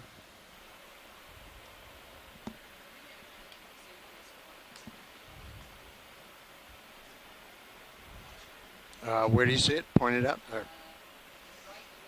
Right of the lasers. Okay, I see it. Oh, it's just like a whip right on the edge. Okay. Yep. Okay, go ahead. Video snap zoom. Let's see if I can get us. So that looks like it's got those little knobby tips to the branches. There's a brittle star on it. This is something like Unicella, which is in the same family as the big yellow fans, You're really far Plexauridae. away from it. Yeah, I know. The Let ones me, I go see back on wide the and I'll come in again. east side of Florida are unbranched. There's a couple of them here, and you can see that they're all on the top. We did not see any on the flanks of this outcrop. This is another salp. Look at the octocoral. salps. Huh?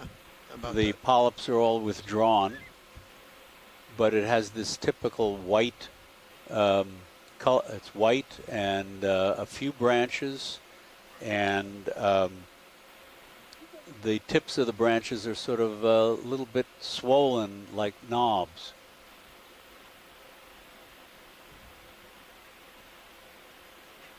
And if anybody's online who can let us know whether this is worth a collection as well.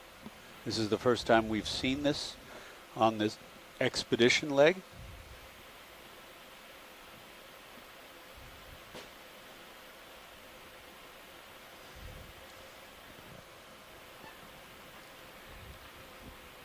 Mostly sponges here. There's another one of those white colonies, probably the same as we collected, either a stylasterid or a stony coral. There's a tiny little sea star above and to the right of the... I don't think I'm in a good spot. Oh, that could be a sponge. It just looks rather symmetrical. Sorry.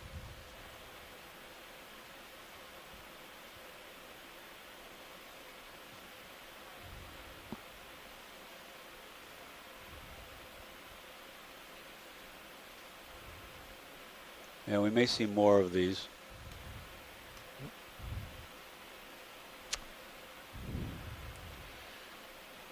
Small cookie star behind it. Okay.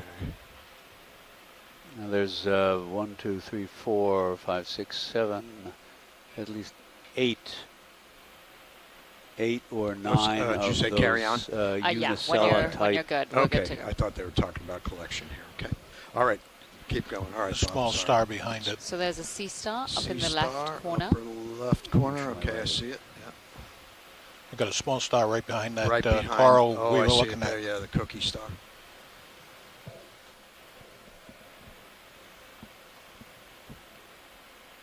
Right in between the lasers. Yeah. Yep. Yeah.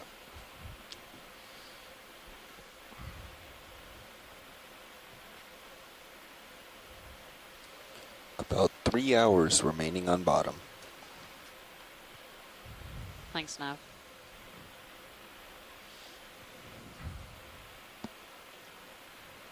You can really see the diversity of small fauna here. White encrusting sponge, white lumpy sponge, yellow sponges. There's a tiny Maybe little it's not even a star. sea urchin, I think, but not sure. Yeah. Tough to say. I mean, I would say that's definitely a sea urchin. Sea It urchin resembles and the helmet urchins yeah, that you get it does. in That's weird. Hawaii. Lots in the, of in the That's the one you're looking at? Yeah.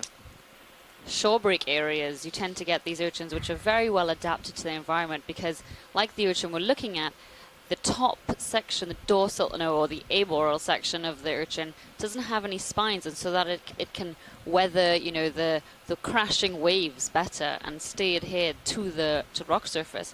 But of course, that would not be the case down here. There are no waves for this urchin to avoid. So I'm not really sure Sorry about that, what that's about. I've never seen that kind of urchin here before. No, me anywhere either. in the Western Atlantic, assuming it is an urchin and not something that we can't quite puzzle out. But it certainly looks like nothing else. I don't know if Chris Ma is still aboard or anybody else who can help us. That little branching structure looks like it could be a bryozoan. Okay. Yeah, I'd have to agree, Yep. bryozoan. And there's a brittle star arm sticking out, a little orange wiggly arm. And Megan concurs, definitely bryozoan. Okay. Okay. That's great, So pilot. that- Thank yeah, you. Okay. And then there That was was the a other weird bigger one. starfish up in the upper left somewhere. Where did he go? There he is. Okay. Do you want to take a look at that? Head that way.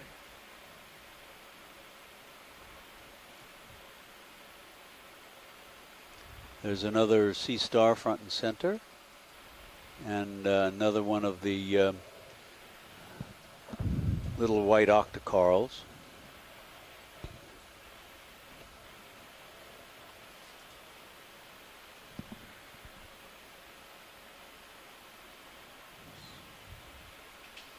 I don't know what to make of this geology. Yeah, this is all, it looks like a rubble field. But then these sort of... Right, it's a combination of in-place crusts or pavements and broken rubble and cobbles. How it got this way, very strange.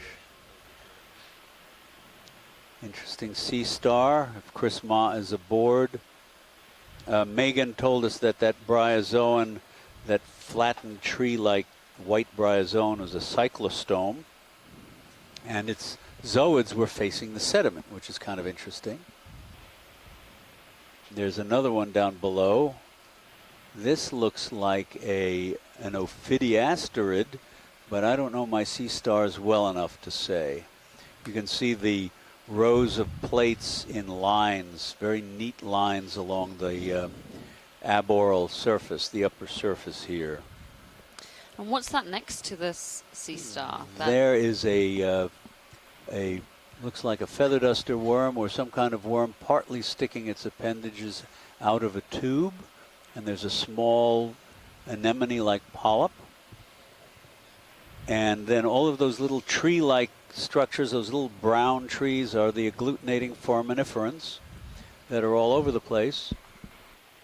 We've got two different sponges right up top there, a white one and a greenish one.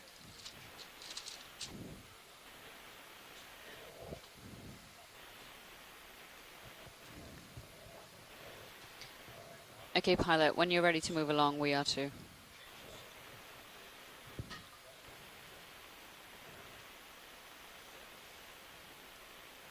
I didn't get a close look at that polychaete. I think that's what it was, but there's a family of polychaetes called Flabellageridae, and the front end has very, very long bristles, needle-like bristles that stick out forward, almost form like a cage. We're ready so to move along when you are. I couldn't quite tell. Copy that. Thank you.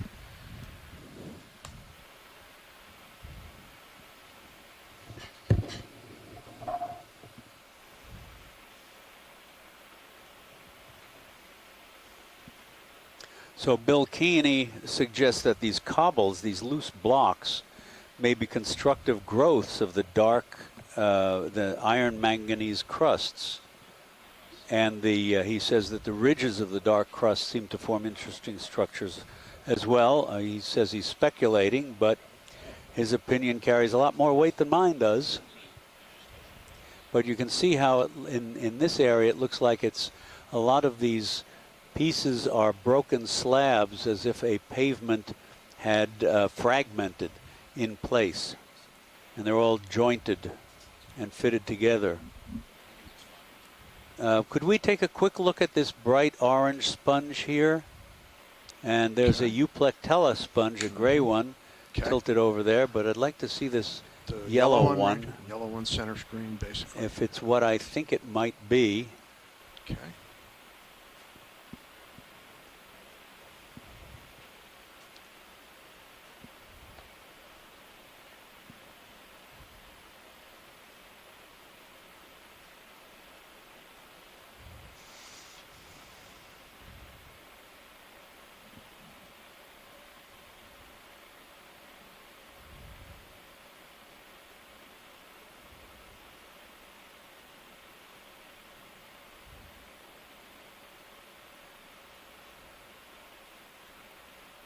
I want to come around so we don't touch that camera down over there.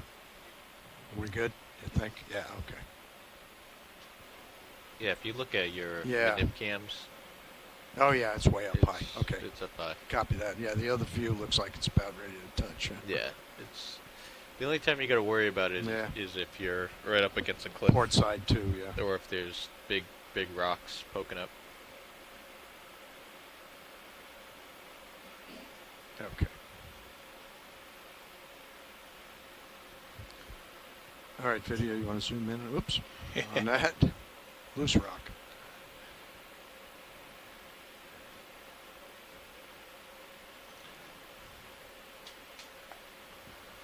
Oh, this is interesting. This looks like a, boy, this is weird. This looks like a white Dima sponge that's somehow been, maybe, I don't know if it doesn't look encrusted. What on earth? I've never seen anything like this. It looks like a slime mold, yes, Lauren suggested. I can't tell what's going on here. Whether this is a thin yellow sponge encrusting over a white sponge beneath it, or it's part of the yellow is part of the white sponge. That's what it looks like more down here. You see over on the left there are a couple of exhalant openings, the oscules, and they're definitely one of those, yellow part of the sponge, but I've never seen this combination before. Inboard, maybe, and get some more light on that. Yeah, we could. Give that a try. Chris Kelly is going, what the? He's apparently never seen anything like this before either. No clue. Looks like an unfinished paint job. Watch lead. We're going to try and get a little more light on that edge there if we can. Sure, but then after that, let's get a move on up the slope. All right. I know there's so many interesting things here. We're like, yep, we're going to go. And then it's like, nope, there's something else. Right. That's fine. Chris Kelly thinks that it's all part of the same sponge. But certainly different than anything we've seen. Is that full zoom video? Yeah. And again, that could be, I mean, at least on my end, because I don't usually work this shallow, and this could be something which is, you know, this kind of depth and shallower, something we're just not familiar with, but is potentially quite well known, or because it's mesophotic and not a lot of people work in the mesophotic around here, it's potentially poorly known. Who knows? Okay. I'm going to get a move in to Thank you very encourage us. much. Okay, very good. Thanks. 30 meters, 340. 340. Copy that. Bridge, Okay, RV video, nav. you're done. ROV nav, bridge, go ahead. So now that I've requested Yes, we can I move, get a we ship just have to move, hope that please? there's going to Move be right more hard substrate elsewhere. 30 Otherwise, meters I'm going to feel at, quite bad. 340, 0.1. Bridge copies a move of 30 meters, bearing 340, speed 0.1. Good copy. Thank you, Bridge. You're welcome. All right. I'm going to come back into your view again. Josh will come in towards the center. Sure. So that should allow you just to go along the top of this boulder. Yeah. And you guys will meet kind of straight ahead in his distance. Copy that.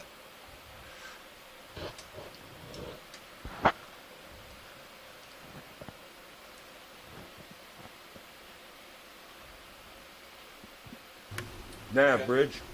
Go ahead, Bridge. Just confirm a move of 30 meters, 340 on the bearing, and 0.1 on the speed. Good copy. Thank you. Inputting now. Or I should say initiating now.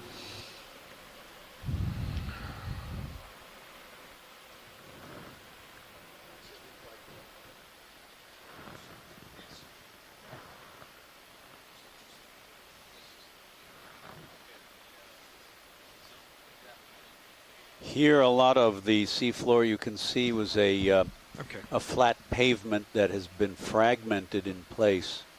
And then to the left looks like similar slabs of pavement that are more broken up. And then above, we have a more irregular, so probably an upper layer that has been more eroded but also fractured.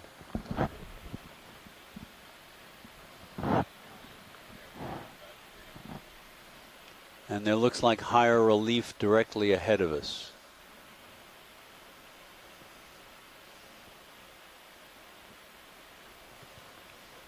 Unless those may, that looks like more, yes, more relief.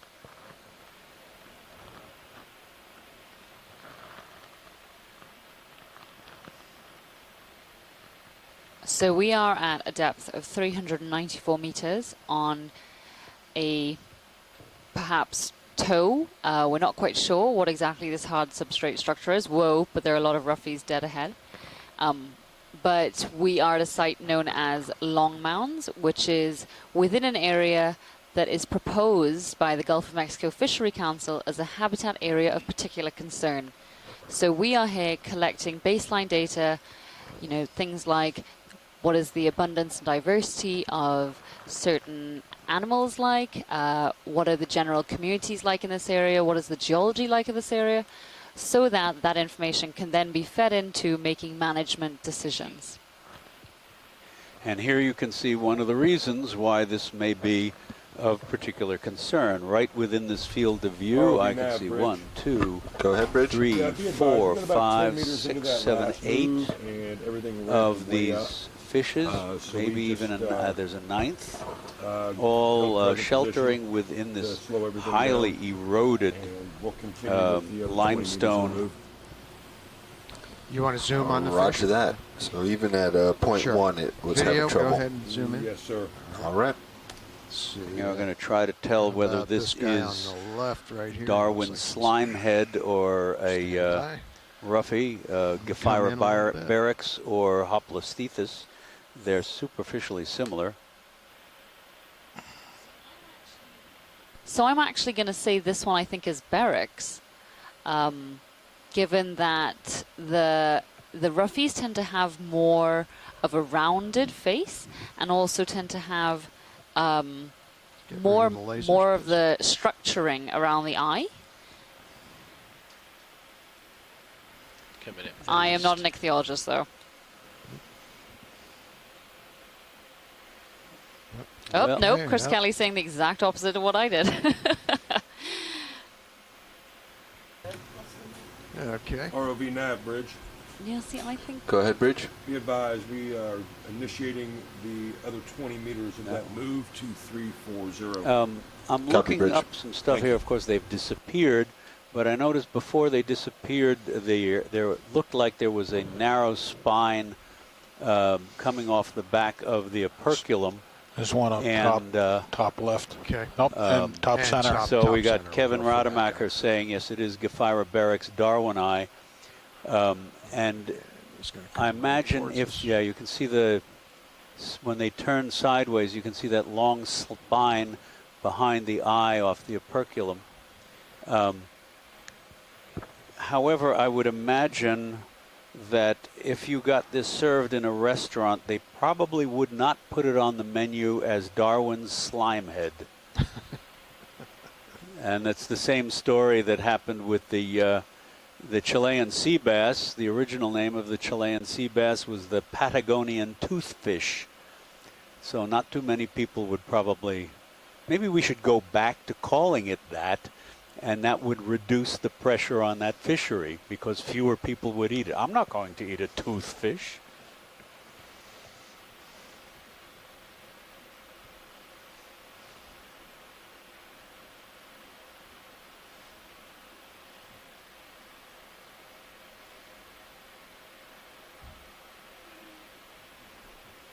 Andrea mentioned also that the bright pink pectoral spot on the side is pretty diagnostic for this species. There's a large encrusting yellow and white sponge. Really eroded features. This could have, conceivably, this sort of looks like iron shore, the eroded limestone that you find some places in the Caribbean like the Cayman Islands, which was an intertidal environment. Well, iron shore is an intertidal environment, and it's discolored dark Fish up ahead, limestone. looks like. This, I don't know whether it was originally or at any point in its history a shoreline environment. Pilot. Thank you, But video. it's incredibly eroded.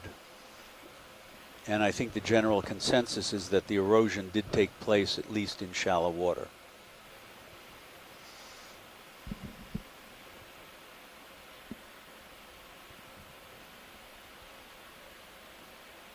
And now over a pavement, and you can see there are fractures in this pavement, but they haven't gone as far as the fractures that we passed over earlier. And quite a couple more of the Gephyroberex we were seeing just a short while ago.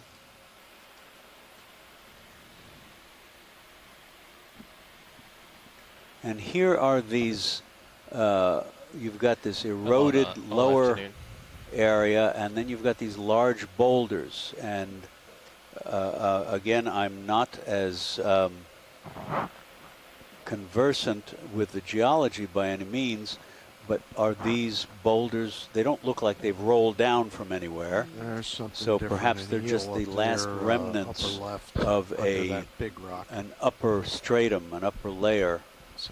Ooh, there's an eel dead ahead. Oh, yes. Can we get a zoom on that, please? Yep. And if we see any more of the fractures in the pavement, Bill Keeney would like us to take a close look at it.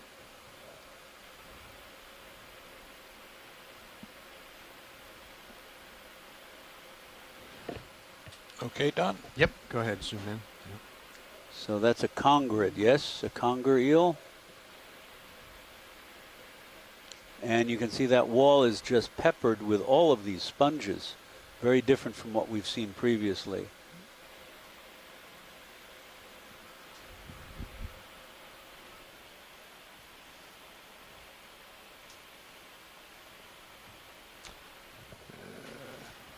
Not today.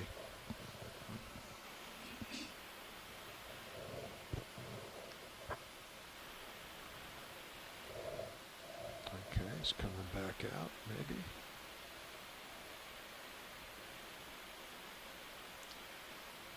So that eel is, oh, well, he might cooperate.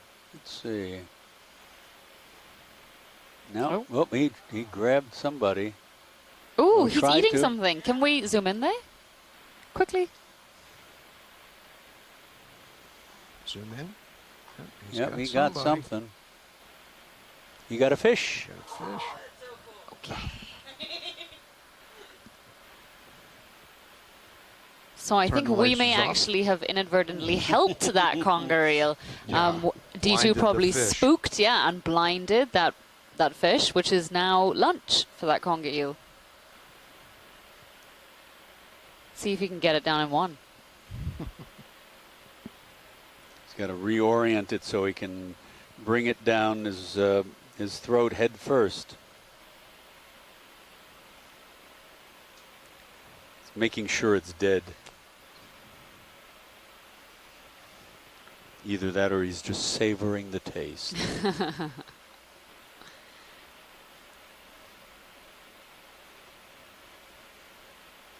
Yep, and there it went.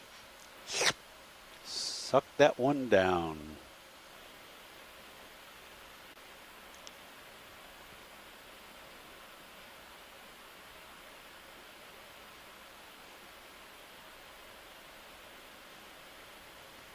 Nope.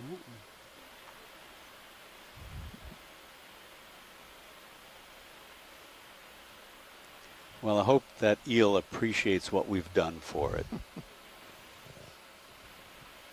Thank you very much. Okay, we're ready to move on then?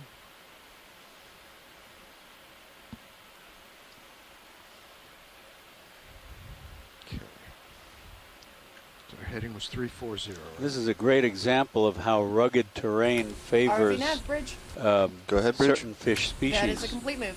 Thank you. Thank you, Bridge. Got another reel Yeah, to exactly. the right. These types of environments, give these Under fish the rock, places yeah, to there's the tail there. call home. Essentially, they can shelter under the overhangs, away from predators, so they can feel a little bit more safe. Perhaps also in lie in wait for prey. When you're go ahead. Different fish up there in the center right? Center right. Or is that another one of the Darwinian? Yeah, I think it's the same one. I think. Yeah. When you guys are ready, I'm going to turn you directly north. Okay. Yeah. Anytime.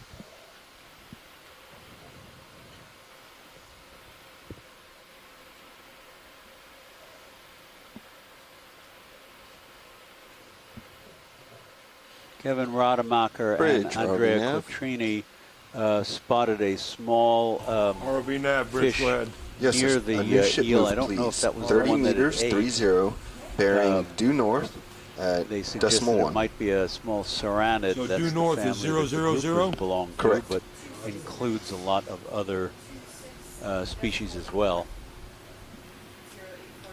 And that's something different over there. That fish swimming off to the side looks like a going off jack. stage right there. Or what do you call that? No? I wouldn't call that a jack. No.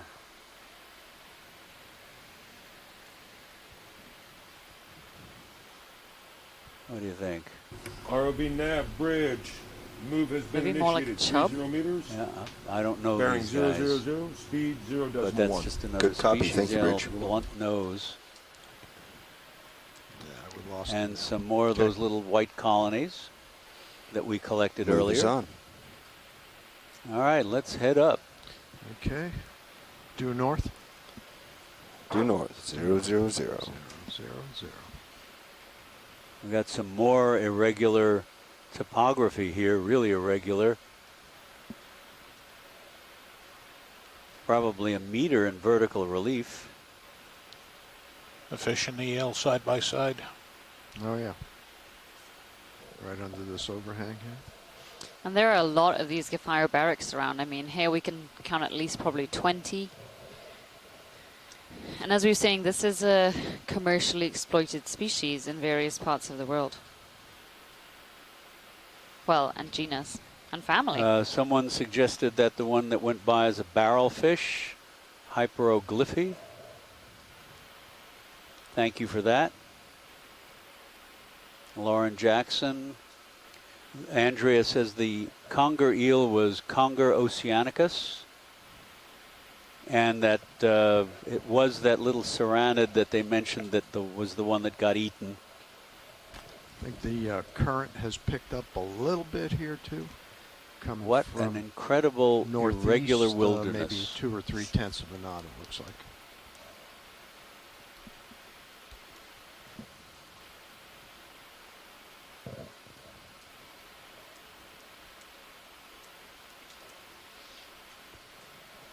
And there's another Antheus hiding below that rock there, I think. You can see the pink and yellow striping. Right where the lasers are. Yeah, we don't need to zoom. We saw Yep. this already. Okay. Thank you, though. Copy that. Did you hear? Copy that the I think the currents picked up a little bit. Yes, Okay. I did hear that. Thank you. All right. There's a lot of those Gephyrobarix here. Gephyrobarix here. And look, there's a school of fishes in the distance as we head forward. Can't quite tell if they're more Gephyrobarix, but quite likely. Passing over, there's a little What's scorpaenid that? on the You bottom, still have maybe another black belly rosefish. And more irregular relief passing over this sediment bottom. There's another, a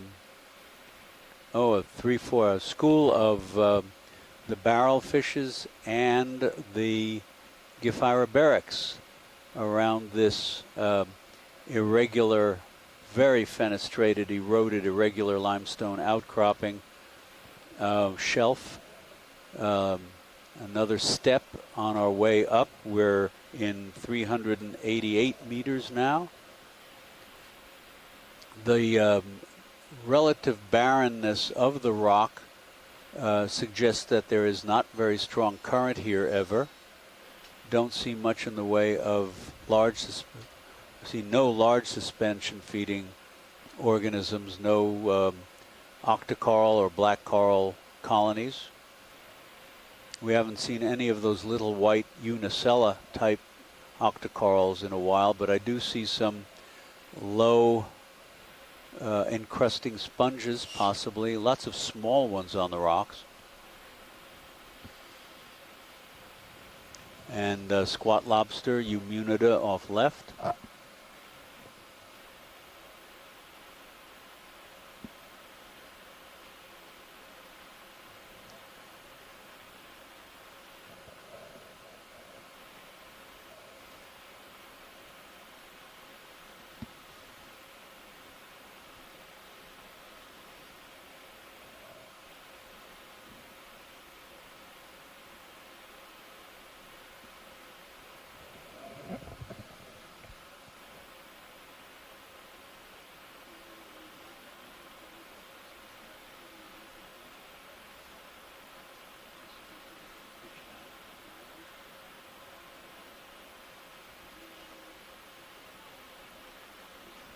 We have a ship move underway. Yeah.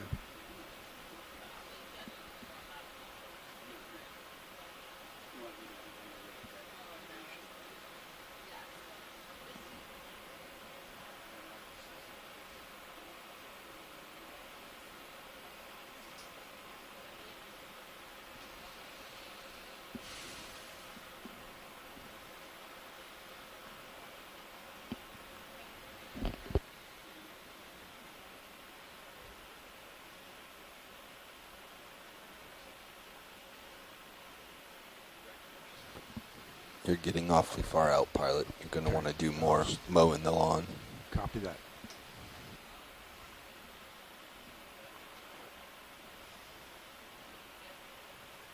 And so there is our first sea cucumber, just to the right of the Gephira barracks.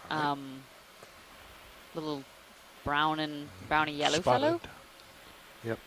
And we're coming, and here the erosion is not as extensive. Yes, we see lots of these erosional cavities, but the relief is not as extensive. So this is probably,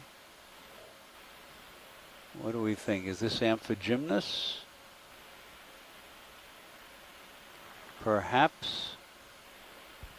Or something quite similar. Or something similar.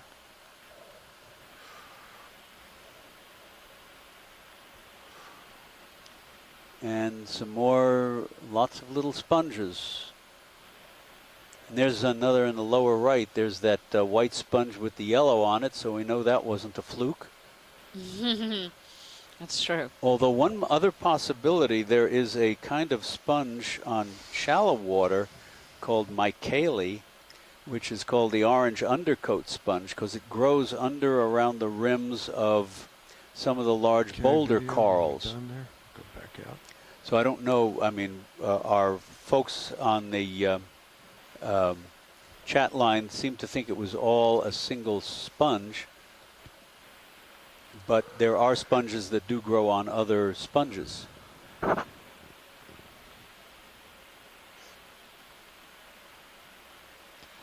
Coral in the center. And here we get a couple, there's a little bamboo coral, I think. Okay. A little skinny branch up right front. In front. Yep. We'll need back down a little bit. Or there's one just below us. Yeah, it's just right inside my skid here. So.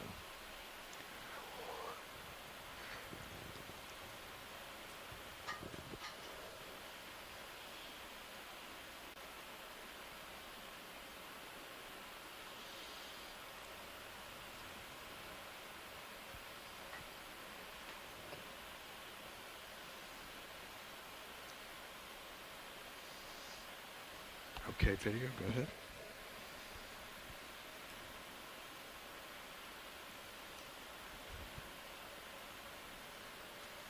I said it?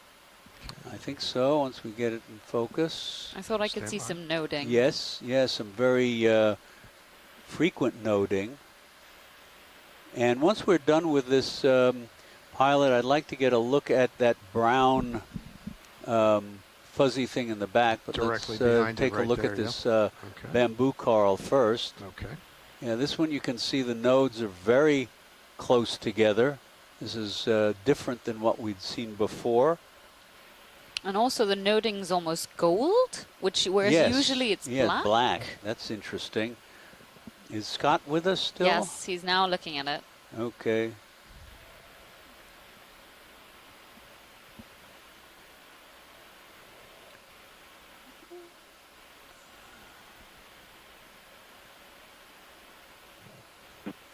Yeah, sorry, too many distractions on a Sunday, folks. We understand.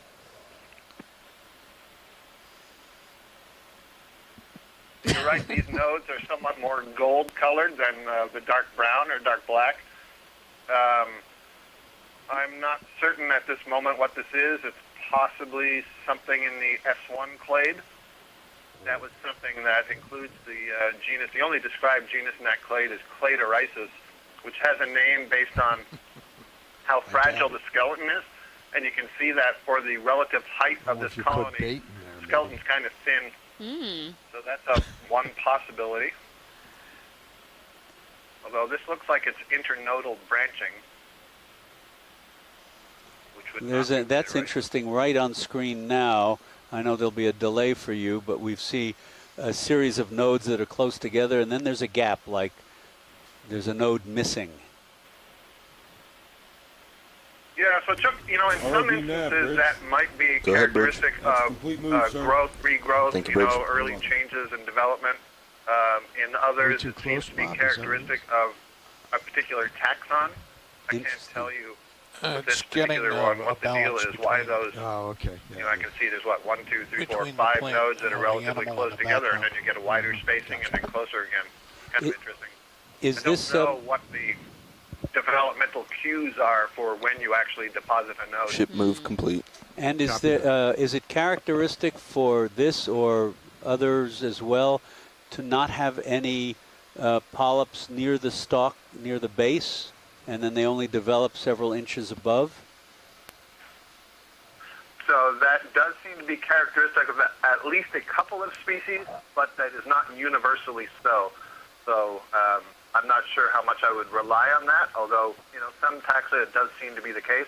It's something that changes as they age. You could imagine that when it's a really small colony, there's going to be lots of polyps down there, but they could be resorbed as it gets older, and perhaps the polyps are only higher up. That may be something that's a reflection of the current flow in a particular area and how much food it's getting. I see that Les Watling has suggested that this is also suggested this could be the S1 clade, Andrea Quattrini is something similar, and that she has in the past collected bamboo corals in this clade from the western Florida escarpment. Okay, thanks very much. Pilot, could we focus on that, if you can zoom back a little, zoom out a little. Object behind it. And see if we can focus on that brown thing, that brown fuzzy blob behind the coral, down just below, right where the lasers are there. Right. Yep, to the left of the lasers. Rotate around a little bit first. I'm not sure what that is. I have a sneaking suspicion, but I'm not certain. I want to look at it more closely. Bob, go ahead, go on. I'm going to tip down for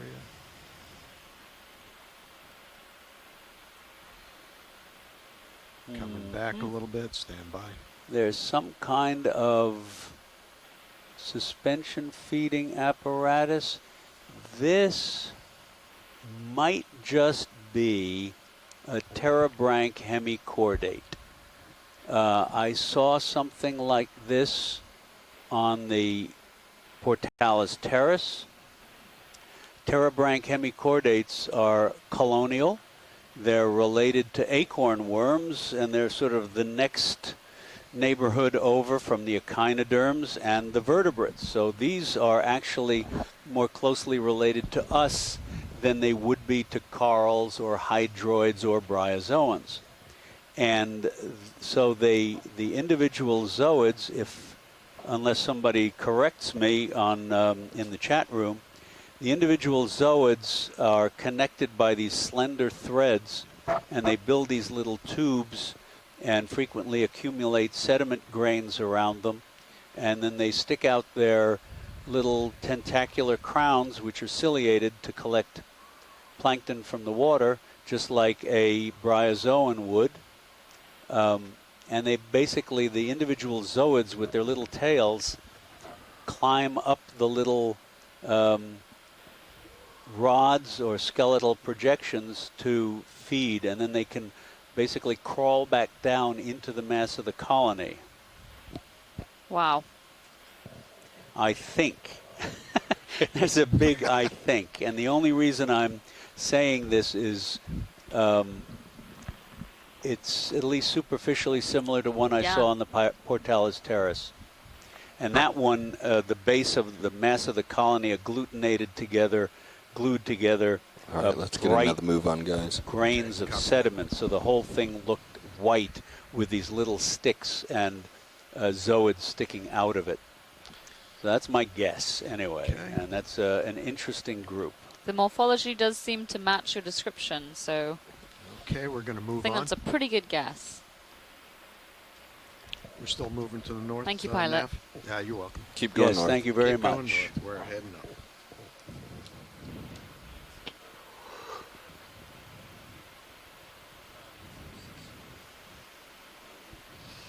come back to the center again. Pilot, you keep heading north. I'm going to bring Sirius to you. Okay, roger that. Copy. Bridge, RV Nav. Nav, this is Bridge. Go ahead. A ship move, please. Go right ahead. 30 meters at 350 degrees, 0.1. Bridge copies. Move of 30 meters, 350 degrees, speed 0.1. Good copy, Bridge. Thank you. You're welcome.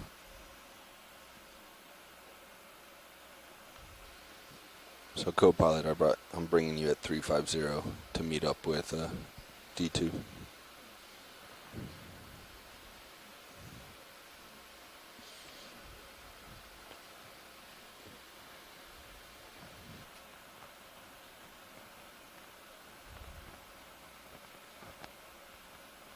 There's another one of those cucumbers on the bottom there, and ROV Nav. snap Bridge. zoom, Bob. Go ahead, Bridge. Confirm a move of 30 meters. Bearing of 350. Keep it there. There's something speed, coming up white. 0.1. Initiating now. Okay. Thank you, There's Bridge. that possible amphigymnus sea cucumber, and we've got some small branching colonies here that we haven't seen before, although these are similar to the previous branching colonies. They're just shorter and with more branches, and they've got those knobby tips. I think they're most likely a unicella, perhaps, type of octocoral. Can we zoom in on one of these? Yeah, let me Thank let me you, stop. as you can. Okay. Bob, go back wide and let me come down.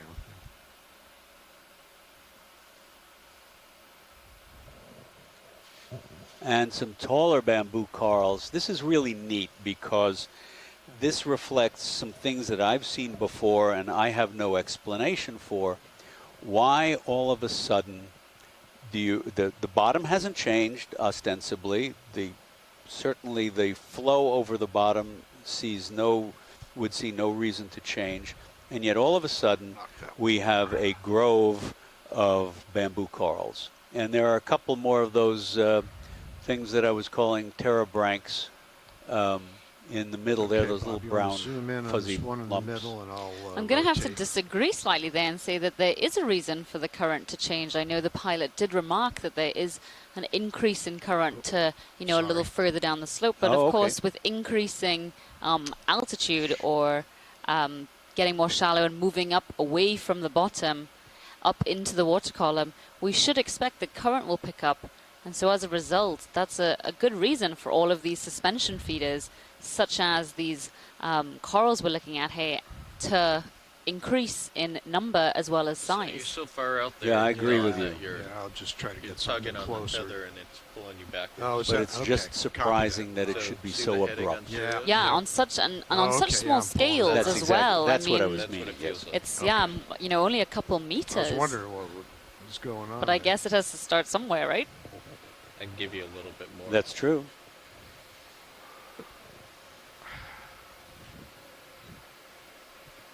That should help. Okay. All right, Bob. Sorry about that. So Andreas says, I threw out the name Unicella, but I don't know, of course. And Andrea has collected it before and say it closely matched genetically, at least, a genus called Muriciopsis, which is, and there's a solitary cup coral with its tentacles extended behind. Yeah, this one looks, even though the branch tips are knobby, I actually have never seen what I called Unicella with its polyps extended. And these look like very long, slender polyps, so it wouldn't surprise me if it's something else.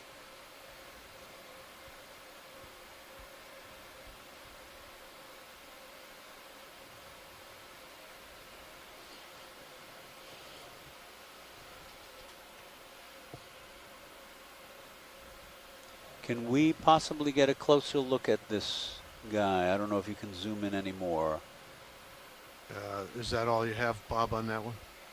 Yeah, that's max. That's max zoom. Let's tip down. I'll tip down with the camera, see if there's anything closer that happens to be. Oh, there's there's a one. feather duster worm. Okay, let me I go a little think. bit further and see. Hold on a second. It doesn't 'Cause matter they're which all over the one place, yeah. you zoom in on. There's quite a couple of them right here. Okay, this one right Yep, below us. perfect. All right, okay. Let me rotate just a hair. And a large white sponge with the top covered with detritus. Okay. Go in on Mollusk our on the left. top of it. And we're going to zoom too in much. on this little white. Yeah, I guess that. There's a snail. Oh, and another one of the potential terebranchs. Yes.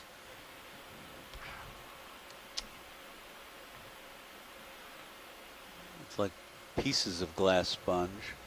See, that's the one at left rather, that looks like the Unicella, the lumpy low calyces and the knob tips. And that may be different from the one at right. That's a pretty snail. I think it's a hermit crab. Yep, probably is. You can see his little legs sticking oh, yes. out. Yep, yep. So we may have two different little white octocorals here. That one that's coming into view now with very long polyps.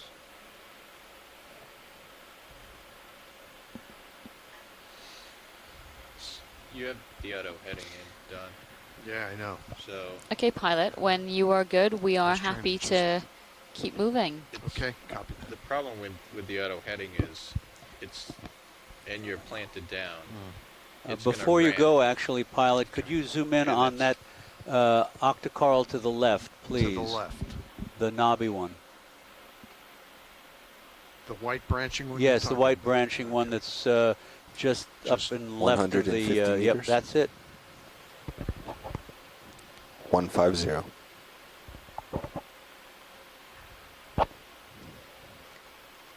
So this is the thing for the folks in our chat room. This is the thing that I was calling possibly Unicella, which looks different from the other ones, but I'm not enough of an octocorals person to tell.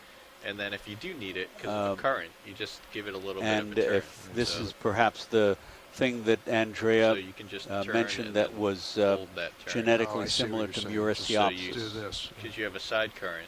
Yeah. It wants to rotate you, so you just. Co-pilot, you should probably turn now. You're coming alongside. So just stem it that way. Okay, rather that than should try do. to use the Thanks auto very heading. much. Okay. Yeah, that works better. If we could keep moving towards waypoint 3, that would be great. Copy that. Thank you. And thank you for that close-up. Waypoint 3. Where's it? Okay. But we're still heading north, right, Bobby? Watch leads, or you wanting to turn west towards waypoint 3 now, or keep heading up slope and then make our way over? How far is the crest of the slope? It's Can kind you of hard to tell. I Yeah. would say we're sort of on it at the moment. So when I use auto heading is like if I have let's- just one toe down. Let's head. And I'm going to sample.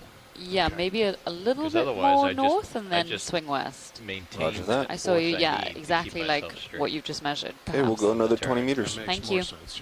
Because then as you start to like drift, you can A give it a question little bit for more, you, or Scott, you're going too far, you can give it a or little bit. Andrea. So you can Since really we tweak all of a with the auto sudden heading, saw you don't have large, any fine control substantial over that. numbers Okay. of these I thought it taller, was a little- slender It's just bamboo wherever the corals. heading is. Yeah, just wherever you point Is that it heading. possible that Pilot, I don't know? we're going to send they you might have another a 20 meters shorter north. larval 20 meters Josh, north, I'm so going to give you stage another of plankton, and so when 350 or so. Okay. somebody releases larvae, Bridge, are they we don't now? go very far, and they all settle in a single area. Bridge, go ahead. Yes, a Is that ship a possibility move. for 20 meters. at anybody in chat 350, or online? 0.1 On the speed. line?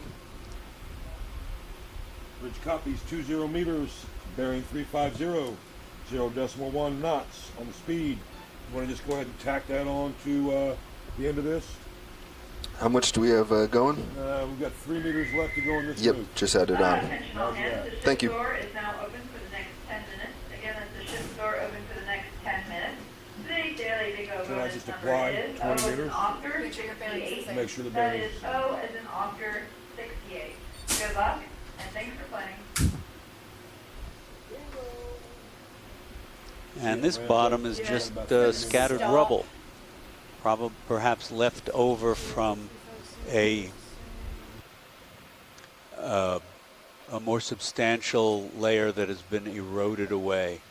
So another one or two of those things that I was calling a terebranch, the little fuzzy brown things. 0.1 knots. Terebranch is spelled P-T-E-R-O-B-R-A-N-C-H, which means wing gill. Bridge, ROV nav. ROV nav, bridge, go ahead. Just as a heads up, our next move is likely to be somewhere around 270. So I don't know if you need to do anything to prepare for that, but just a heads up. Roger that. Will that be after this move is brought to a stop? Correct. We're approaching the crest of our slope, at which point we want to start heading west-ish. So Okay. it would be after the end of this move. All right. I don't see any reason why we can't do that or why it would be a problem. Roger that. Thanks. Okay. You're welcome. So although the geology differs here, although it's still limestone, the combination of terebranchs, if that's what they are, and the bamboo coral is reminiscent of some of the fauna on the Portales Terrace, a limestone terrace south of the Florida Keys, in similar depths. But interestingly there, of course, you're directly underneath the powerful Gulf Stream, and there is a substantial diversity of lace corals, different species of lace corals or stylasterids, which dominate the bottom fauna. And then you'll move into an area with bamboo corals or with primnoid octocorals. So it varies. But these couple of things suggest some similarity to the others, to the south end of the Florida Peninsula.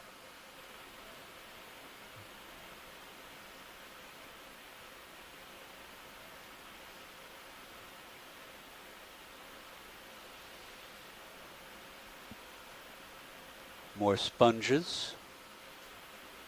Of course, all of those little white things that you see that contrast well with the surrounding grayish-brown rock. Those are all small sponges.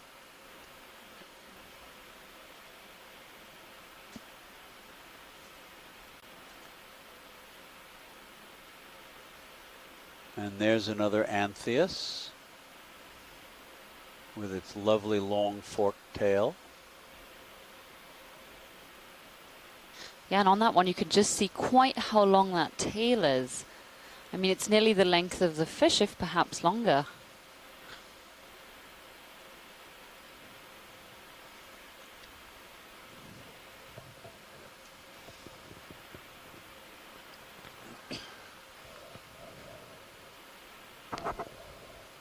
Want to get a little bit of him, or no, just keep going? Watch lead. Sorry, what was that? Did you want to get some video of him, or just keep on going? No, let's just keep going. Copy that. West. Watch lead, are you ready to go west? We still have about 5 meters left in our northern move. Yeah, but in the general vicinity of west. But yes, But continue you're with happy your with current what you're move. seeing as opposed to the rock formations we saw earlier? Yes. Okay. Thank you.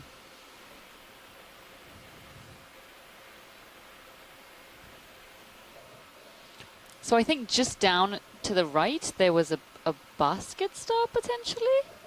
Oh, I missed that one. Just on the bottom of the screen. Center screen or white? White there. White Yep. branching, Okay. just an inch That above could be a little chrysogorgiid with a star in it. Okay, let me just We'll come have to down see. and we'll take a look.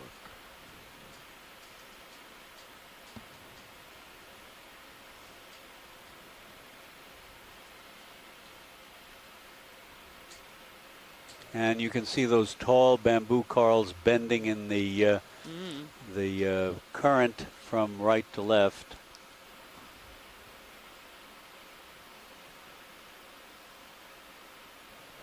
Okay, Bob, you want to zoom in and I'll adjust.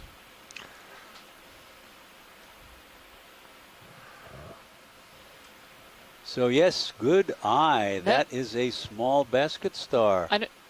Oh yeah, sitting on an octocoral, and a lovely solitary cup coral next to it, and more of that hemibranch pterocordate, hemicordate.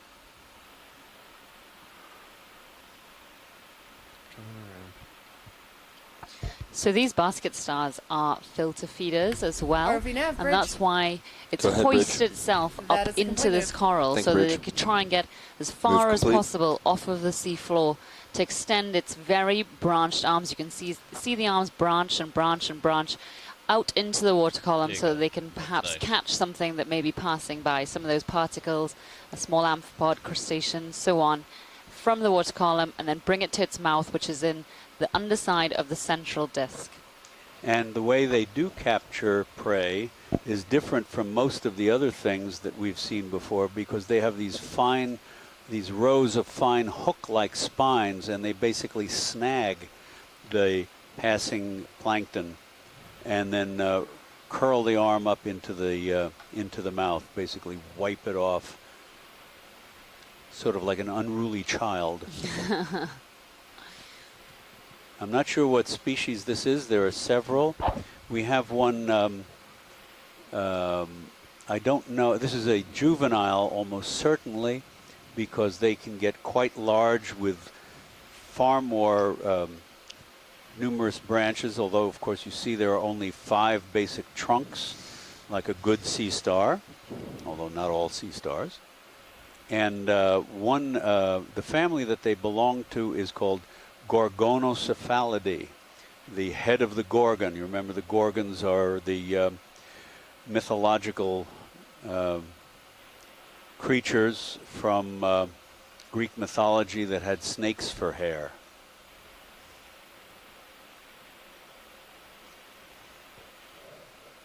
And would turn you to stone if they looked at you.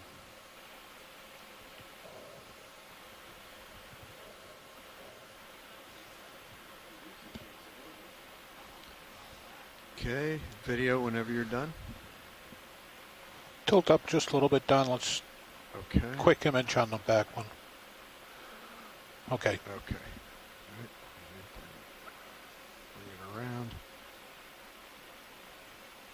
We won't spend much time, but just a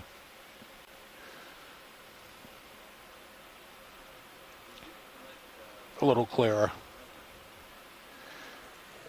In 2011, on the cruise, I accompanied John Reed on the NOAA ship Nancy Foster to the Portales Terrace. When I first saw those Terrabranch hemichordates, we did collect one and send it to Smithsonian. We're moving on. But I haven't seen what it is yet. Sounds good. Watch lead. We finished that 20-meter move you wanted north. Are you ready for us to start heading west? Yes, please. We'll do it. Heading west, gentlemen. Okay, copy that. Changing heading to west. Go west, young man.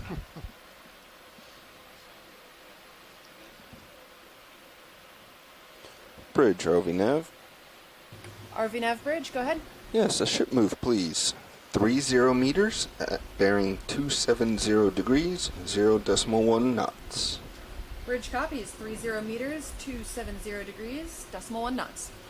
Good copy, bridge. All right, stand by for input.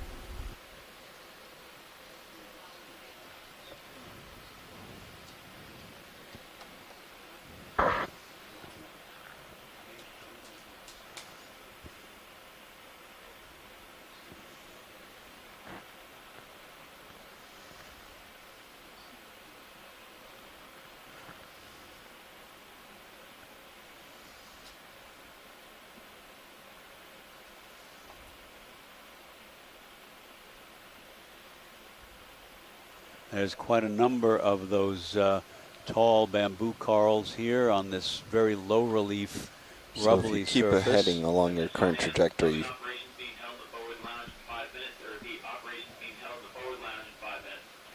you're going to find yourself way out there. So our strongly So just- suggest yeah, keep just mowing that lawn. And north, Sako south, asked north, south. whether we think we can collect the terebranch. We should be able to. I think RV nav, there's bridge. probably Go ahead, bridge. some on Move has been initiated. 30 meters, loose, 270 bits of rubble degrees that we at could decimal try. knots. Thanks, if Bridge. there's time.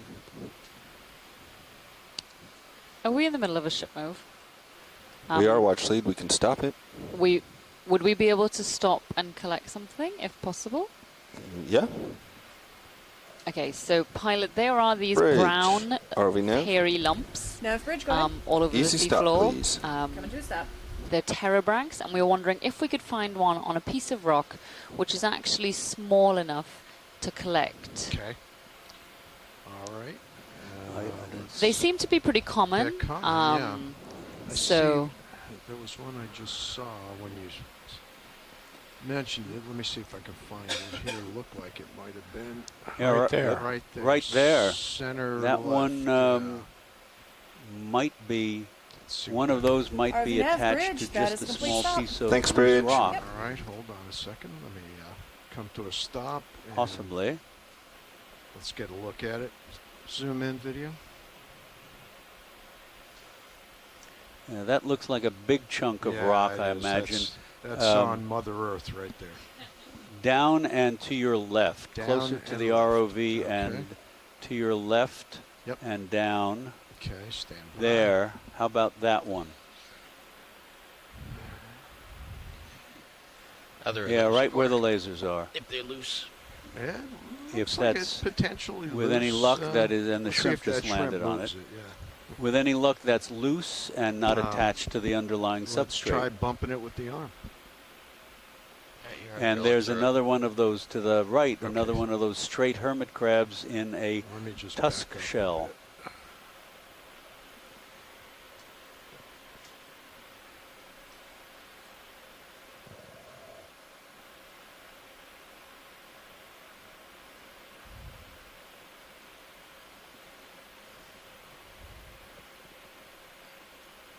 Okay.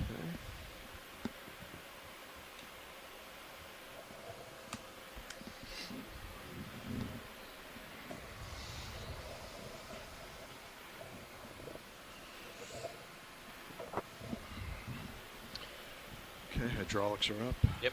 Okay, thank you. So pilot, because if this is loose and we do manage to pick it up, we'd like it to go in a bio box rather than a rock box, just Yeah. because there's an animal on it. Thank I'll you. Copy that, no problem. All right. Okay, I'm live. And here we go. Indexed in.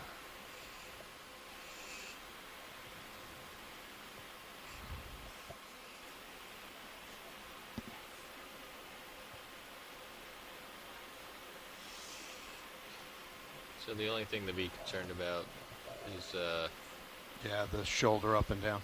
no, Oh. is keep doing what you're doing. Is if these are loose, these rocks might be pretty soft. Yeah.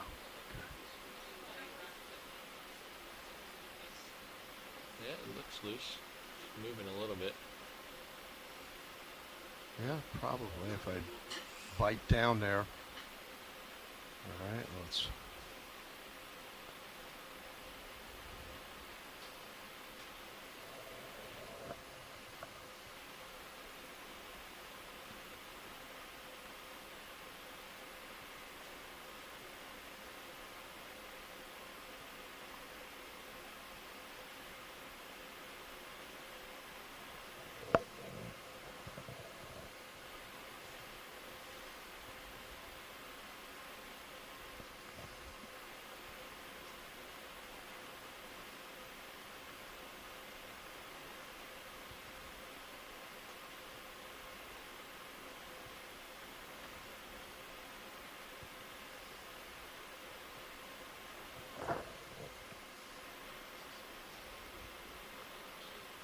That rock is bigger than I think. Looks good. That's a bigger piece than I thought. Yeah, me too. Small enough to put in the bio box? Oh, yeah. Brilliant. Oh, yeah, it's only 20 centimeters across, or thereabouts, if that.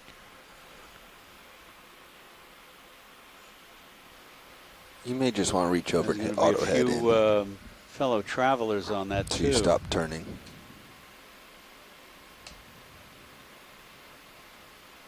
Okay. Yeah, let me know when you're ready for the draw. Get up here. Do you know what side you want to go into? Start Doesn't matter. I don't. Do you want to get a quick zoom on it before we stow it? Okay, we could do that. Hold on. I got you, camera. There's a little sponge attached. There's, oh, we got one of the little octocorals, too, it appears. Okay, that's the. Okay. So we'll That's get the guy you were multiple looking for, things right? for the You got price of everything one. you Yes, wanted. this is Alrighty. almost certainly the hemichordate because you can see those fine spines sticking up off it, and all of the zooids have withdrawn into the common mass. Let's just make it easy and go in the port side. Port side? Yeah, please. So you'll have to go port outer. Yeah, right. Ready for draw? Yep. It'll be very interesting to see if this is the same species or not, or something new as the one from the south coast of Florida, the Florida Keys, which used a very different, that was clearly using different sediment to build its protective housings.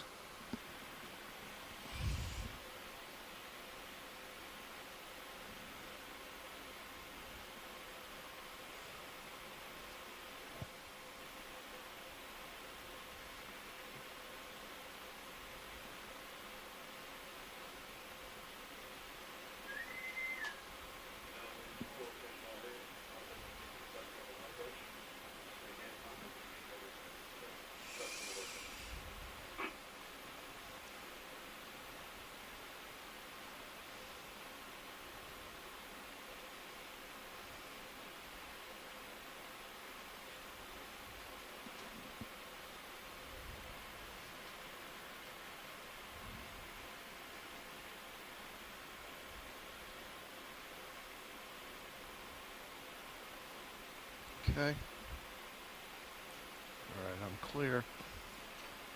Okay, Close the box. Watch leads, ROV nav.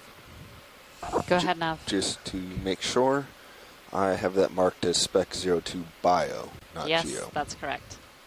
Thank you. Thank you.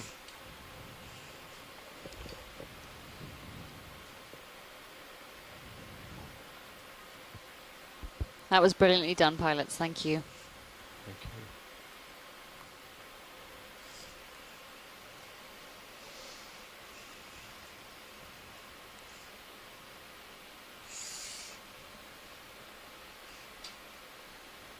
Let's see which way. I can never tell which way the cutter is. Up there it is. Okay, so we're in the right orientation now.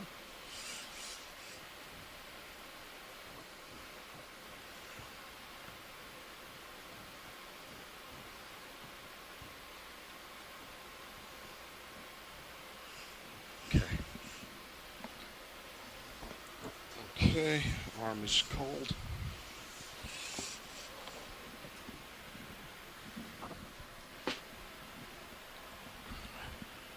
Okay, where are we? Let's see. Back up. And we're still going west. Still going west. Still going west. Copy that. Bridge, ROV nav. Okay. RV nav Coming bridge, up go off ahead. the bottom. Yeah, can we picked up our sample. Can we go ahead and try that last move again? 30 meters at 270, 0.1. Sure thing. Bridge copies 30 meters, 270 degrees, decimal 1 knots. Good copy, bridge.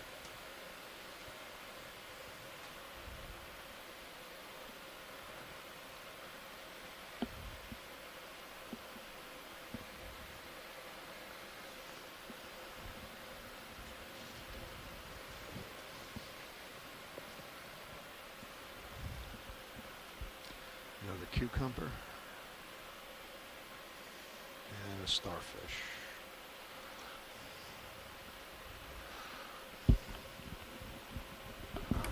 RV nav bridge.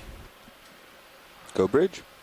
Move has been initiated 30 meters to 70 degrees at decimal 1 knots. Thank you, bridge. Yep. Okay, back on a westerly.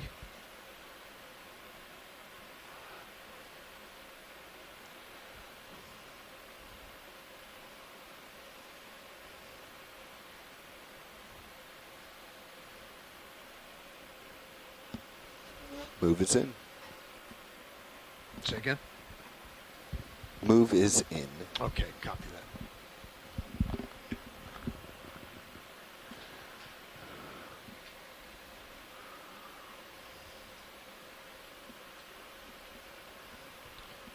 Fish up in half a meter off the bottom, right ahead. So. Yep.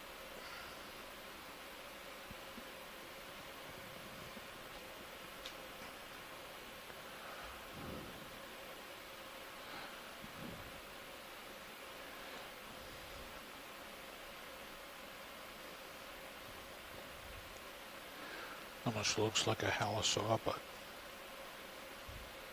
quick zoom on. Go for him? Yeah, go ahead.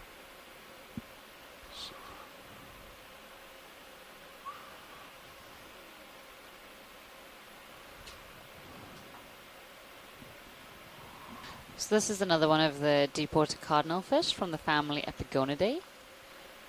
We can also see some more of those isidid black corals with the gold banding behind. Ooh, actually, no, maybe it's not. Its face looks quite pointy. Yeah,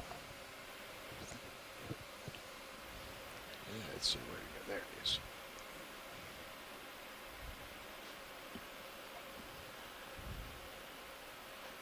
We have a couple of what look like little fan sponges here, Facelia, one down front and center and one in the rear right. They're also indicative of a current that flows in one direction. There are actually a couple of different genera. I'm not sure if this is Facelia.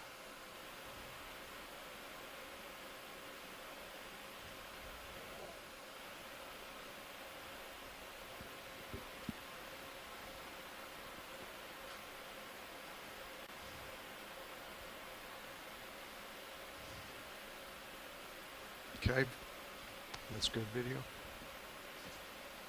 Moving on. I think it's possible that the genus of the Terabranch hemichordate is Cephalodiscus, but I'm not 100% sure. Come back. Did you ever have one hit you? No, we had one go right in front of us. So I had one hit and get stuck in the sub one time. Do you see that, Emily?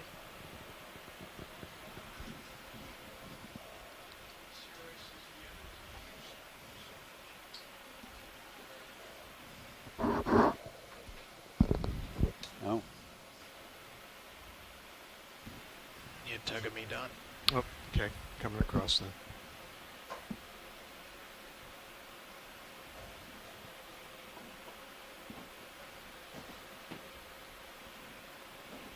So this is a low relief sea floor, low rubble and exposed eroded pavement is what this looks like, with a sediment veneer, the bamboo corals, a few fan sponges. There's another one of the white octocorals with the knobby branch tips.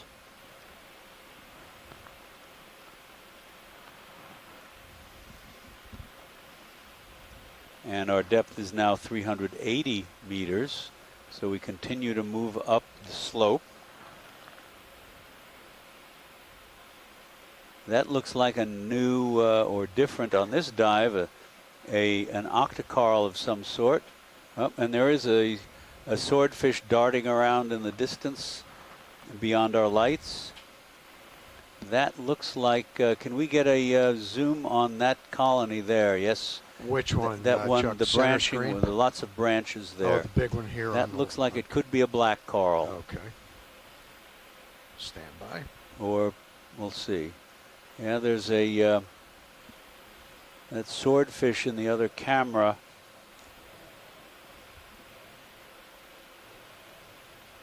Keeps darting about. They can swim so fast.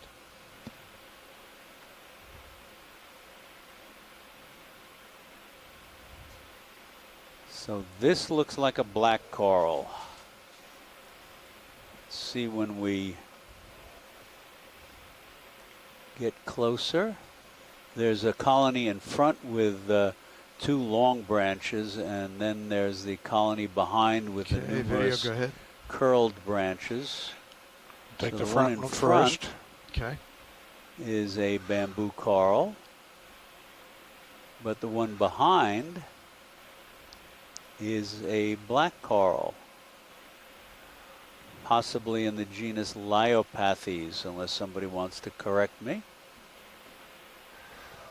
L-E-I-O, Pathes. Another example of adding on to the basic root of the early genus name of a group. So we had Antipathes, and then you have Aphanopathes, Abyssopathes, Bathypathes, Leiopathes, and so on. The name Antipatharian, or Antipathes, comes from the Greek meaning against disease, because in ancient times it was thought that the skeletons or the organism had some medicinal properties.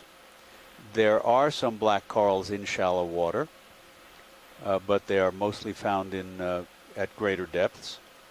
And Scott concurs that Leiopathes is a good guess. On that Portalis terrace dive that I mentioned earlier, we saw some colonies attributed to Leiopathes that were, the span of the branches was a good 3 meters, 9 or 10 feet. And the base of the colony was a good 10 centimeters across. Oh, cool. And the suggestion is, or some indication is that some of these colonies can live literally for several thousand years. Okay, I'm going to go tilt down. It's another reason perhaps not to collect them for making jewelry. But that's my opinion. There's the base. And here the polyps occur all the way down to the base of the colony. And cover the main stalk. Very nice. There's something right behind that, Bob. Can you pull focus back a little bit? Thank you. You're welcome. All right. Go back to wide. Okay, what is that? Oh, that's A just sponge. a sponge on that. On the stalk. Yeah, okay.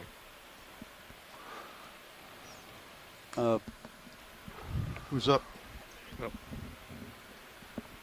Pilot, can we take a quick look at the little critter that's clinging to the right branch of the tall colony at left? Yeah, stand by. We're changing the front row Right. out here. Okay. Thank you.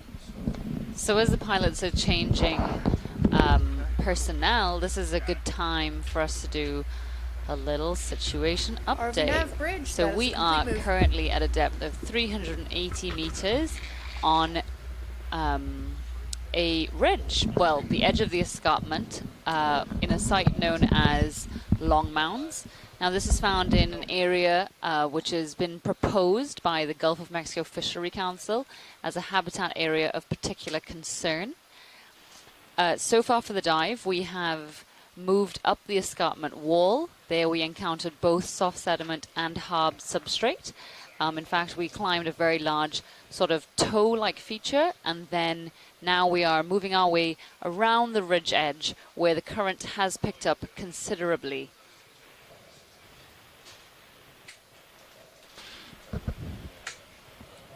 And if you've been following through the dive, you'll have noticed that the fauna, the organisms on the bottom, have changed considerably as we've gone up slope. Not just, of course, from sediment to hard bottom, but along the hard bottom, just as you would see if you climbed a mountainside, and you'd get different vegetation and different organisms as the environment changed. Watch lead, pilot. Go ahead, pilot. Hey, we just finished a swap out, pilot at least. It's my understanding we want to take a look at this individual on this coral here. Yes, please. And when you guys are all set up, we would love if you did introductions as well. Sure thing. We've got one more coming back, and then we'll do our proper introductions. Sure thing. Didn't you want to look at that? We could after.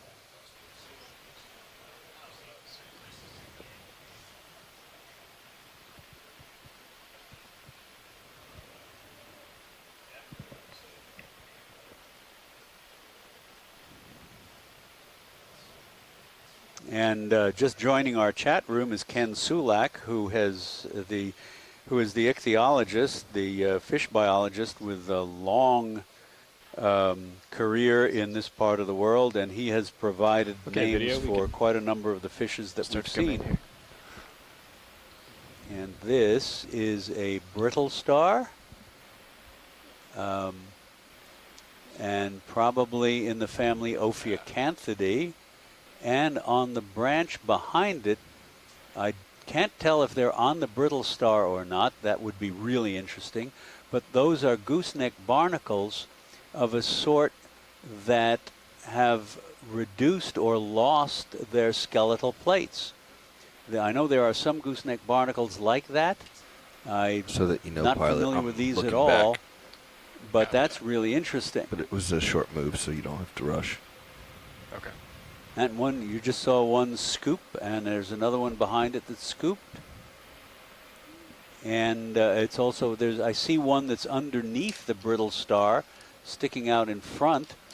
And maybe the brittle star has been grazing on the bamboo coral, because it looks like just to the lower left, the tissue of the bamboo coral stops abruptly, and it looks like there's naked skeleton, the skeletal rod that supports the colony.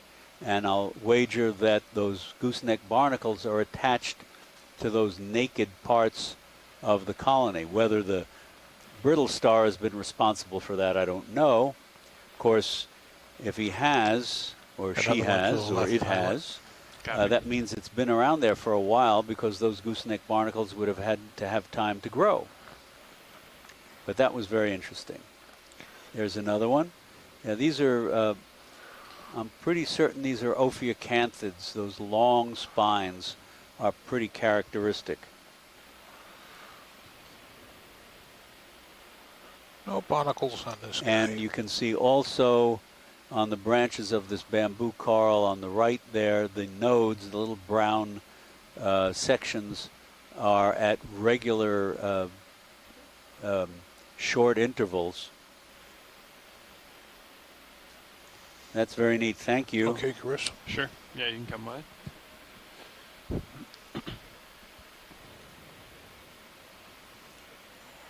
Okay, so where are we headed? And can we take a quick look at that thing that looks like a little light bulb on the top of a stalk over there? Sure. See what that is.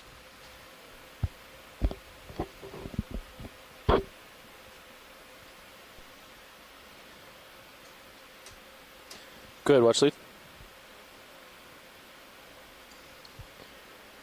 118 meters.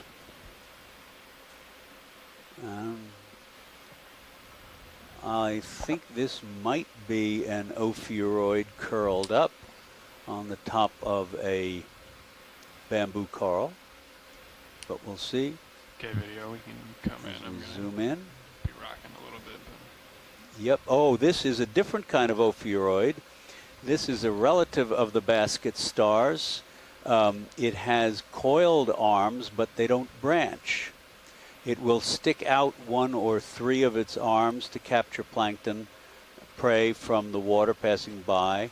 I think there's two possibilities here. seen that One before. is Sigsbea, and the other is Astroporpa, and I'm not 100. There he goes. That's stretching that arm out, and they've got spines along that arm. You see, they call these snake stars. So it's related to the basket star, but it's different. It's in a separate group from the other brittle stars we've seen because these arms can coil and curl in all different directions, whereas a regular, quote-unquote, regular brittle star typically coils mostly in one plane, relatively speaking. So I'm going to have to look up what those, see if I can find a picture and watch lead co-pilot. Thank you.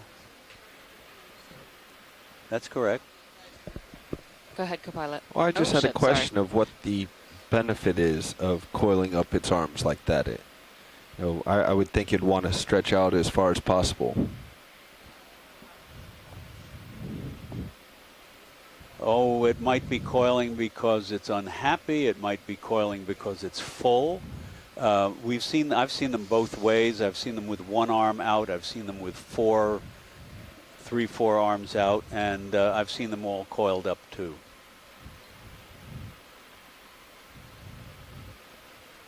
Great, thanks. Don't know. In a word, I don't know. Okay, Chris. Good to go. Thank you, video. Looks like direction to waypoint 3 is roughly 280. Chris. 280. From Sirius.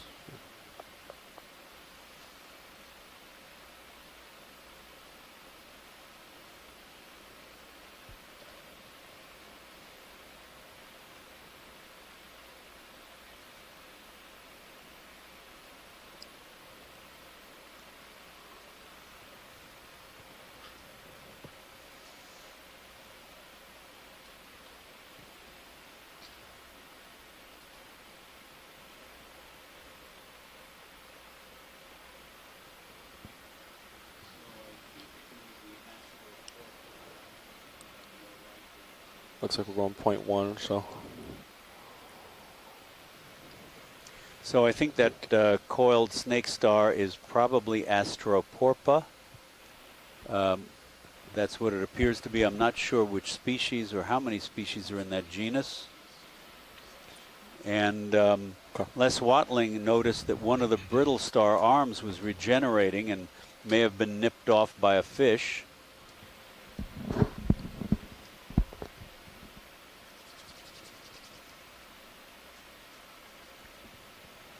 There's an interesting sponge. That seems to be similar to one we saw very early in the dive. Do you want to take a closer look at this, Watch Lee? Would you like No, to? we've seen these already, so Okay. let's just keep moving. Just not as far off the seafloor as we were before, just so we don't miss things. Sure, yeah, I got carried away in the current as it No, turned, no. but Thank you. we'll stick closer down here. Ready for a move? Yeah, we're ready. Yep. Okay. I'm going to go 280. Does that sound good? 280 sounds good. There's another one of those Terabranch hemichordates just drifted off Bridge to the RV left. now. There's more of them here, as well as RV these nav, tall bridge bamboo going corals. Yeah, we'd like to which we'll move continue to 30 see. meters, bearing 280 degrees, speed decimal 1. Bridge copies a move of 30 meters, bearing 280. And there's very low speed, relief. It decimal looks 1 like knots. it was a pavement, a continuous limestone pavement at one point, and now it's been eroded away, and you see the sediment filling the gaps.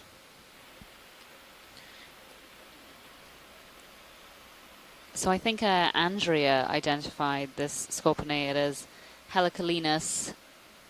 Dactylopterus. There you Yeah, go. that's the black belly rosefish. Oh, my bad.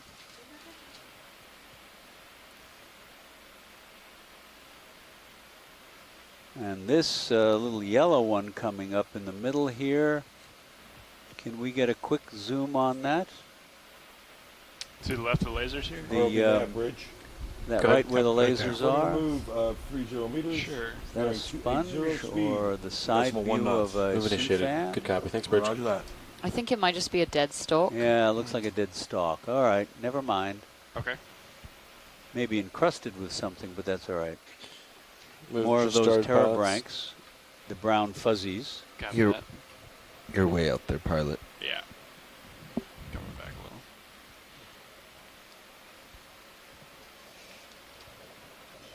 a little. And ahead we can see even more of these icidid branched colonies.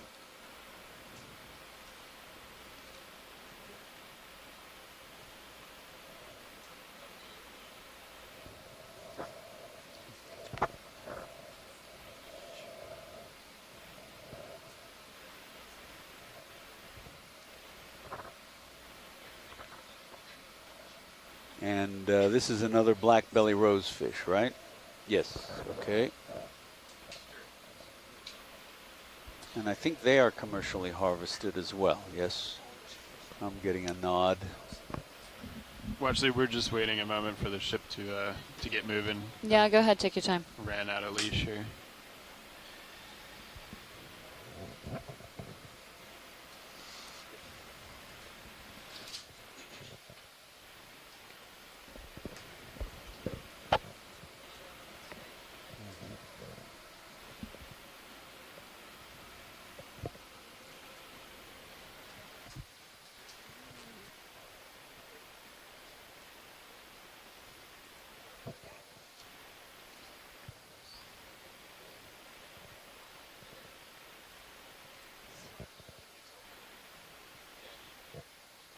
Okay.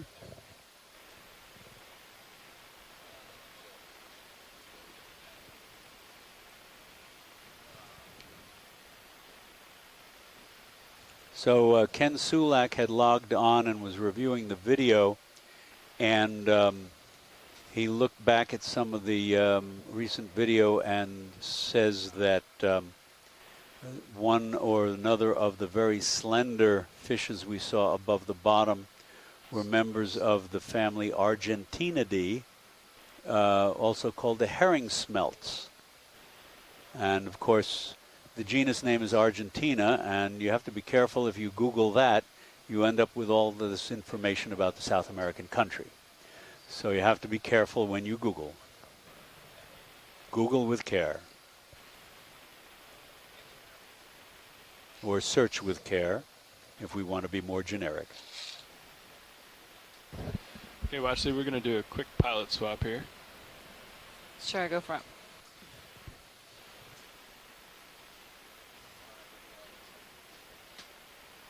And Ken also says that that common name for that fish, the black belly rosefish, you can't see a black belly.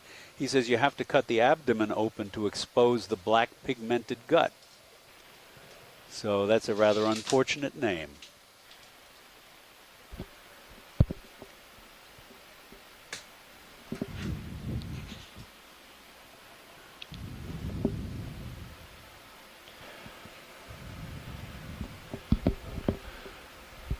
So now that we've got our full front row in, we can do introductions.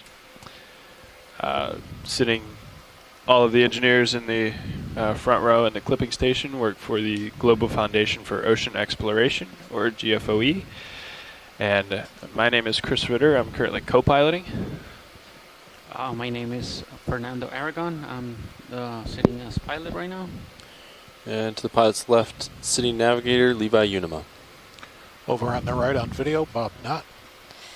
And in the back, in the clipping chair, I'm Emily Narrow.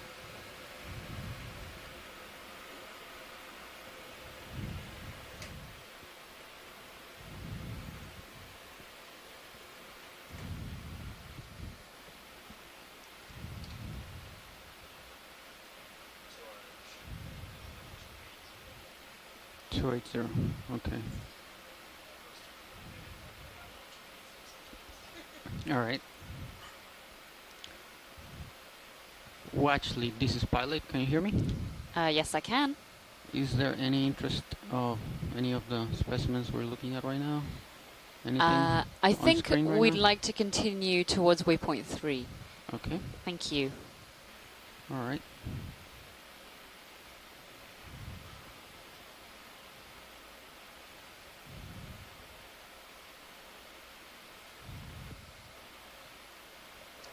And this bottom has changed a bit. We have more low Bridge. relief. This is RV nav. Limestone ROV nav, bridge with going less south. sediment. Yeah, is it move complete? I'm just curious. No, sir. We've got about Although the 13 organisms meters to go. Okay, great. appear Thanks. to be largely the same. We've got the tall bamboo coral. There's another fat glass sponge and the brown fuzzy hemichordates at intervals.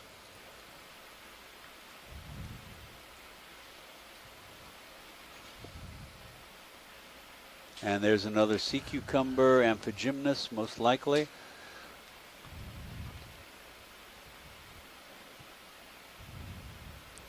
Oh, it's a big guy.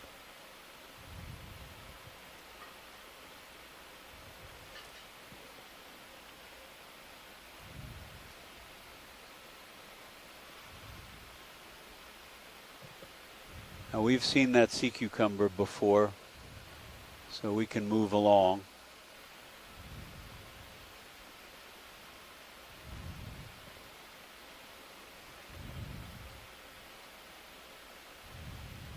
And there's one of those slender fishes. That may be in one of the herring smelts that Coming partially video? Ken Sulak mentioned. Right there, that's good.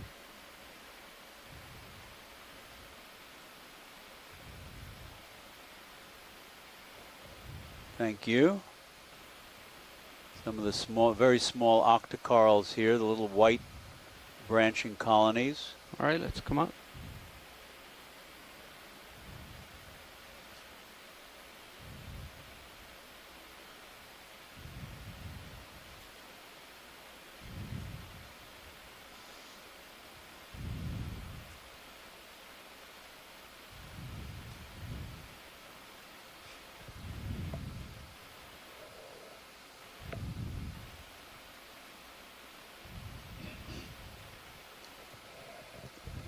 If I recall correctly, I'm going to put another 30 in.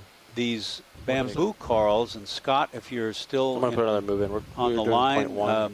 or Andrea, We're correct beginning me to if I'm move. wrong, You're still out. but ahead, so- unlike, even though the axis, the supporting branches of the colony are those calcium carbonate rods separated by the segments of darker protein, the rods are composed of fused microscopic or almost microscopic Bridge, RV nav. calcium carbonate pieces, unlike RV that nav, of the bridge going skeleton south. of yes, a that move complete? stony coral, which 3 is meters. composed What is of this, sheets video? Can you come in of partially?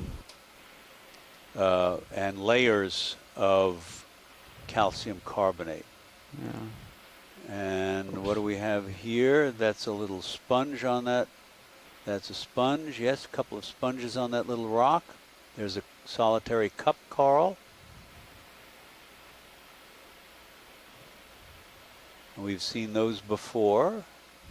And the little fuzzy trees of the agglutinating foraminiferans. And that, let's in come the on. sediment just below the screen, looks like it's might be that brown thing with the slit down the middle of it.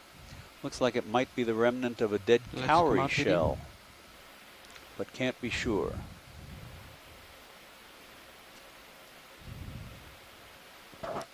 Couple of urchins. And a couple of the pencil urchins. We've seen them before.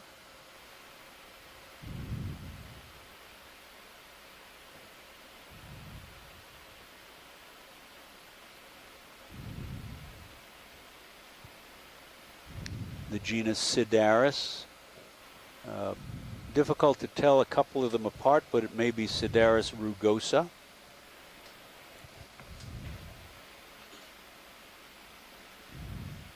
How fast was that move? 0.1. 0.1. Yes.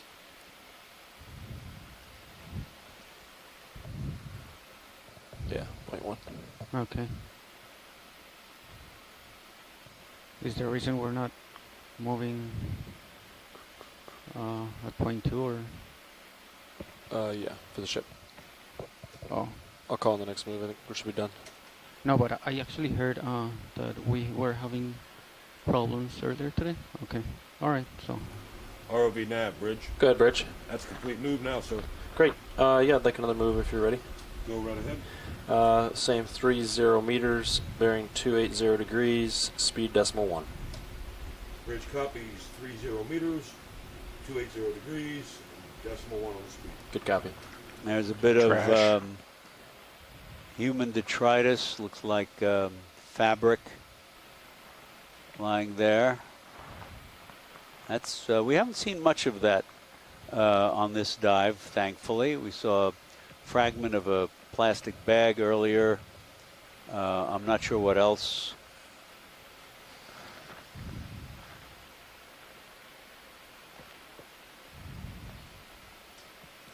Pilot, could we take one quick look down just to the right ROV of center? nav, There's a Move initiated, 30 irregularly, meters, it's just speed, almost 0 directly decimal below 1 the lasers there. Good copy. Thanks, Bridge. It looks like it's convoluted just below that.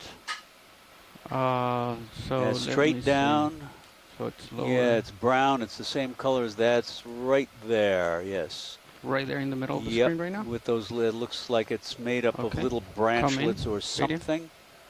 I wanted to get a look at that. Is it right Yep, there here? it is. I wonder, can anybody help me out? Is that possibly a xenophyophore? That is definitely a xenophyophore. It's a reticulate morphotype xenophyophore. And these are agglutinated forearms. So amazingly, that animal we're seeing there, which is about 10 centimeters across, is actually only right one cell. And they Okay. create this test using the sediment to, yeah, that's just how they live. I'm not really sure what they do, but they are just incredible creatures, and we see them at all kinds of depths. And they're one of the least known taxa in the deep ocean.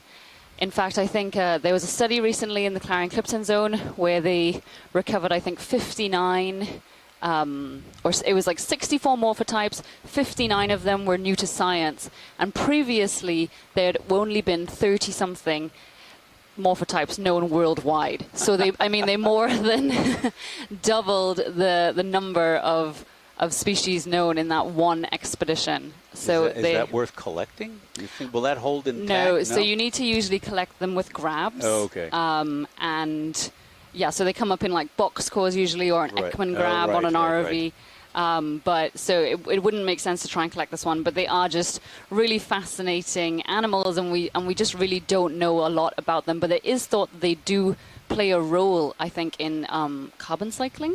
And this Does is that pretty sound right? shallow for one, isn't it, too? Yeah, I've never seen one this shallow.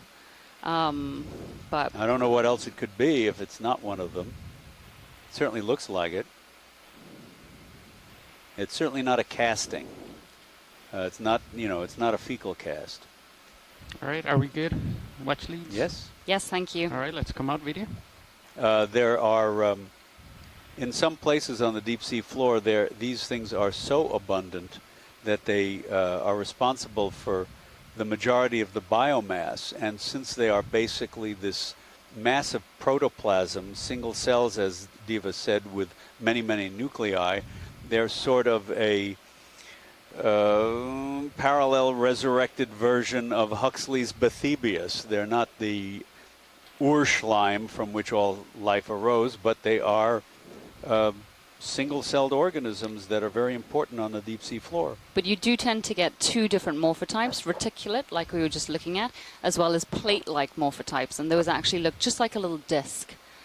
And then as well as there's also tubular morphotypes, but those are less common as far as I'm aware. But yes, I've never seen one this shallow. We are at 380 meters, and usually, I mean, I'm accustomed to working at 4,000, 5,000 meters, and in those depths, they are, as Chuck said, one of the most common animals.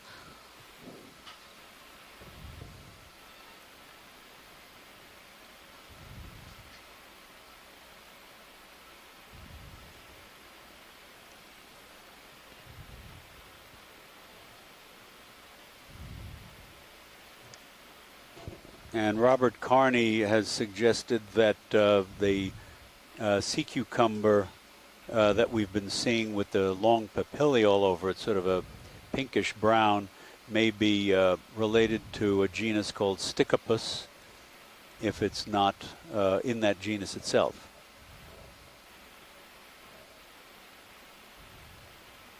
So it's pronounced Scaphopods, as in Stickupus,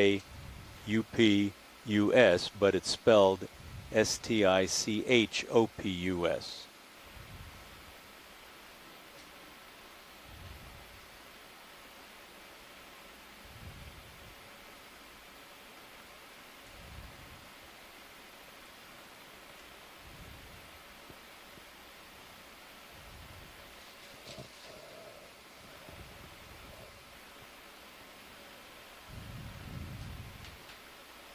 So we have about an hour and 20 minutes left in this dive at Long Mounds This site. is more bamboo corals, right? Yes.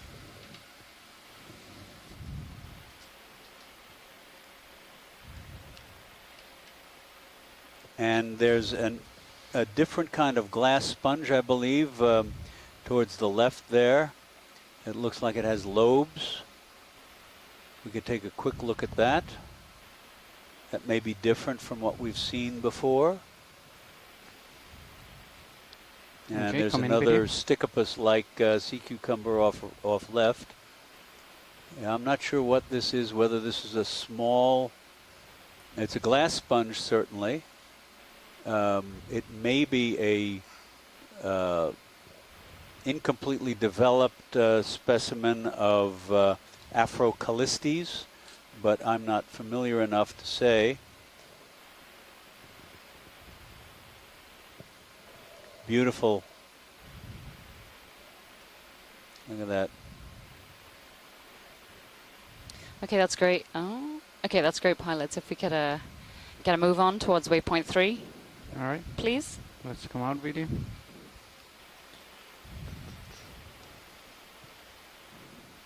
Got about 10 meters left in that move. So Robert Carney is almost certainly, and now we'll just say certainly right, those sea cucumbers that we had been calling Amphigymnas are 30 probably feet, more maybe. like Scaphopods. Amphigymnas has those long papillae, but it's more gelatinous and the papillae are much longer. So I defer to his expertise. And here it looks like we've got a new urchin we haven't seen before, potentially. The one on the left? The white ball dead ahead. Okay. Fish back there.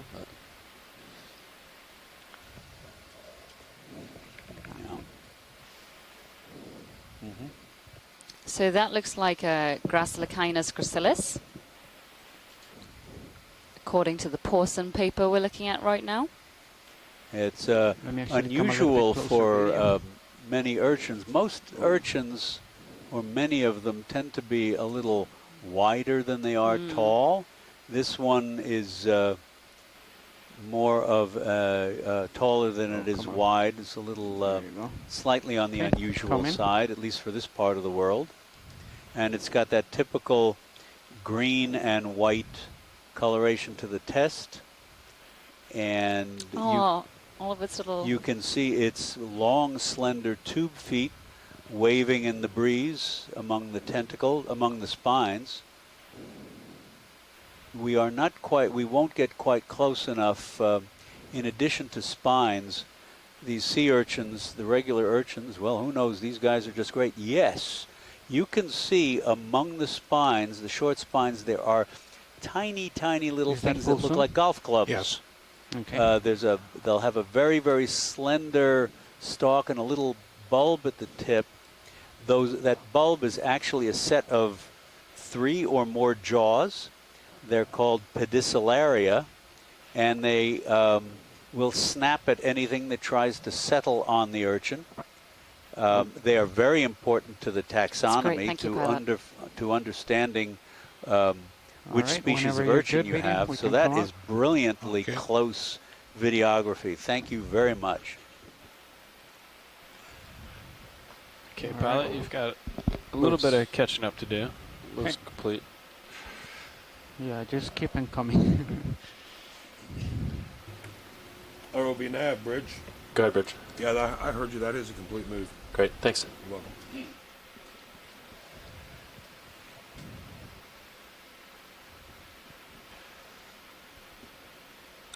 I'm just gonna keep my head on the close to the 280 there. So Okay. You can just go back and forth however you want. All right. Yeah, if you look at high pack, we're just gonna do this number here. So I'm 50 meters from waypoint 3.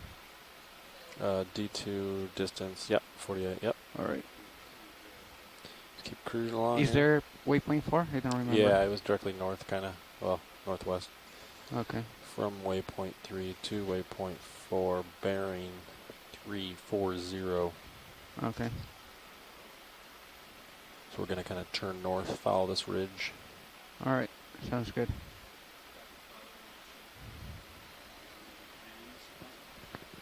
That move's complete. There's another chewed up so fan sponge. That looks like once he gets out Fakelia. there just a little bit further, And I think another 30 would be good. Small white octocarl. There's another of Yep. the brown terebranchs. And then up ahead is this tall black coral on the left. Perhaps Lyopathes. And then some unbranched colonies.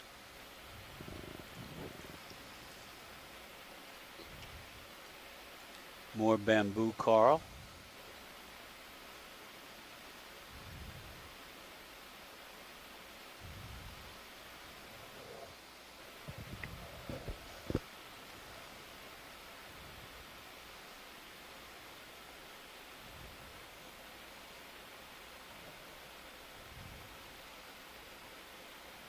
There's another black coral here, perhaps Lyopathes. And these are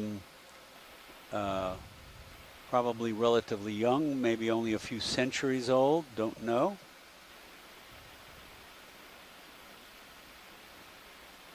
But clearly we're coming into a habitat where they like it more.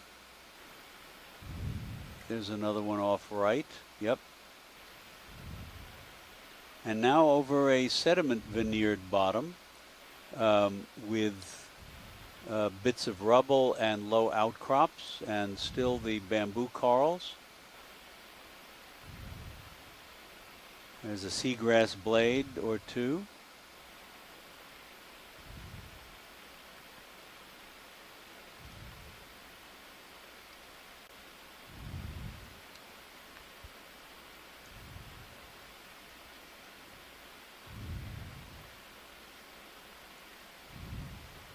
So that was a fairly quick transition from the chiefly hard substrate now to a chiefly sediment substrate, although the sediment does not look very deep. You notice that there's not a lot of bioturbation, not a lot of mounds or burrows, which would generally indicate or frequently indicate deeper sediment.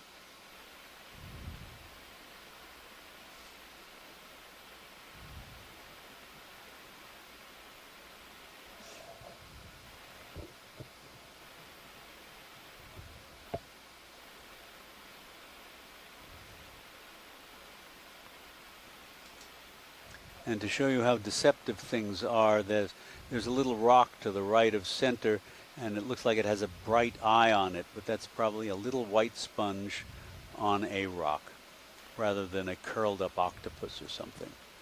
And there is that a Lemonema? A codling? Let's come in video. I think that's what that is. Yep. Oh, there you go. Yep, I'm pretty sure. Let me look it up. Any fish people wish to chime in?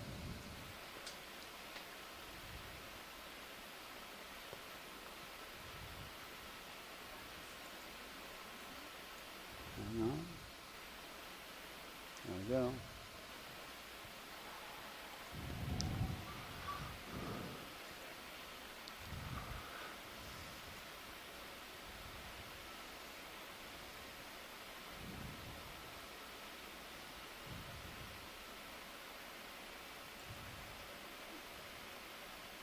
right, let's come up.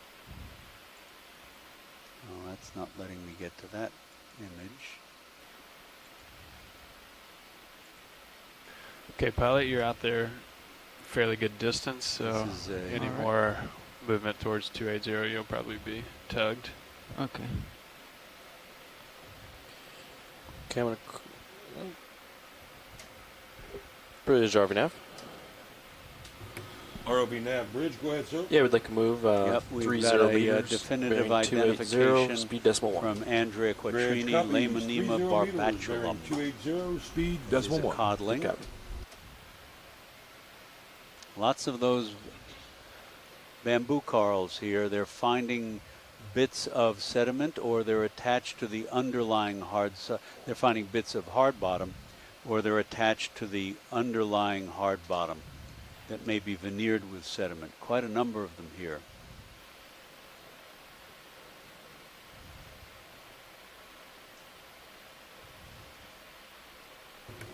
ROV nav bridge. Go ahead. Move initiated 30 meters, bearing 280, speed decimal 1 knots. Move initiated. Good copy. Thanks, Bridge. You're welcome.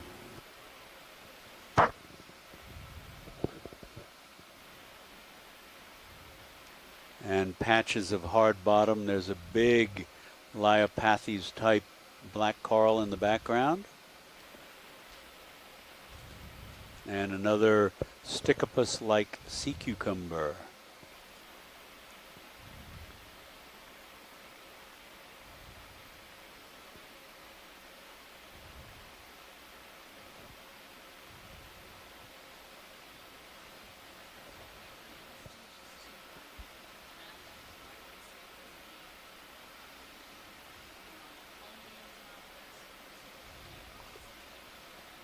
Yeah, when we were looking at the fish, we were looking at due north. Now I'm looking due south.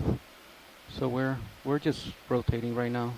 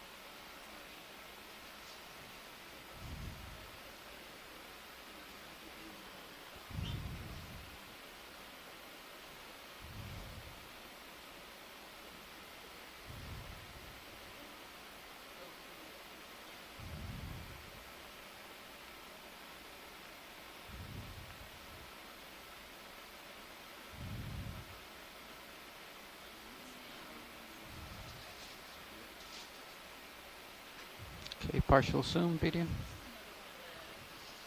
So this is another one of the black belly rosefish, which we've been seeing quite a couple individuals of during this dive.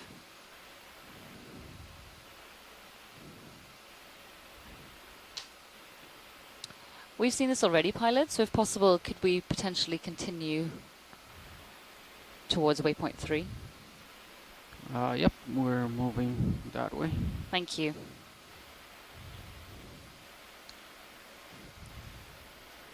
Looks like we've moved 9 of 30 meters. Copy.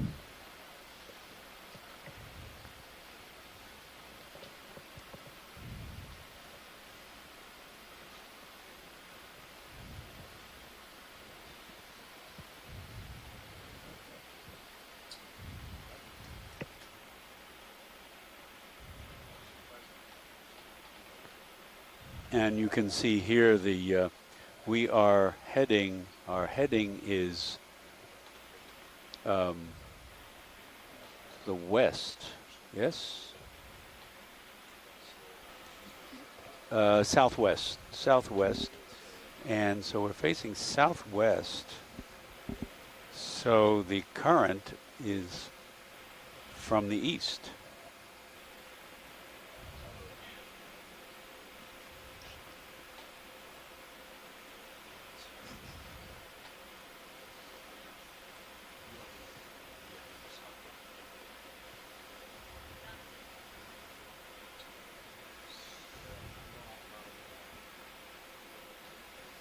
I think the current is more like coming from the south, maybe. Okay. Yeah. Shifted on us a little. I think it's southeast, northwest.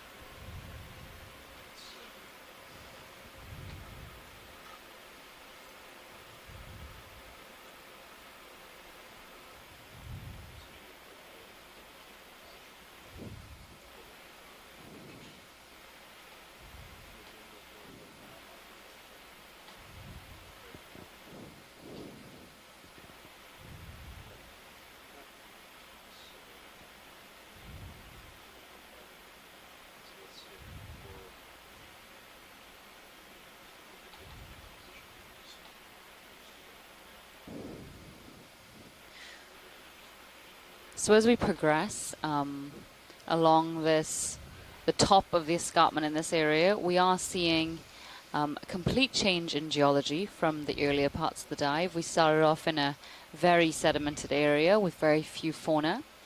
Then we climbed up the escarpment wall where we saw completely hard substrate covered in a lot of different species of sponges and fewer, not a lot of corals. Tended to be dominated by different species of sponges, that habitat. Very small sponges and a lot of other small fauna. And now as we've reached onto this escarpment crest, where, we've been met with this quite flat plain, we've met a bunch of icidid corals as well as black corals, as well as... what are the white ones again? The swiftier type. They are some kind of plexaurid. So a lot more coral colonies and quite a couple of big ones up here on this crest.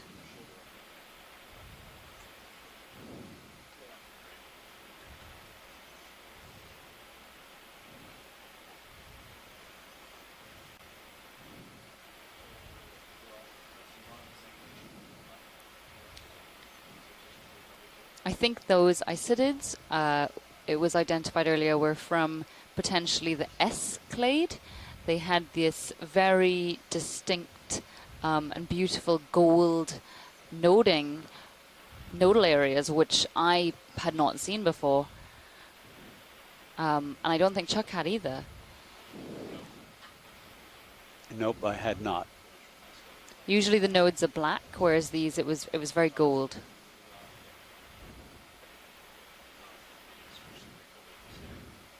So Les Watling from the University of Hawaii has said that he thinks these bamboo corals we're seeing here, the large colonies, are potentially from the genus Cladarisis, sorry.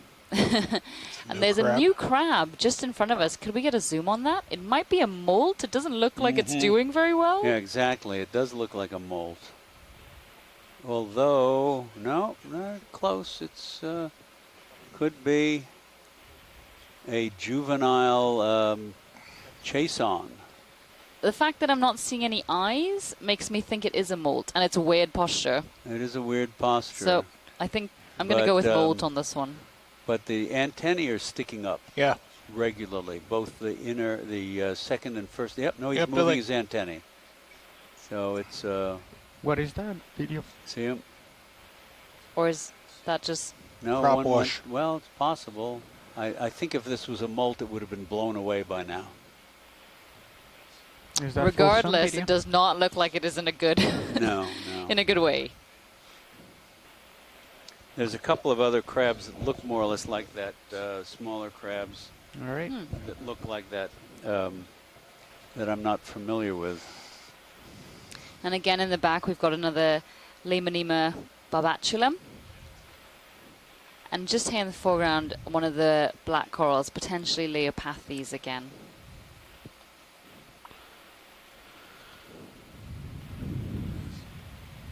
Looks like you're pretty much at waypoint 3. Yeah, you can. So I'll select waypoint 4 here. Yeah, you can select the next one.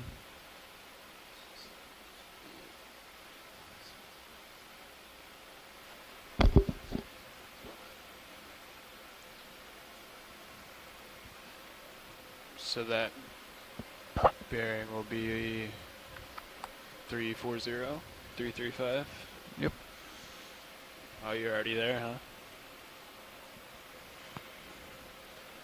Take that move. ROV nav bridge. Good. That's a complete move, sir. Complete move. Thanks, Bridge. Roger. All right, so they just completed that move. You guys ready to go 335 or something? Yep. Let's do it, yeah. All right. Call it out. That codling, Lemonema, I don't know if it's the same Bridge, RV species, nav. but it is the most common RV nav bridge, bottom go ahead. associated Yeah, we'd like to move fish 30 that we meters, see on bearing the 335 degrees, southern part speed of the decimal 1. east coast of Florida Bridge copy. at 30 similar meters, depths. 335 degrees. There Speed, are, decimal 1 knots. I think, 3 species in the area, not sure. This is Barbatulum, there's Goodbeanorum, and Melanurum. Hello, Roland.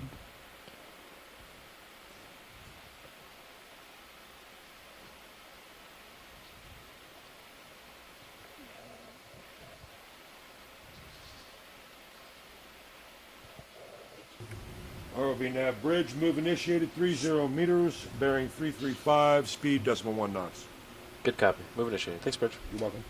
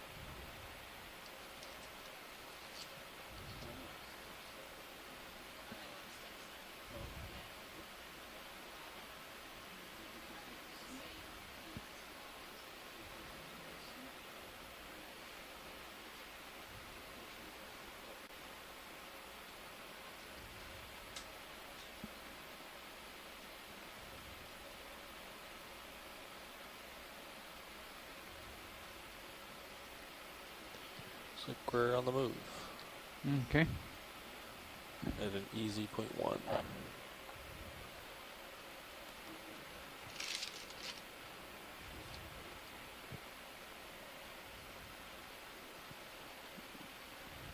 Is this one of the same fish that we have already seen today? Are we in the middle of a ship move, pilot? So. Yeah, we've been calling moves one right after another, so we're constantly moving. Would it be possible to take some collections? Oh, yeah. Yeah, sure. Okay, there are the big branching colonies in front of us. We'd like to collect a piece of one of those just below a node, which will be gold on the skeleton.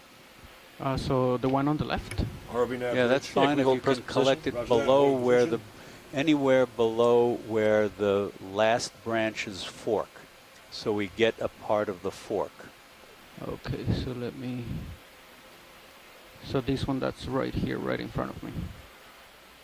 Nav bridge, holding position. Holding position. Thanks, Bridge. Whichever one is easier for you. Okay. Might have to come up a little bit for that. The one on the left there in front of the fish, in front of the fish's nose and a little bit behind, looks like it has some shorter branches towards the tip that may allow you to collect less of it with a branch. The one with the ophiuroid on it, No, the one to the left of that. That one also has an ophiuroid on it. Oh, it does.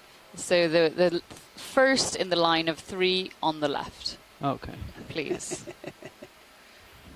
but the one with the opioid gets you the opioid.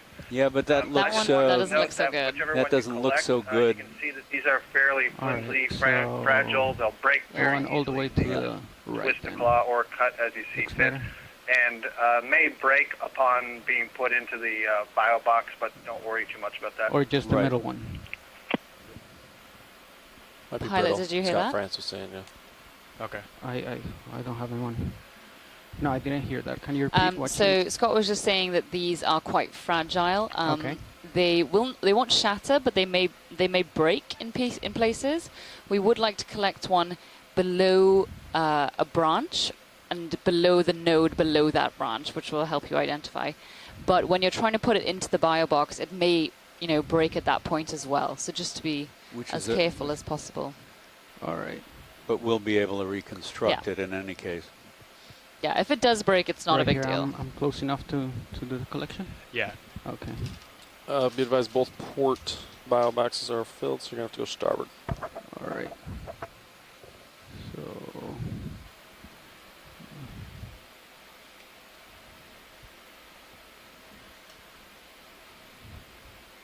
I like to do auto heading too. But yeah, I would do auto heading. Far left. Okay. So I think we're holding position nicely. Do they want to do zoom first, see where that node is? Sure. They wanted to get... go ahead and come in video. Yeah. They wanted to get the node below the branching point. Oh, the nodes are pretty close together, so... that's let me good. see. That's good. Oh. I'm probably going to go ahead and lift the shilling now.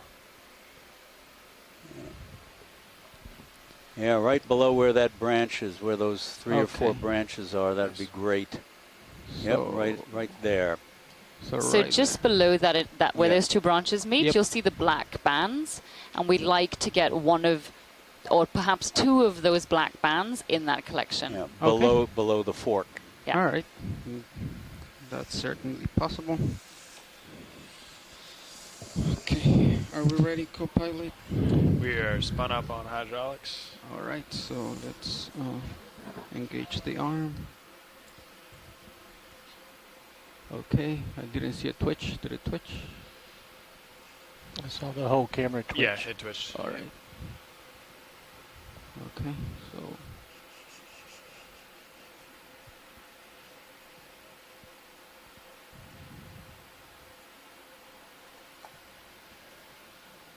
All right, so come in video a little bit.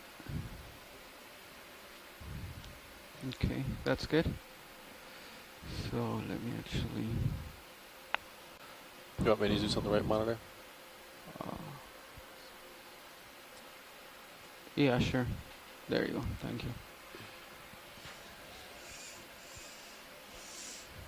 So just to let you know, make sure the index button has been kind of acting up on us, so just make sure it's when you hit it, you hit it. Okay. Oh. Alright, I'll take both your cameras for you. All right, thank you. Let me know if you need anything there.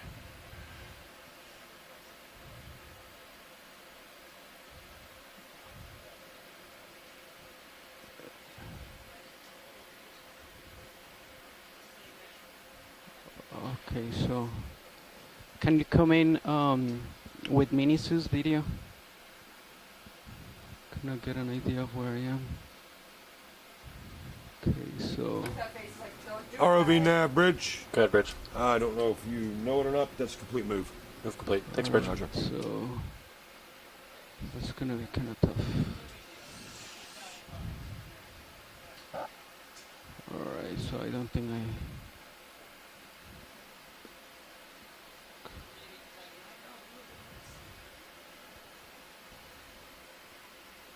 If you center up HD2 a little more, I can give you more zoom.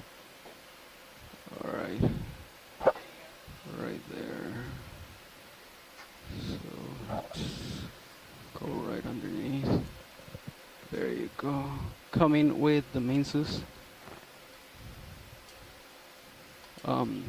What this one? That's main HD. Main HD, okay. Sorry for that. Alright. I can't quite tell. your claw fingers between one. Yeah, no, it's gonna be way too hard like that. So, should I go from the front or? No, you can always come at it from the rear too, or you can just kind of feather your fingers in there. Are you going for the branching one in the middle there? Yeah, I'm trying to go right here, but yeah. So, okay, let's try to close it before I go in.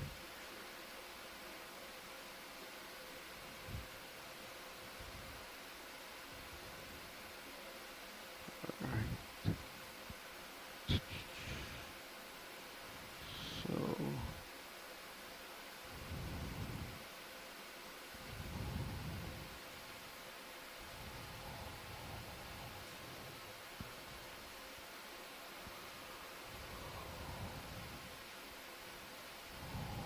Nice. alright. So just make sure you're on the cutters. Yeah. Nice. I'm not exactly sure how low I am though.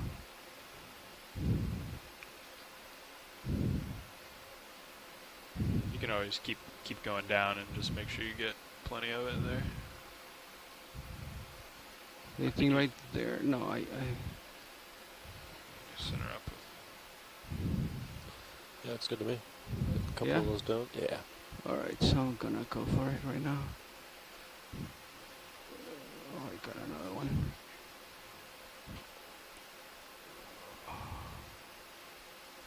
Oh. Nice. Alright. Oh my goodness. I got a lot more than I want. So you can sometimes you can twist and Yeah, break it off. Otherwise, you'll kind of clean it off the stick. Yeah. You can twist more than that too. Yeah. There you go. May have broken it. No, I think I'm pulling the whole thing. I didn't get it with the claw. Maybe I didn't get it with the knives, I think. I'd keep twisting it until it breaks. I wouldn't let go of it. Yeah. You can really, get some additional twisting there. It'll eventually break yeah, off. twist it that way. Keep going. Yeah. Away from us. Yeah. There you go. There you go. All right. Alright. Nice. Starboard. Starboard? Starboard side. Okay. Okay. Can you come out? All cameras full wide. Okay. Can you bring out the bio box? Sure. Starboard bio. Do I have to fly up, or you think you can bring it out right there? We might have to move. We can see though. Let's. I think that coral will bend over, but I think you could. From my angle, it looks like it could work. Yeah, I don't know if you can go. Yeah, we might have to back up a little. Alright. So if I So you can index out. index out with the trigger completely in. I'd do grip lock, but Watch your arm. You're drifting on it there. If you do grip lock, which is on the left. Alright. Grip lock. There you go. Yeah, and then you can index out, and it'll stay. Alright. So okay. Yeah. Alright. Perfect. And then you can just keep your auto head in and just release your joy lock, come back just a touch, and then you can sit right back down. Okay.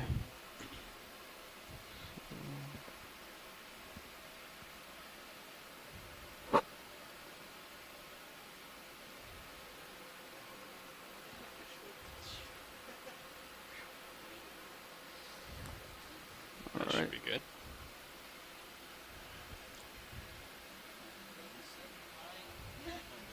Okay.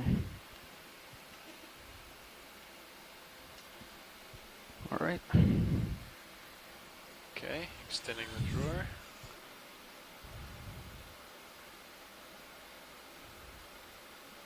Okay. Alright, so now I go all the way in with the trigger and I index in. If you index in, yeah, right now you're in grip lock. Okay. So until you take that out, it won't do anything with the jaws. Alright. So, okay, so I can just let go of the trigger right now. You can, yep. Alright. Okay. So let's index out. But if you hit that grip lock again, it'll release it. Okay. So when you release it, you'll want to pull the trigger all the way in. All right. So let's try to. Let's go starboard inner. All right.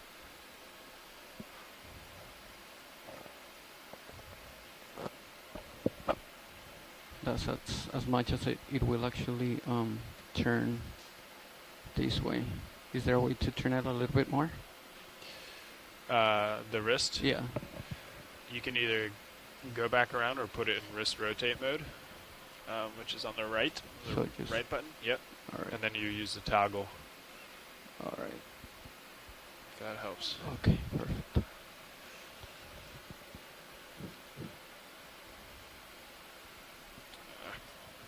Sorry, Roland.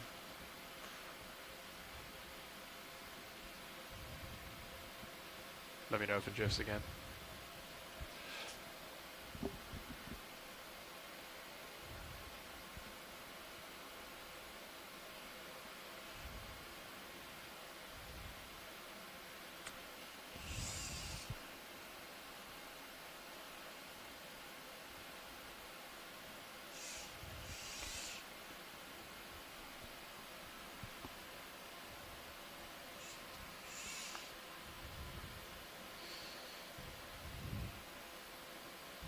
Okay, so I think I have to straighten it. Go up and straighten. There you go.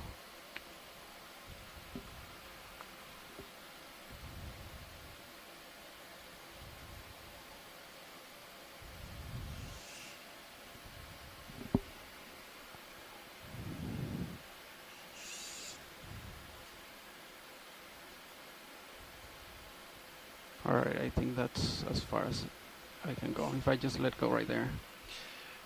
Yeah, I think it's heavy enough it'll fall down in. You can see how it's kind of resting on the partition now. Yeah. If that was a little bit longer, I'd be more concerned, but I think it's heavy enough and short enough it will fall down in. All right, so just trigger all the way in. If you center up HD2, I can give you that shot. Copy. And then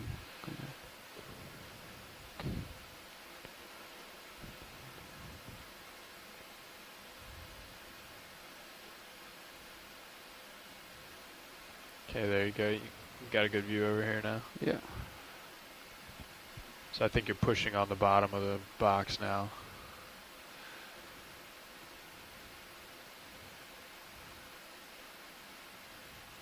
Yeah.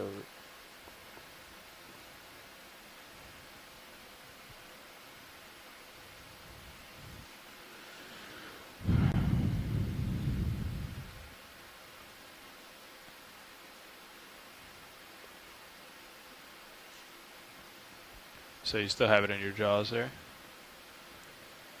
Yeah.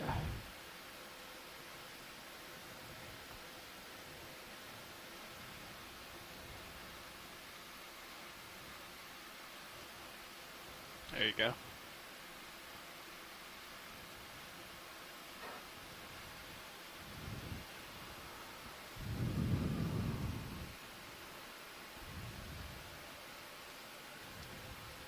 Okay, sample stood.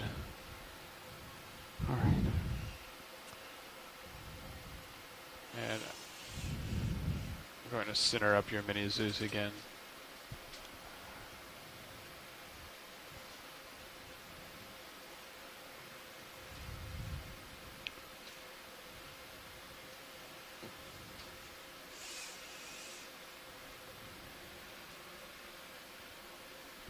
Nope.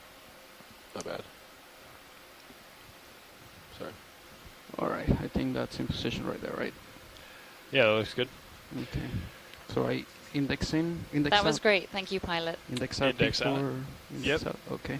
And then now I can just turn off hydraulics. Perfect. Okay. And they might want another one, so before we go too far.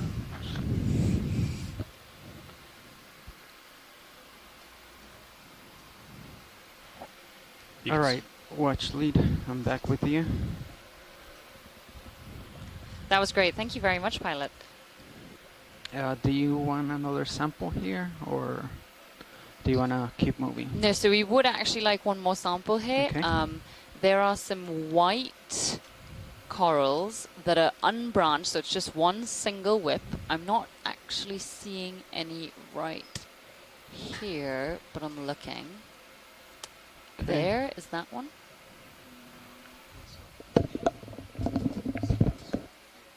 Was back and to the right. The one the right. directly Back which way? back and to the right. The one directly in the center now has got a branch, so I think that's been collected. So before you go too far that way, Chuck, I was going to call in and note. Yeah, it looks like it's on a little rock. keep in mind you're going to put a twist. That one I So if you thought, do yeah, that, the so one that's in front could there lateral looked like right a little and dead kinda one. But still if we can move that continue way, going yeah. back just a little more So and to the right to So you can start. lateral to the right and kind of rotate to the but left. what I saw You was see what I behind mean? the fish.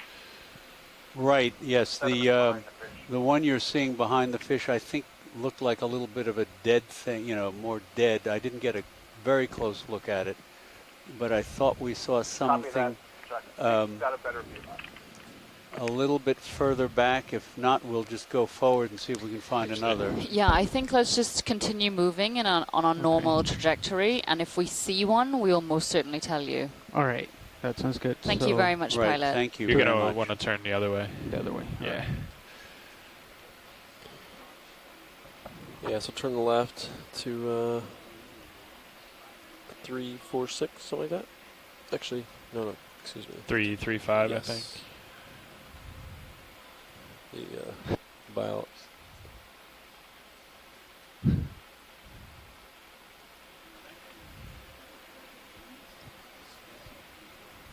Looking good.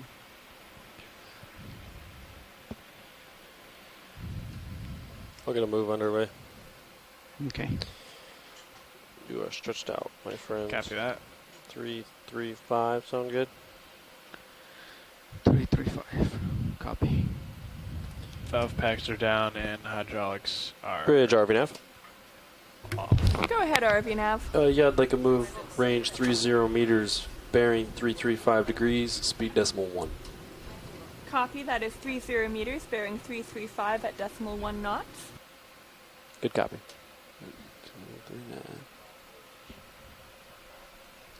No. Has a lock valve on it. All right.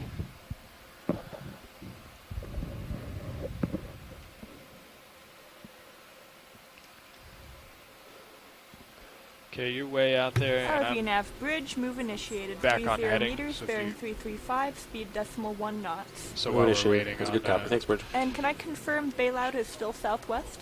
Correct. Bail so while southwest. we're waiting Thank on you that very ship much. move, Thank you, Bridge. You can kind of come center screen and explore that immediate area until we get going here. Looks like we have 20 minutes left. Pilots? Copy 20.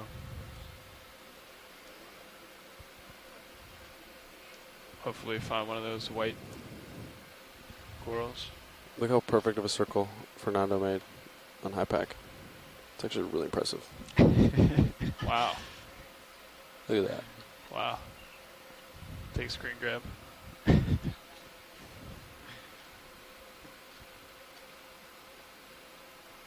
Is that one of those singles to the right of that sponge? I don't know. Actually, do you see any of those single whips that you were talking about on screen right now? Yeah, I'm looking, but I'm not seeing any. Just keep moving slowly, and if we see anything, we'll tell you. All Thank right. you. Sounds good. Could that be?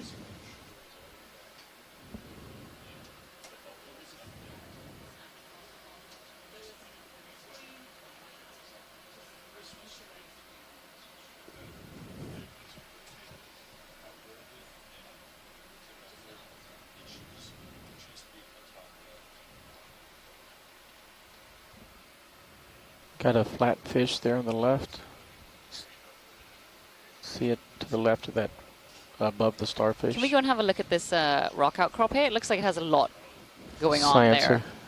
Got Please. you a stuck There's something a under nice, there. So you're talking about the rock Ooh, out, is that Stand nice by, area? right next to your laser.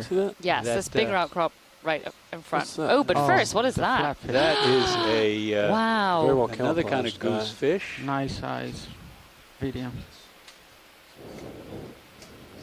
And two kinds of sea stars in front of it. And there's a little Steindachnaria. All right, coming. That's Tilt. great. Look at that. That's like a frying pan. Yeah, it's wide and round, and it's got a handle. The tail is the handle. So what we're looking at right here between the eyes, you can see that sort of elongated feature, and that's actually the Kicking up a lure, lot of sediments. which it uses to attract smaller animals, small crustaceans and so on towards its very big mouth at the front of its body.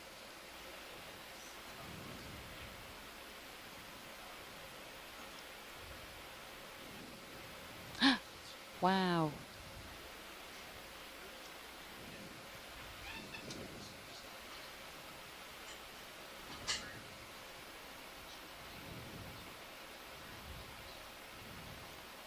Lasers are clear.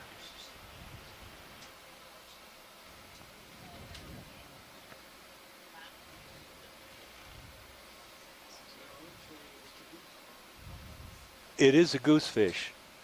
Yeah, a Lophiidae, I think is the name. That with that, its lure, its anterior-most dorsal ray, is folded back between the eyes. Its lure, but that's a real flat one.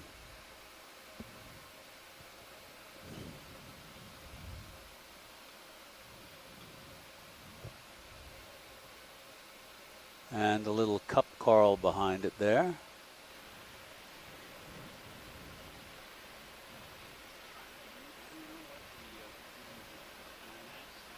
Your mic's not open, Science. And I'm not sure what, if any of our fish folks can tell us, both the cownax and these goosefish have this fringe of almost like barbels. Barbels, papillae, all around their margins. Are they using those to sense vibrations in the sediment, perhaps? I have no clue. Anybody can help, that would be great. Your right foot's getting super close to it in HD2.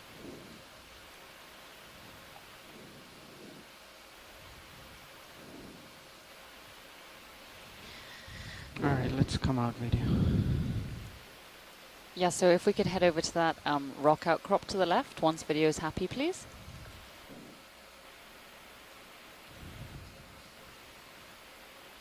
More stuff there. Can we center up HD2?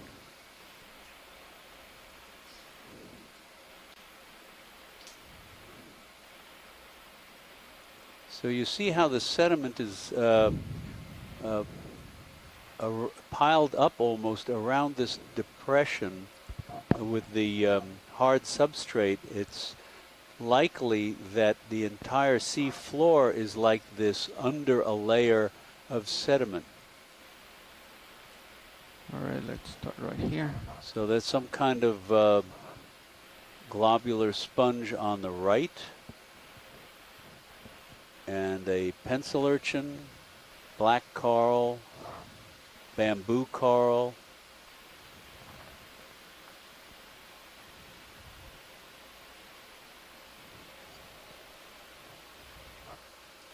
Watch these. This is your navigator. 15 minutes left. Thanks very much. Yeah. All right, come in video. What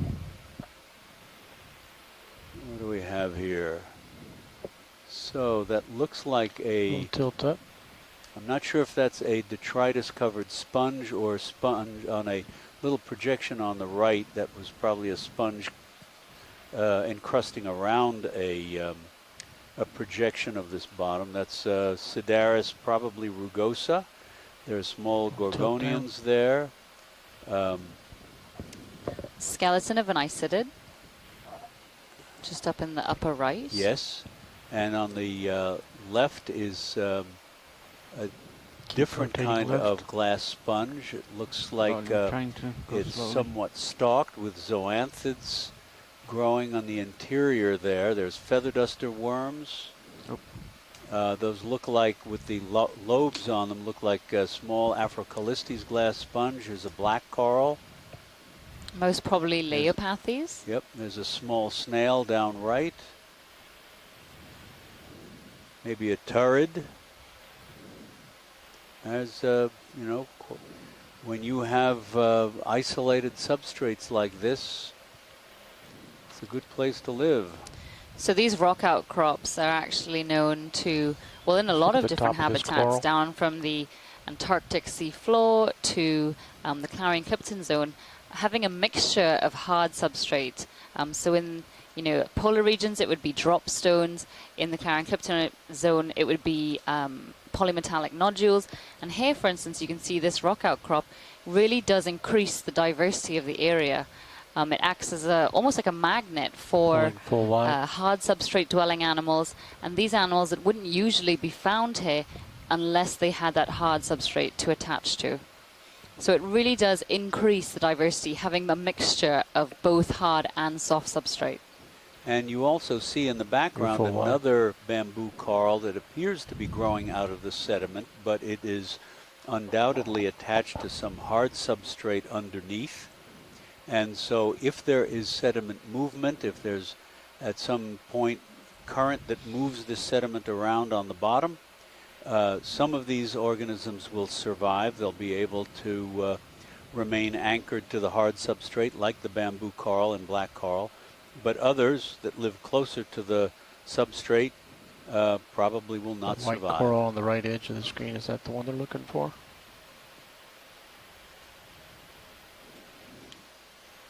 You can turn lasers back on.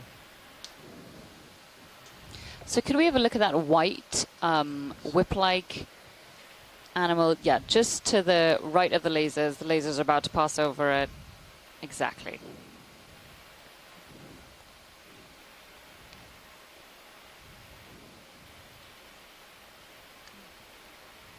Oh, I lost it. Where is it? I was about to say, where did it go? It's right under your right laser beam right now. Okay.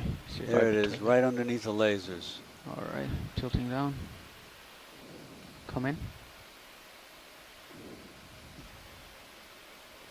And that's just dead bamboo. So if you tilt upwards, the camera upwards, there was another one of these white. Come out, video.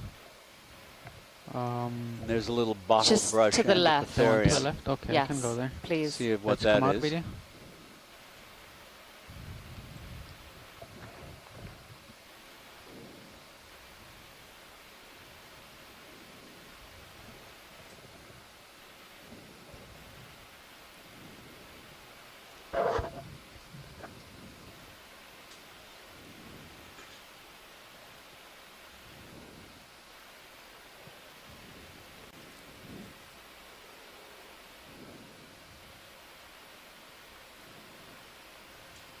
No. All right, come on. ROV nav bridge. Go ahead, Bridge. Ship move is complete. Move complete. Great. Thanks, Bridge. All right, that's.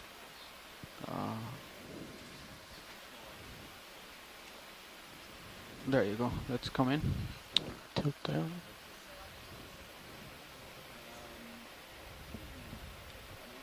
Science, your mics are not open. Watch lead. Is this the coral that we're looking Hold for? on, we're just checking with the science buddy. Just give us a second. Scott, is this the white unbranched colony that you guys were thinking of? Scott or Asako or Les, any of the coral biologists on shore? I feel like perhaps not. I know I've never seen one.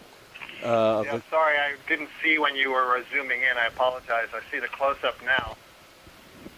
I certainly don't think this is an Ellicellid, which is what we were wondering about, Asako and I.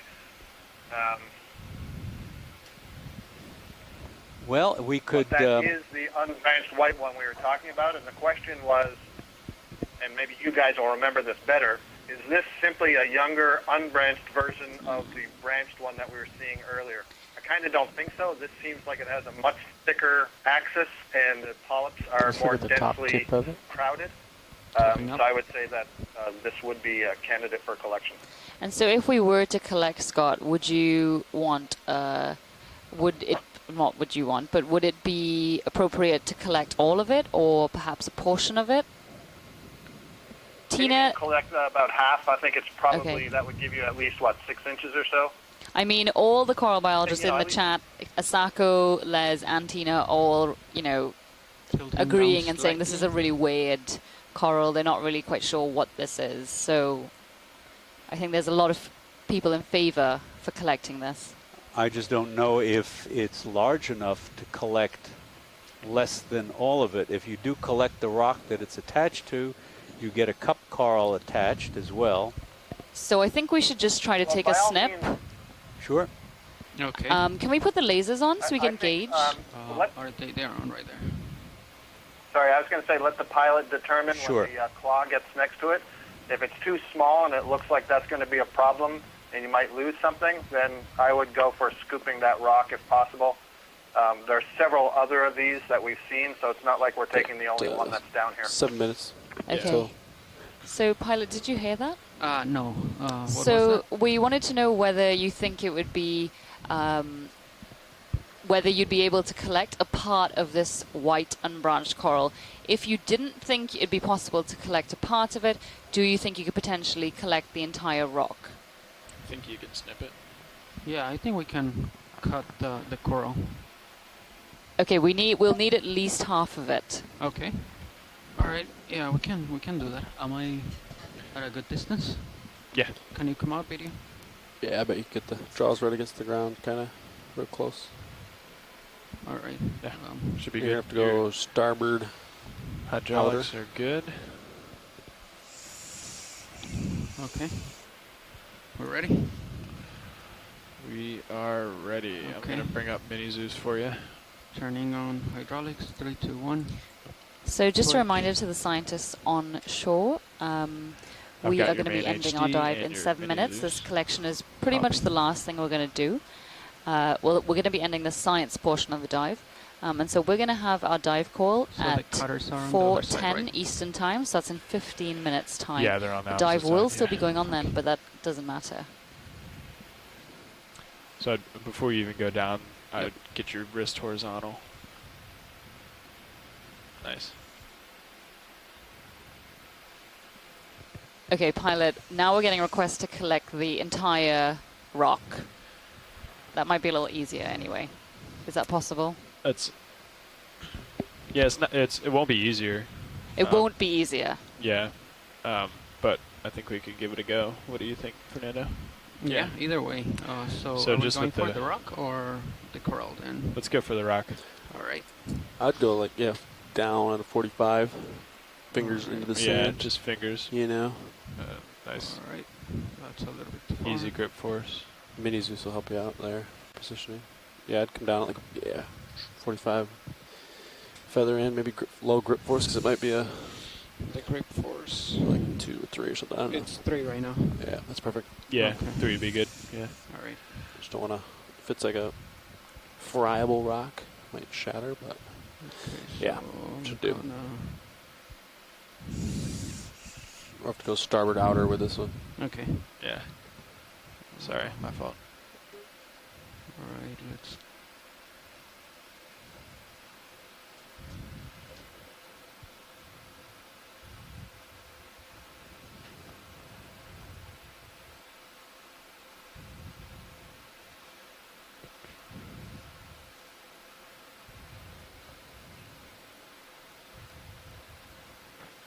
I think you're still above it. Yeah.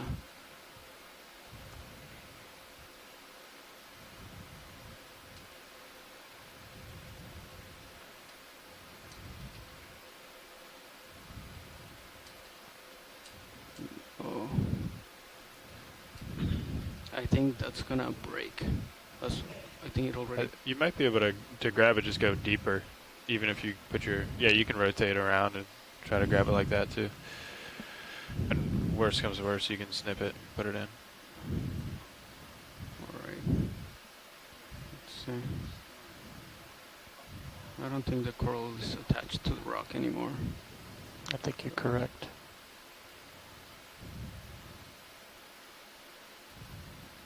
Yeah. Oh, okay. I see what you mean. Yeah. Well, see if you can just grab the coral then and put it in. Okay.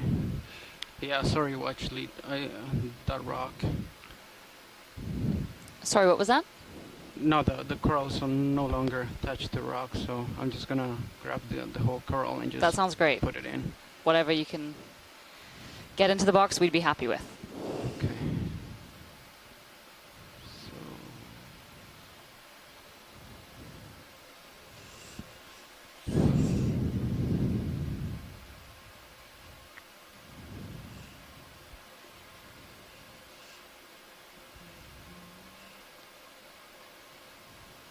No, let me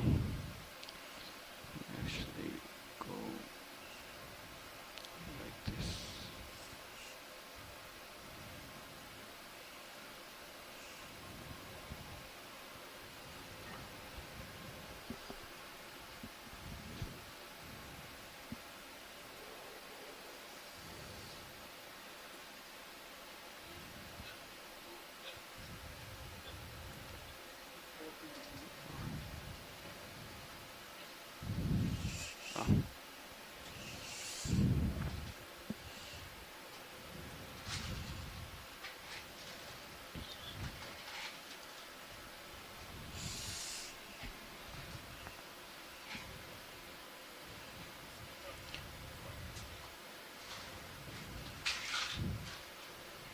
You want Mini back in?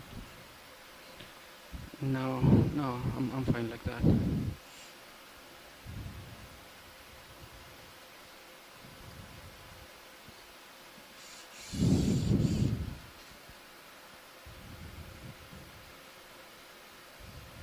And I think you can just grab it with the fingers. With the fingers? Yeah. Can I just... Yeah, because we won't be able to cut it. You're not going to get deep enough to cut it, and it's already off, so. Alright. Yeah, just cradle it in the fingers and then squeeze it in there. You could probably, depends on how far up the jaws they go. Oh yeah, nice. Right there? Yeah, that's fine. Perfect. Yep. Okay, so let's... Okay. Starboard inner. Inner? Yes. So your armpit, kind of. Starboard outer, sorry. Yeah. Outer. Camera's full wide. Yeah, you Copy. right. Got me. Yep. Okay. All right, you got starboard outer there. Okay.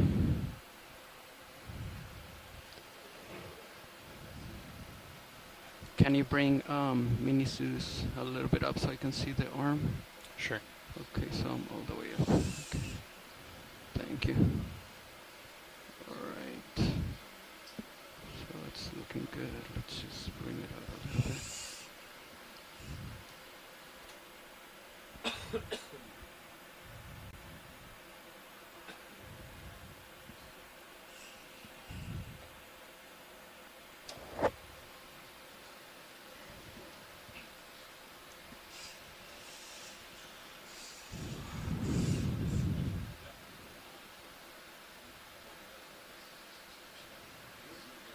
You could shoulder left a little bit more, I think. Help you out. Yeah, it'll help you. Yeah, nice. Yeah. Alright.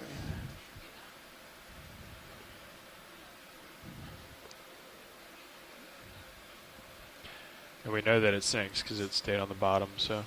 Okay.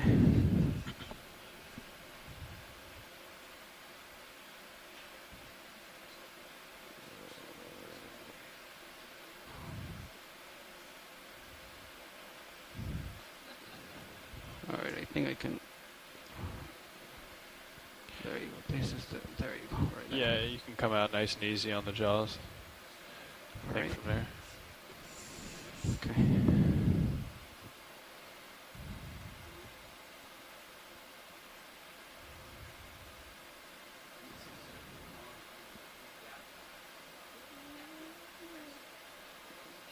Nice. Okay. Alright. So now let's bring it up.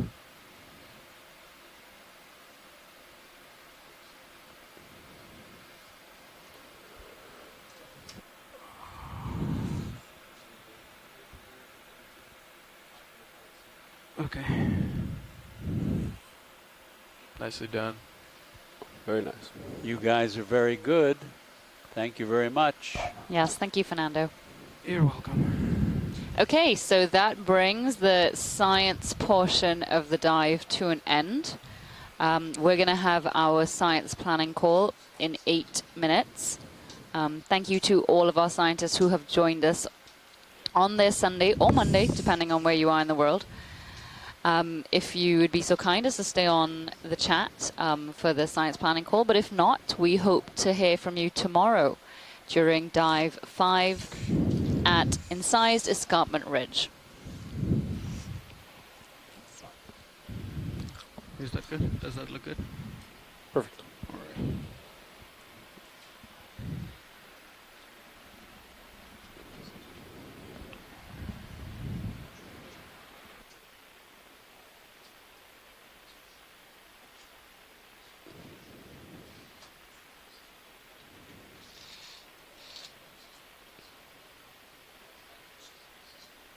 Wait. Yeah.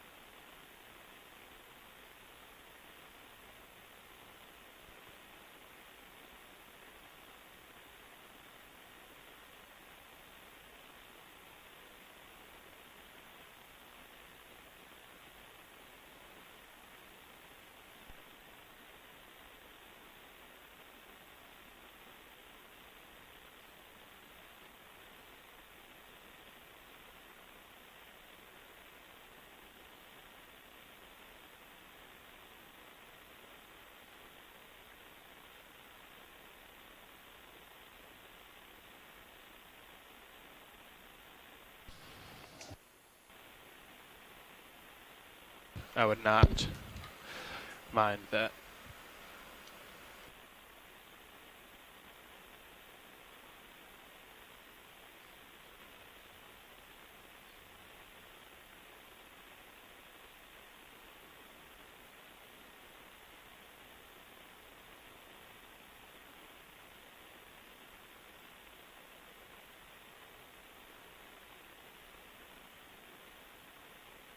I don't think you're quite centered enough for me to give you that full zoom for the LED.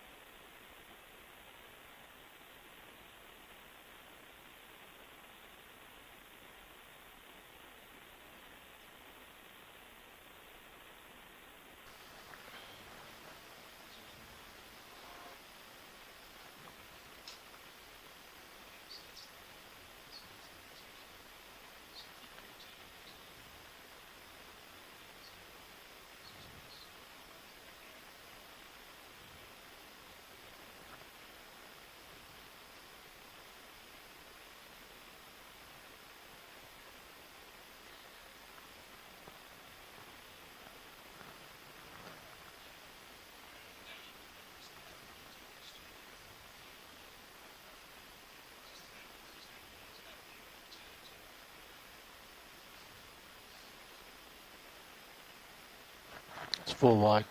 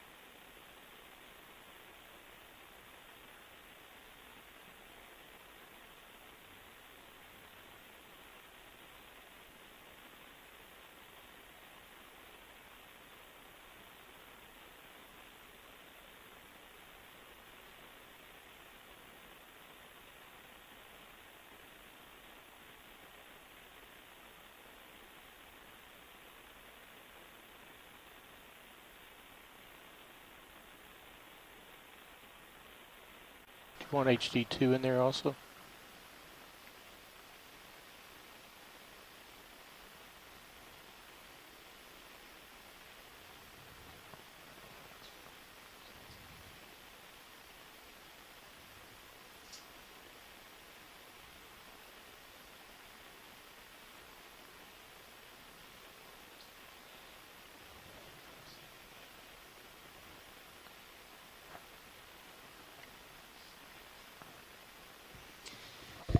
Okay, good afternoon, everybody. We're going to have our post-dive call now. If we could first find out if anybody is on the line. You see it, I haven't seen anything.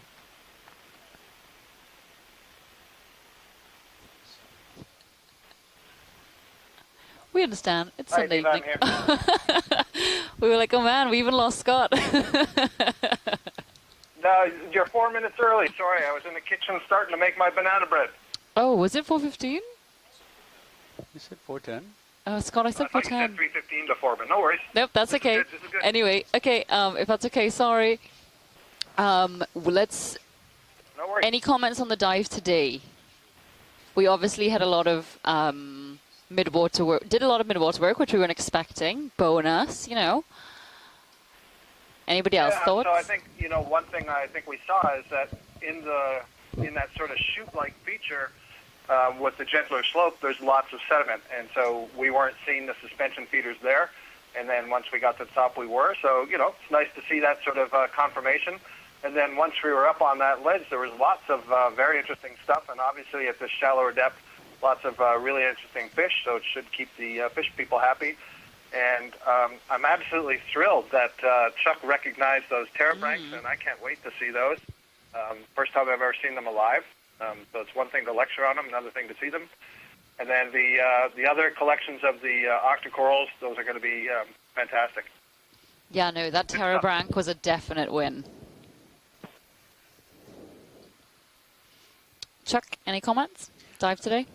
It was just interesting, again, to see how the fauna changed as we moved up the slope. We got to that first toe or nose outcrop, and there were all of these sponges, small, encrusting and lumpy sponges that we hadn't seen before, and then moving up through the different habitats, seeing those terebranchs and different sponges and cup corals and different octocorals, and then coming up to the top where we had these sort of savanna of bamboo corals and a few other things, and we lost the terebranchs up at the top here. So it's a really interesting variation with decreasing depth, and of course we don't know how that is associated with changing current patterns, but we did see water movement, of course, across the slope. I heard someone just join. Would you care to identify yourself? Yes, hi, it's Bill Keeney. Hey, Bill. Thanks for joining us. We were just asking if folks on the line had any comments about the dive today. Yeah, sure. I don't know. You don't do any rotation for calibration? Put in some anecdotes about what I see interpreted geology, just because I can maybe draw on a little bit of geological background, and hopefully it's not too much of a distraction. No, not at all.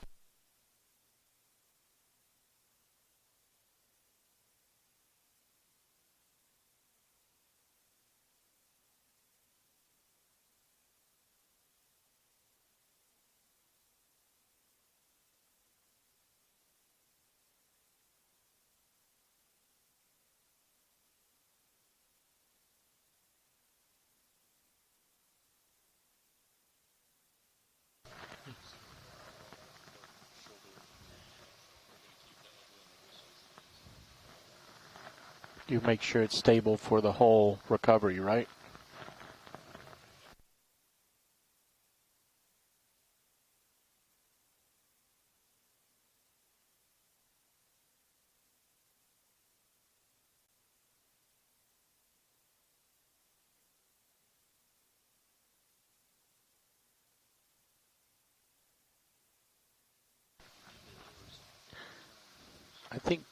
I think what you've got right now is good, because if you look, the shadow go away.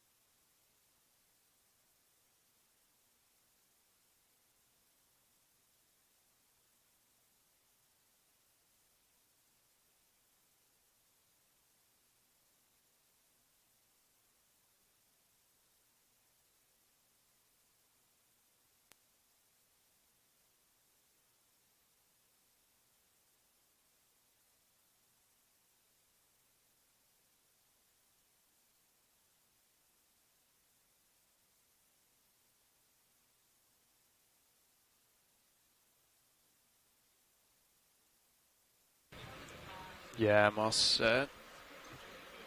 Turn you up a little. Yeah, I think you turn left, I turn right. Oh, no. I turn left as well.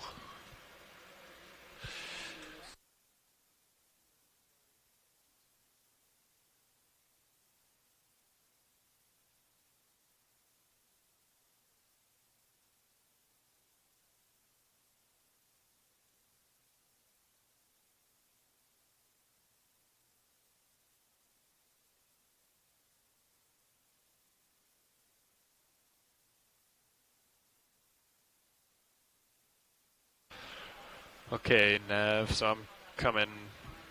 We're both just coming port, yeah.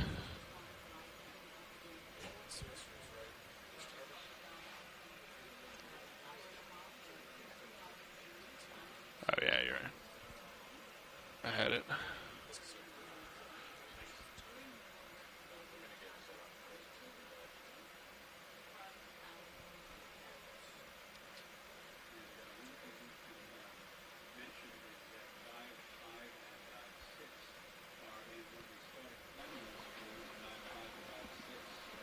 All right, that's 0 and 0. All right, let me lateral a little bit, center up. Sure. Then push out. Just let me know. Yep. You can see me in the fisheye. I'm coming over. Yeah. I'm going to push out now.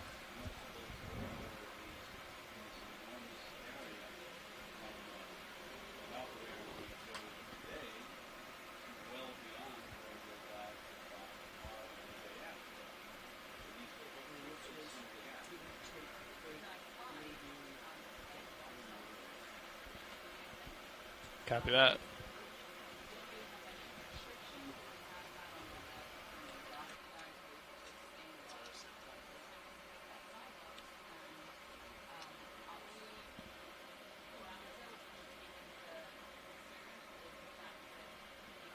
And I have you in tail cam.